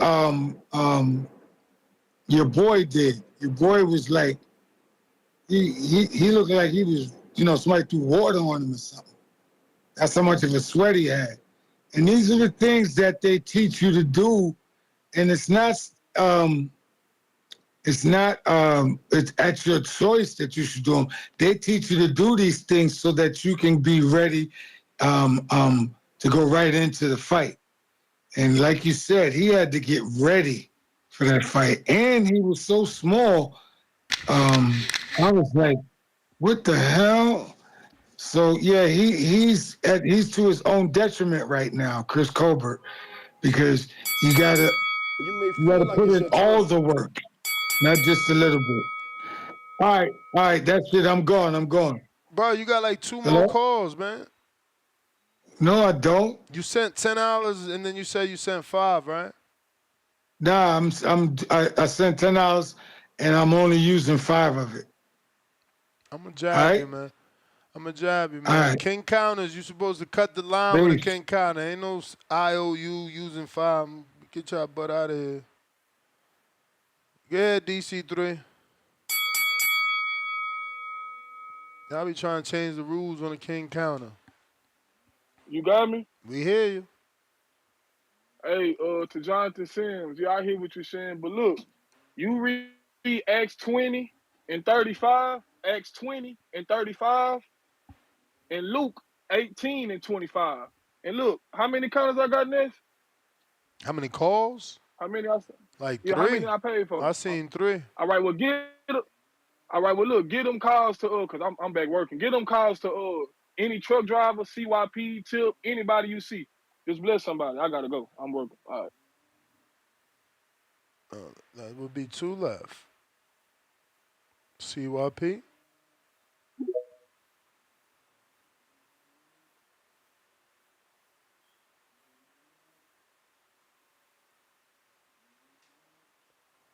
CYP. Yo. Hey, just got to say one quick thing on the loyalty shit, right? If me and my partner, say me and 10 of my partners start up a business, we start the business from scratch, me and them, we all trying to get rich, young boys. The shit go up, we get rich, and then something happen where the shit go bad. But I seem to make good investments, and I seem to be the one that they want to keep working with. If any of them dudes in the future hit me up and ask me to help their business, help their family, buy them this, give them this loan, I'm giving it to them. The reason why I'm giving it to them is because they were the ones who believed in me being rich in the first place, right? I see people giving out money to their family members who didn't even believe in them. Family members who had nothing to do with their business, didn't give them a loan, didn't do shit to help them, but they blood, so you're gonna help blood. But the niggas who helped you get rich, not help you live, not help you be happy, but believed in your dream of getting money. Those dudes come back to ask you for some money, and you tell them what you coming to me for. That kind of shit in real talk, that's why a lot of brothers don't fuck with each other. That's why we hate each other a lot, because we know deep down inside, you motherfuckers don't really like us. Because if you did, you give that money easy. I look at a lot of different communities. I study communities. And I look how in the Asian community, the kids will still be living with their parents till they damn near get married. I can see 2 or 3 Teslas in their goddamn driveway, and they kid drive a Tesla. How the fuck he get that with his credit? He ain't got no job. Because his parent went and got it for him. But let that be us. Let you ask your successful parent, could you help me get this Tesla? Get a job. I mean, why are you still free anyway? We do that to each other all the time. This loyalty shit has to change one step by another. If I'm telling you right now, I don't agree, and I will never agree with you telling your partner who helped you get money, helped you get rich, what you coming to me for? What the fuck do you mean why I'm coming to you? You got money. Remember, I was there with you, hype man. I believe in you. That's why I fuck with Busta Rhymes, because he's got the same hype man from day one. I mean, I saw him in concert a month ago. Same. I was like, damn, dude, y'all really rock with each other. That's the kind of dudes you can trust. I'm not saying I don't like Jay-Z, because that's not my personal business. I'm just telling you, if any of y'all are with me, any of y'all meet me, and y'all help CYP grow, if you ever get into something in your future and you need me, homie, I will be there. Just call on me, Michael Jackson style. I'm gone. All right. DDK.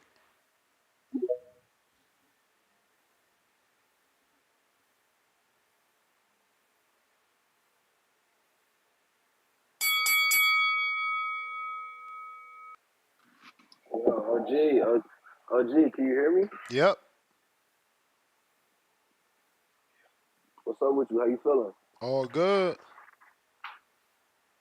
Hey man, I ain't really got too much to say about the topic at hand because I mean, shit, I saw the title, but I jumped in the chat and y'all talking about Jay-Z and Tupac and all of these other whatever. I just called to ask. I seen on the show the other day you said Cliff was trying to come down from 215 to fight me, or did I hear you wrong? Yeah, that's what he weighs or used to weigh. Either Who 215, was either 215 or 205. Who was Cliff? Is that the dude they was making fun of when they saw his footage when he was punching some teddy bear or whatever? Or is that a different dude? Yeah, that's him. Oh, where can I see his footage at? The teddy bear footage? Yeah, I heard about it, but I've never seen it. If I'm talking about the right guy. Yeah, let me see if it's in his DMs. I don't even know how I shared that before. Yeah, because I ain't never seen it. I just heard everybody calling in talking crazy about him or whatever. But I mean, shit, if he wants smoke, we could definitely make something happen. We went from Supermax to Trail to One Round Bandit to Cliff to I got a spar next. But wait, ain't you old Wizard? Am I who? Oh, so that's what it is. I confused you then. So you're not old Wizard? No, Ness, you know my name. I'm DDK. I know you DDK, but I'm thinking on YouTube is you old Wizard, but now I'm putting it together. You the dark skin heavyweight. There's a YouTuber. I'm sorry. No, that's not for you, DDK. That's not for you. Cliff is not for you. You are experienced. Why are you looking at Cliff? Stop doing that. You a heavyweight with experience.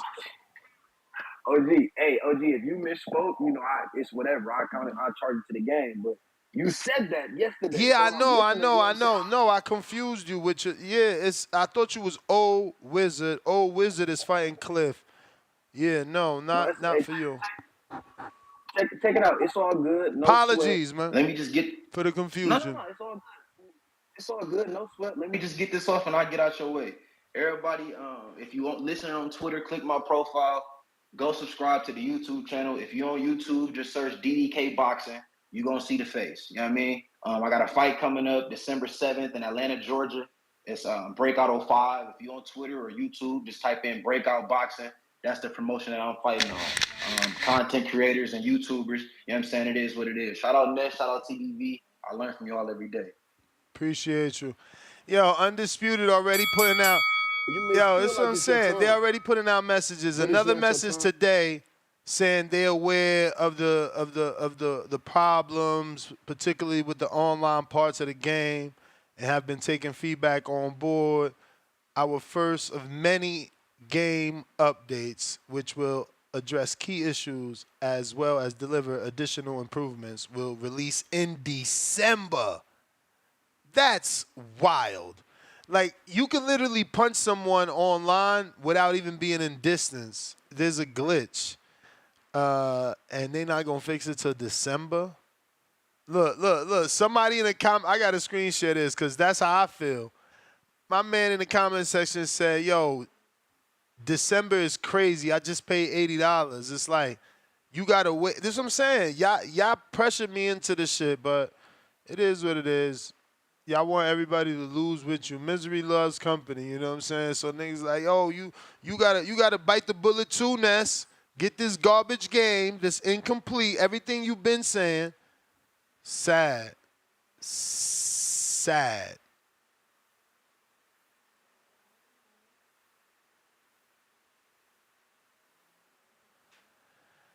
Army Mike, what up?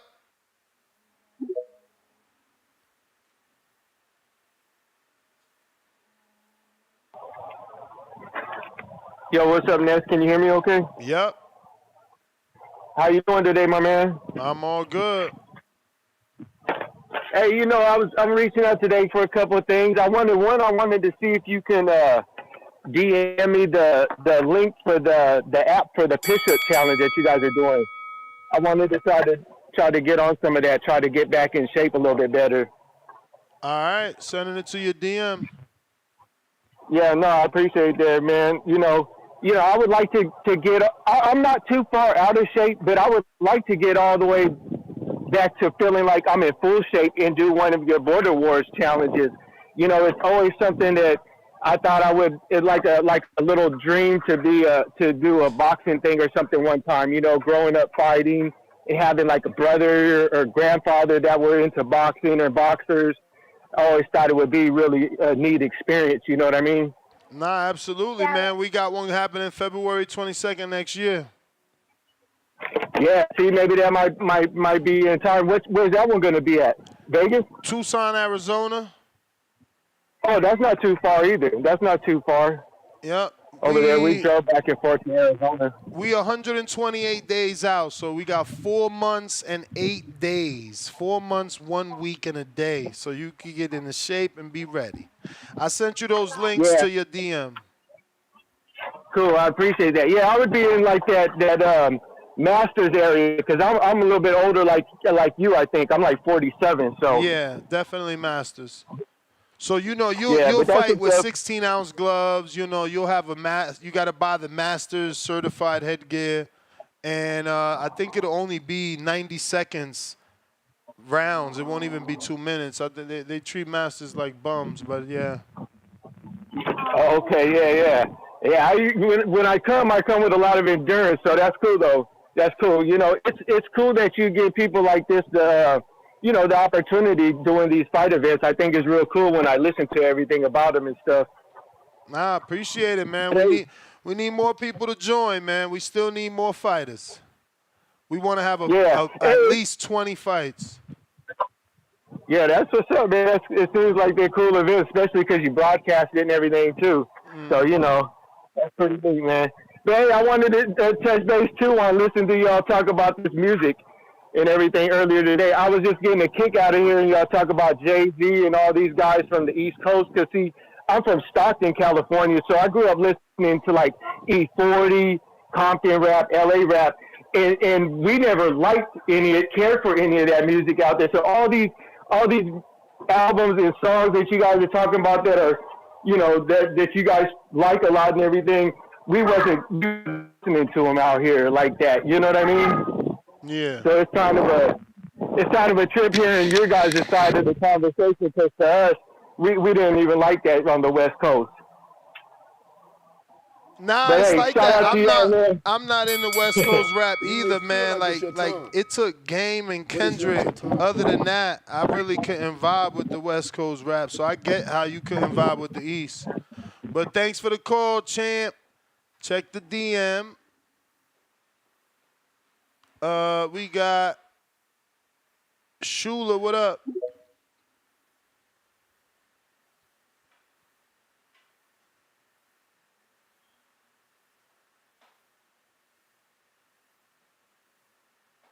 Shula, what up?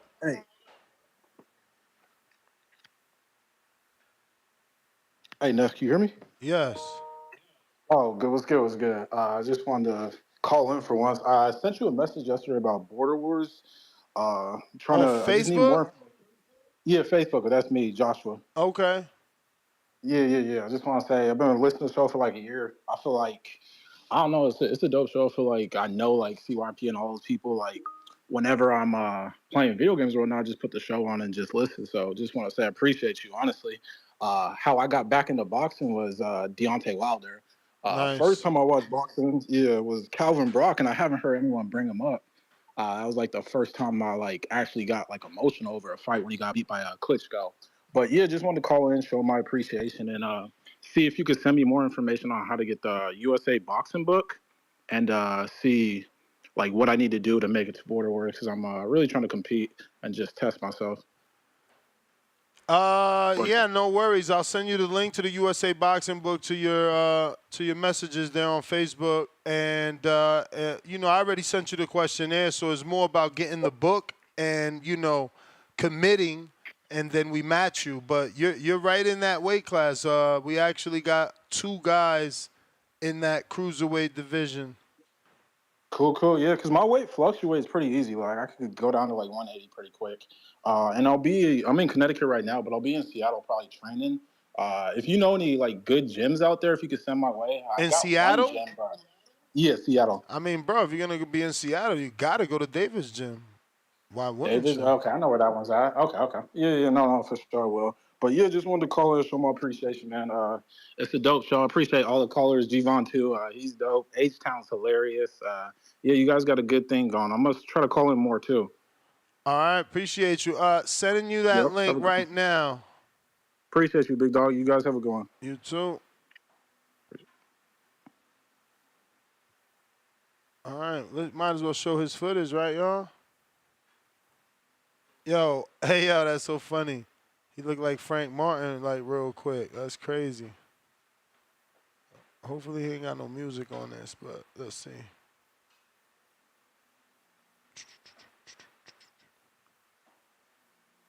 Bring it back. Me and Josh were talking about doing stuff with houses, like getting a rental property. Yeah, so it wouldn't be that much. It would be probably, I think maybe depending on how we want to do it, we probably could come up with $3-4 grand each. That's it. But I don't know if you need it. So it's not going to happen right now, but what we want to do is start meeting, what days do you have off? You have Sundays off, don't you? All right, that was he was holding back, but you could tell you heavy-handed, Joshua, when you did let go of the right. You got to give me something a little more intensity, man. We need a little more real than that. Ain't nobody going to take that fight without seeing what you really got. They need more. But that's a start, though. That's a start. Joshua is looking for the smoke, and he wants to campaign at 180 to 200. So you really got to decide that, too, because if you at 180 and you think you could do 180, can you do 176? That'll put you at light heavyweight. And at least you won't be in there with these big dudes. He's only 5'9", 5'10", currently weighs 207. He was born in 1995, so he's 29 years old. No boxing book. He plans on getting it. Played college basketball, high school football, soccer, baseball. He wrestled. Never sparred. Hits the pads occasionally. Heavy bag work here and there. And he wants some action. Who want the action? Got to be novice though, first timers. He's a first timer, so that's how it's got to be. We got Hot Hands Boxing, $2. Troy Cooking. Damn, this is old. Sorry, Hot Hands. We need Troy. Tyrone the Great, $5. Hove did that, so hopefully you don't have to go through that. Exactly. Akron, laugh out loud. These fools think they in cities. He said, excuse me, Akron. Oh my God. Tevis Smith, $5. All I'm going to say is it seems like everybody who dealt with Jay seems like they got the short end of the stick. That's a pattern. I mean, not Memphis Bleak. Lake County, $5. Troy, ignorant. People and communities are affected by drug dealers, criminals, etc., and can relate and resonate. There's such a thing called cause and effect. Optimus Prime, $5. What's your jacket size, Ness? I want to get you a state property jacket for your birthday. I'm good, but I tell you this, I did have a state property shirt before. I bought all the albums. I was like in the state property. I was the shit. I used to fuck with Osino and Sparks. Luna Glider, $5. Salute Ness. Will there be a betting show this week? I'm trying to enhance my life to live the Berlanga lifestyle. Yo, I lost yesterday. I mean, we all knew I was gambling yesterday. I wanted to believe in the Dominican. We all knew that. I don't know. I got to see. I got to check, bro. I don't just want to say to bet or anything. I like to win. You feel me? So we got to check and see what's out there. Let me see. Steve Claggett, Lord of Mercy. Lord of Mercy. Fucking Steve Claggett's fighting. Who are these people? These are a bunch of shitty fights. Shout out to Tim Boski. Sam Gilly fighting. Yeah, I don't see what. Oh, that's the Puerto Rico card. Okay. Nothing there either. Huh. Now that is interesting. We would have to check this out, though. We got to do the research. Anyway, whatever. Yeah, nothing jumping out. Oh, Anthony Yard fighting? That's crazy. Is it the real Anthony Yard? I didn't know he was fighting. Damn. Shame on you, Timboski. Shame on you. Hey. I said that yesterday. I think Shishkin's going to win. And look, he's the favorite. But not by a lot. Skull's a plus 120. Shishkin's a minus 150. That's pretty tight. But just good enough that if you believe in Shishkin, hit him up. That's crazy. Did Golden Boy cut O'Hara after the loss? My man's back fighting in the UK. Ay. Yeah, there's nothing crazy out here, man. The odds are bad, too.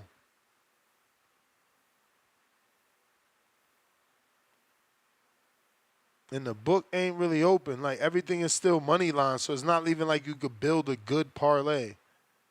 Shit is crazy. Yep. Guess we got to wait till tomorrow, see what happens. That's why when we do it, we do it on Friday because, you want to wait for all the bets to be available. I got Nick Glenn, member for 10 months on the prospect level. Get his ass, Marco, laughing my ass off. Let's go Boxing Voice Radio. I apologize for these late super chats, fellas. I think I'm LeBron. Marco, oh my God, it's so late. Do you listen to music or just skim through it? Shout out to the Jay-Z line. Emmanuel, welcome to the prospect level. And Plasma Force with the $10, no words, all love. Actually, he says, I can't with these guys, Ness. Jay has been made. All right, shout out to you. Celebrating his third super chat. Hero Killer, $2. Conway the Machine. Check him out, Ness. Who the hell is that? Let me Google this right now because I would never do it if I don't do it now. Okay, never heard of him. 42 years old? He better be good. He on YouTube. Let's see the spins he's getting.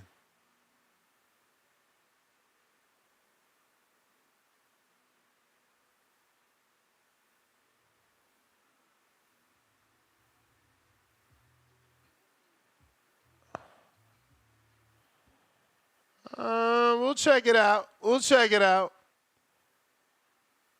ASAP TV, $5. Ness, what's the name of the scorecard app y'all were talking about? Judge Scorecard. Diaz, $5.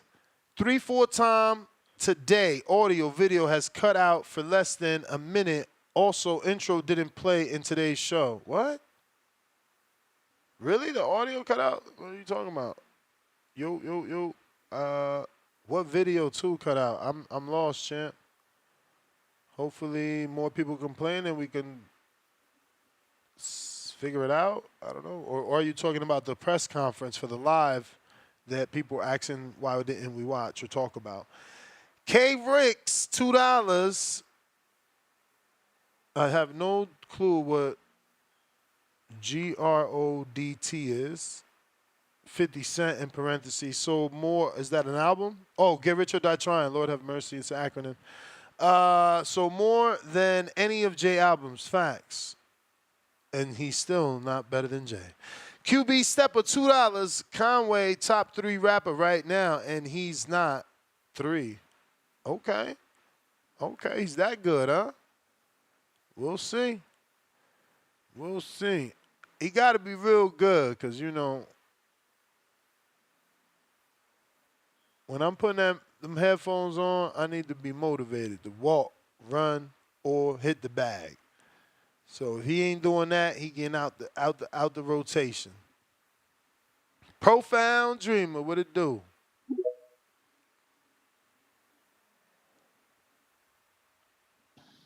Hey, gather around TBV. That's if you're still listening, and get on down with these profound rhythms. Ness, man. I think any fight that Devin could get right now against any fighter that's a respected puncher is going to help quiet and silence a lot of the doubts. And my only question I got, and this is why I'm so mad at myself that I wasn't able to get on when Bill was on yesterday. Bill Haney. Is it even possible for Devin to negotiate a fight right now with the lawsuit, especially with the charges of assault and battery? That Bill answered that. He said, yeah, according to him. And that won't hurt their case? I don't know. I mean, he said they could fight. That's all I know. Okay, all right. See, that's what I wanted to know. I wasn't clear if that charge specifically was going to hinder them negotiating a fight. So, all right, so cool. All right, it's all laid to bed. Now we just got to see him get back in the ring, man. That's what his fans looking forward to. That's what I'm looking forward to. So that's what's up. But and I also heard that during the show today, I said Benavidez is being forced to defend his IBF title against a mandatory. The IBF is drawing a mandatory. Yeah, they definitely called this mandatory versus some dude. Like, I agree with the ideology of pushing the division forward and getting away from the older generation and letting these new generation of 175 fighters step in there and get title shots, especially since Beterbiev and Bivol Stevenson been holding up the division for so many years now. Almost a decade now they've been holding up the division. So the only thing I got a problem with is who is this guy? Like, I really don't know who this guy is. The IBF is called up. They keep calling up people that, if you look at the rankings, it really kind of don't make sense. But hey, I'm all for it. I feel like if they're going to force us to watch Bivol Stevenson and Artur Beterbiev get it on again, that it shouldn't be for the undisputed crown. It should be for less belts this time because, like I said, they done held up the division for far too long, so they don't get to sit on the belts forever. And just because y'all had a close fight, now the next generation of fighters got to keep waiting and waiting and waiting. Like we seen Terrence Crawford and Spence do with 147. These guys like ruined a whole generation just from prolonging a fight that should have happened 4 or 5 years ago.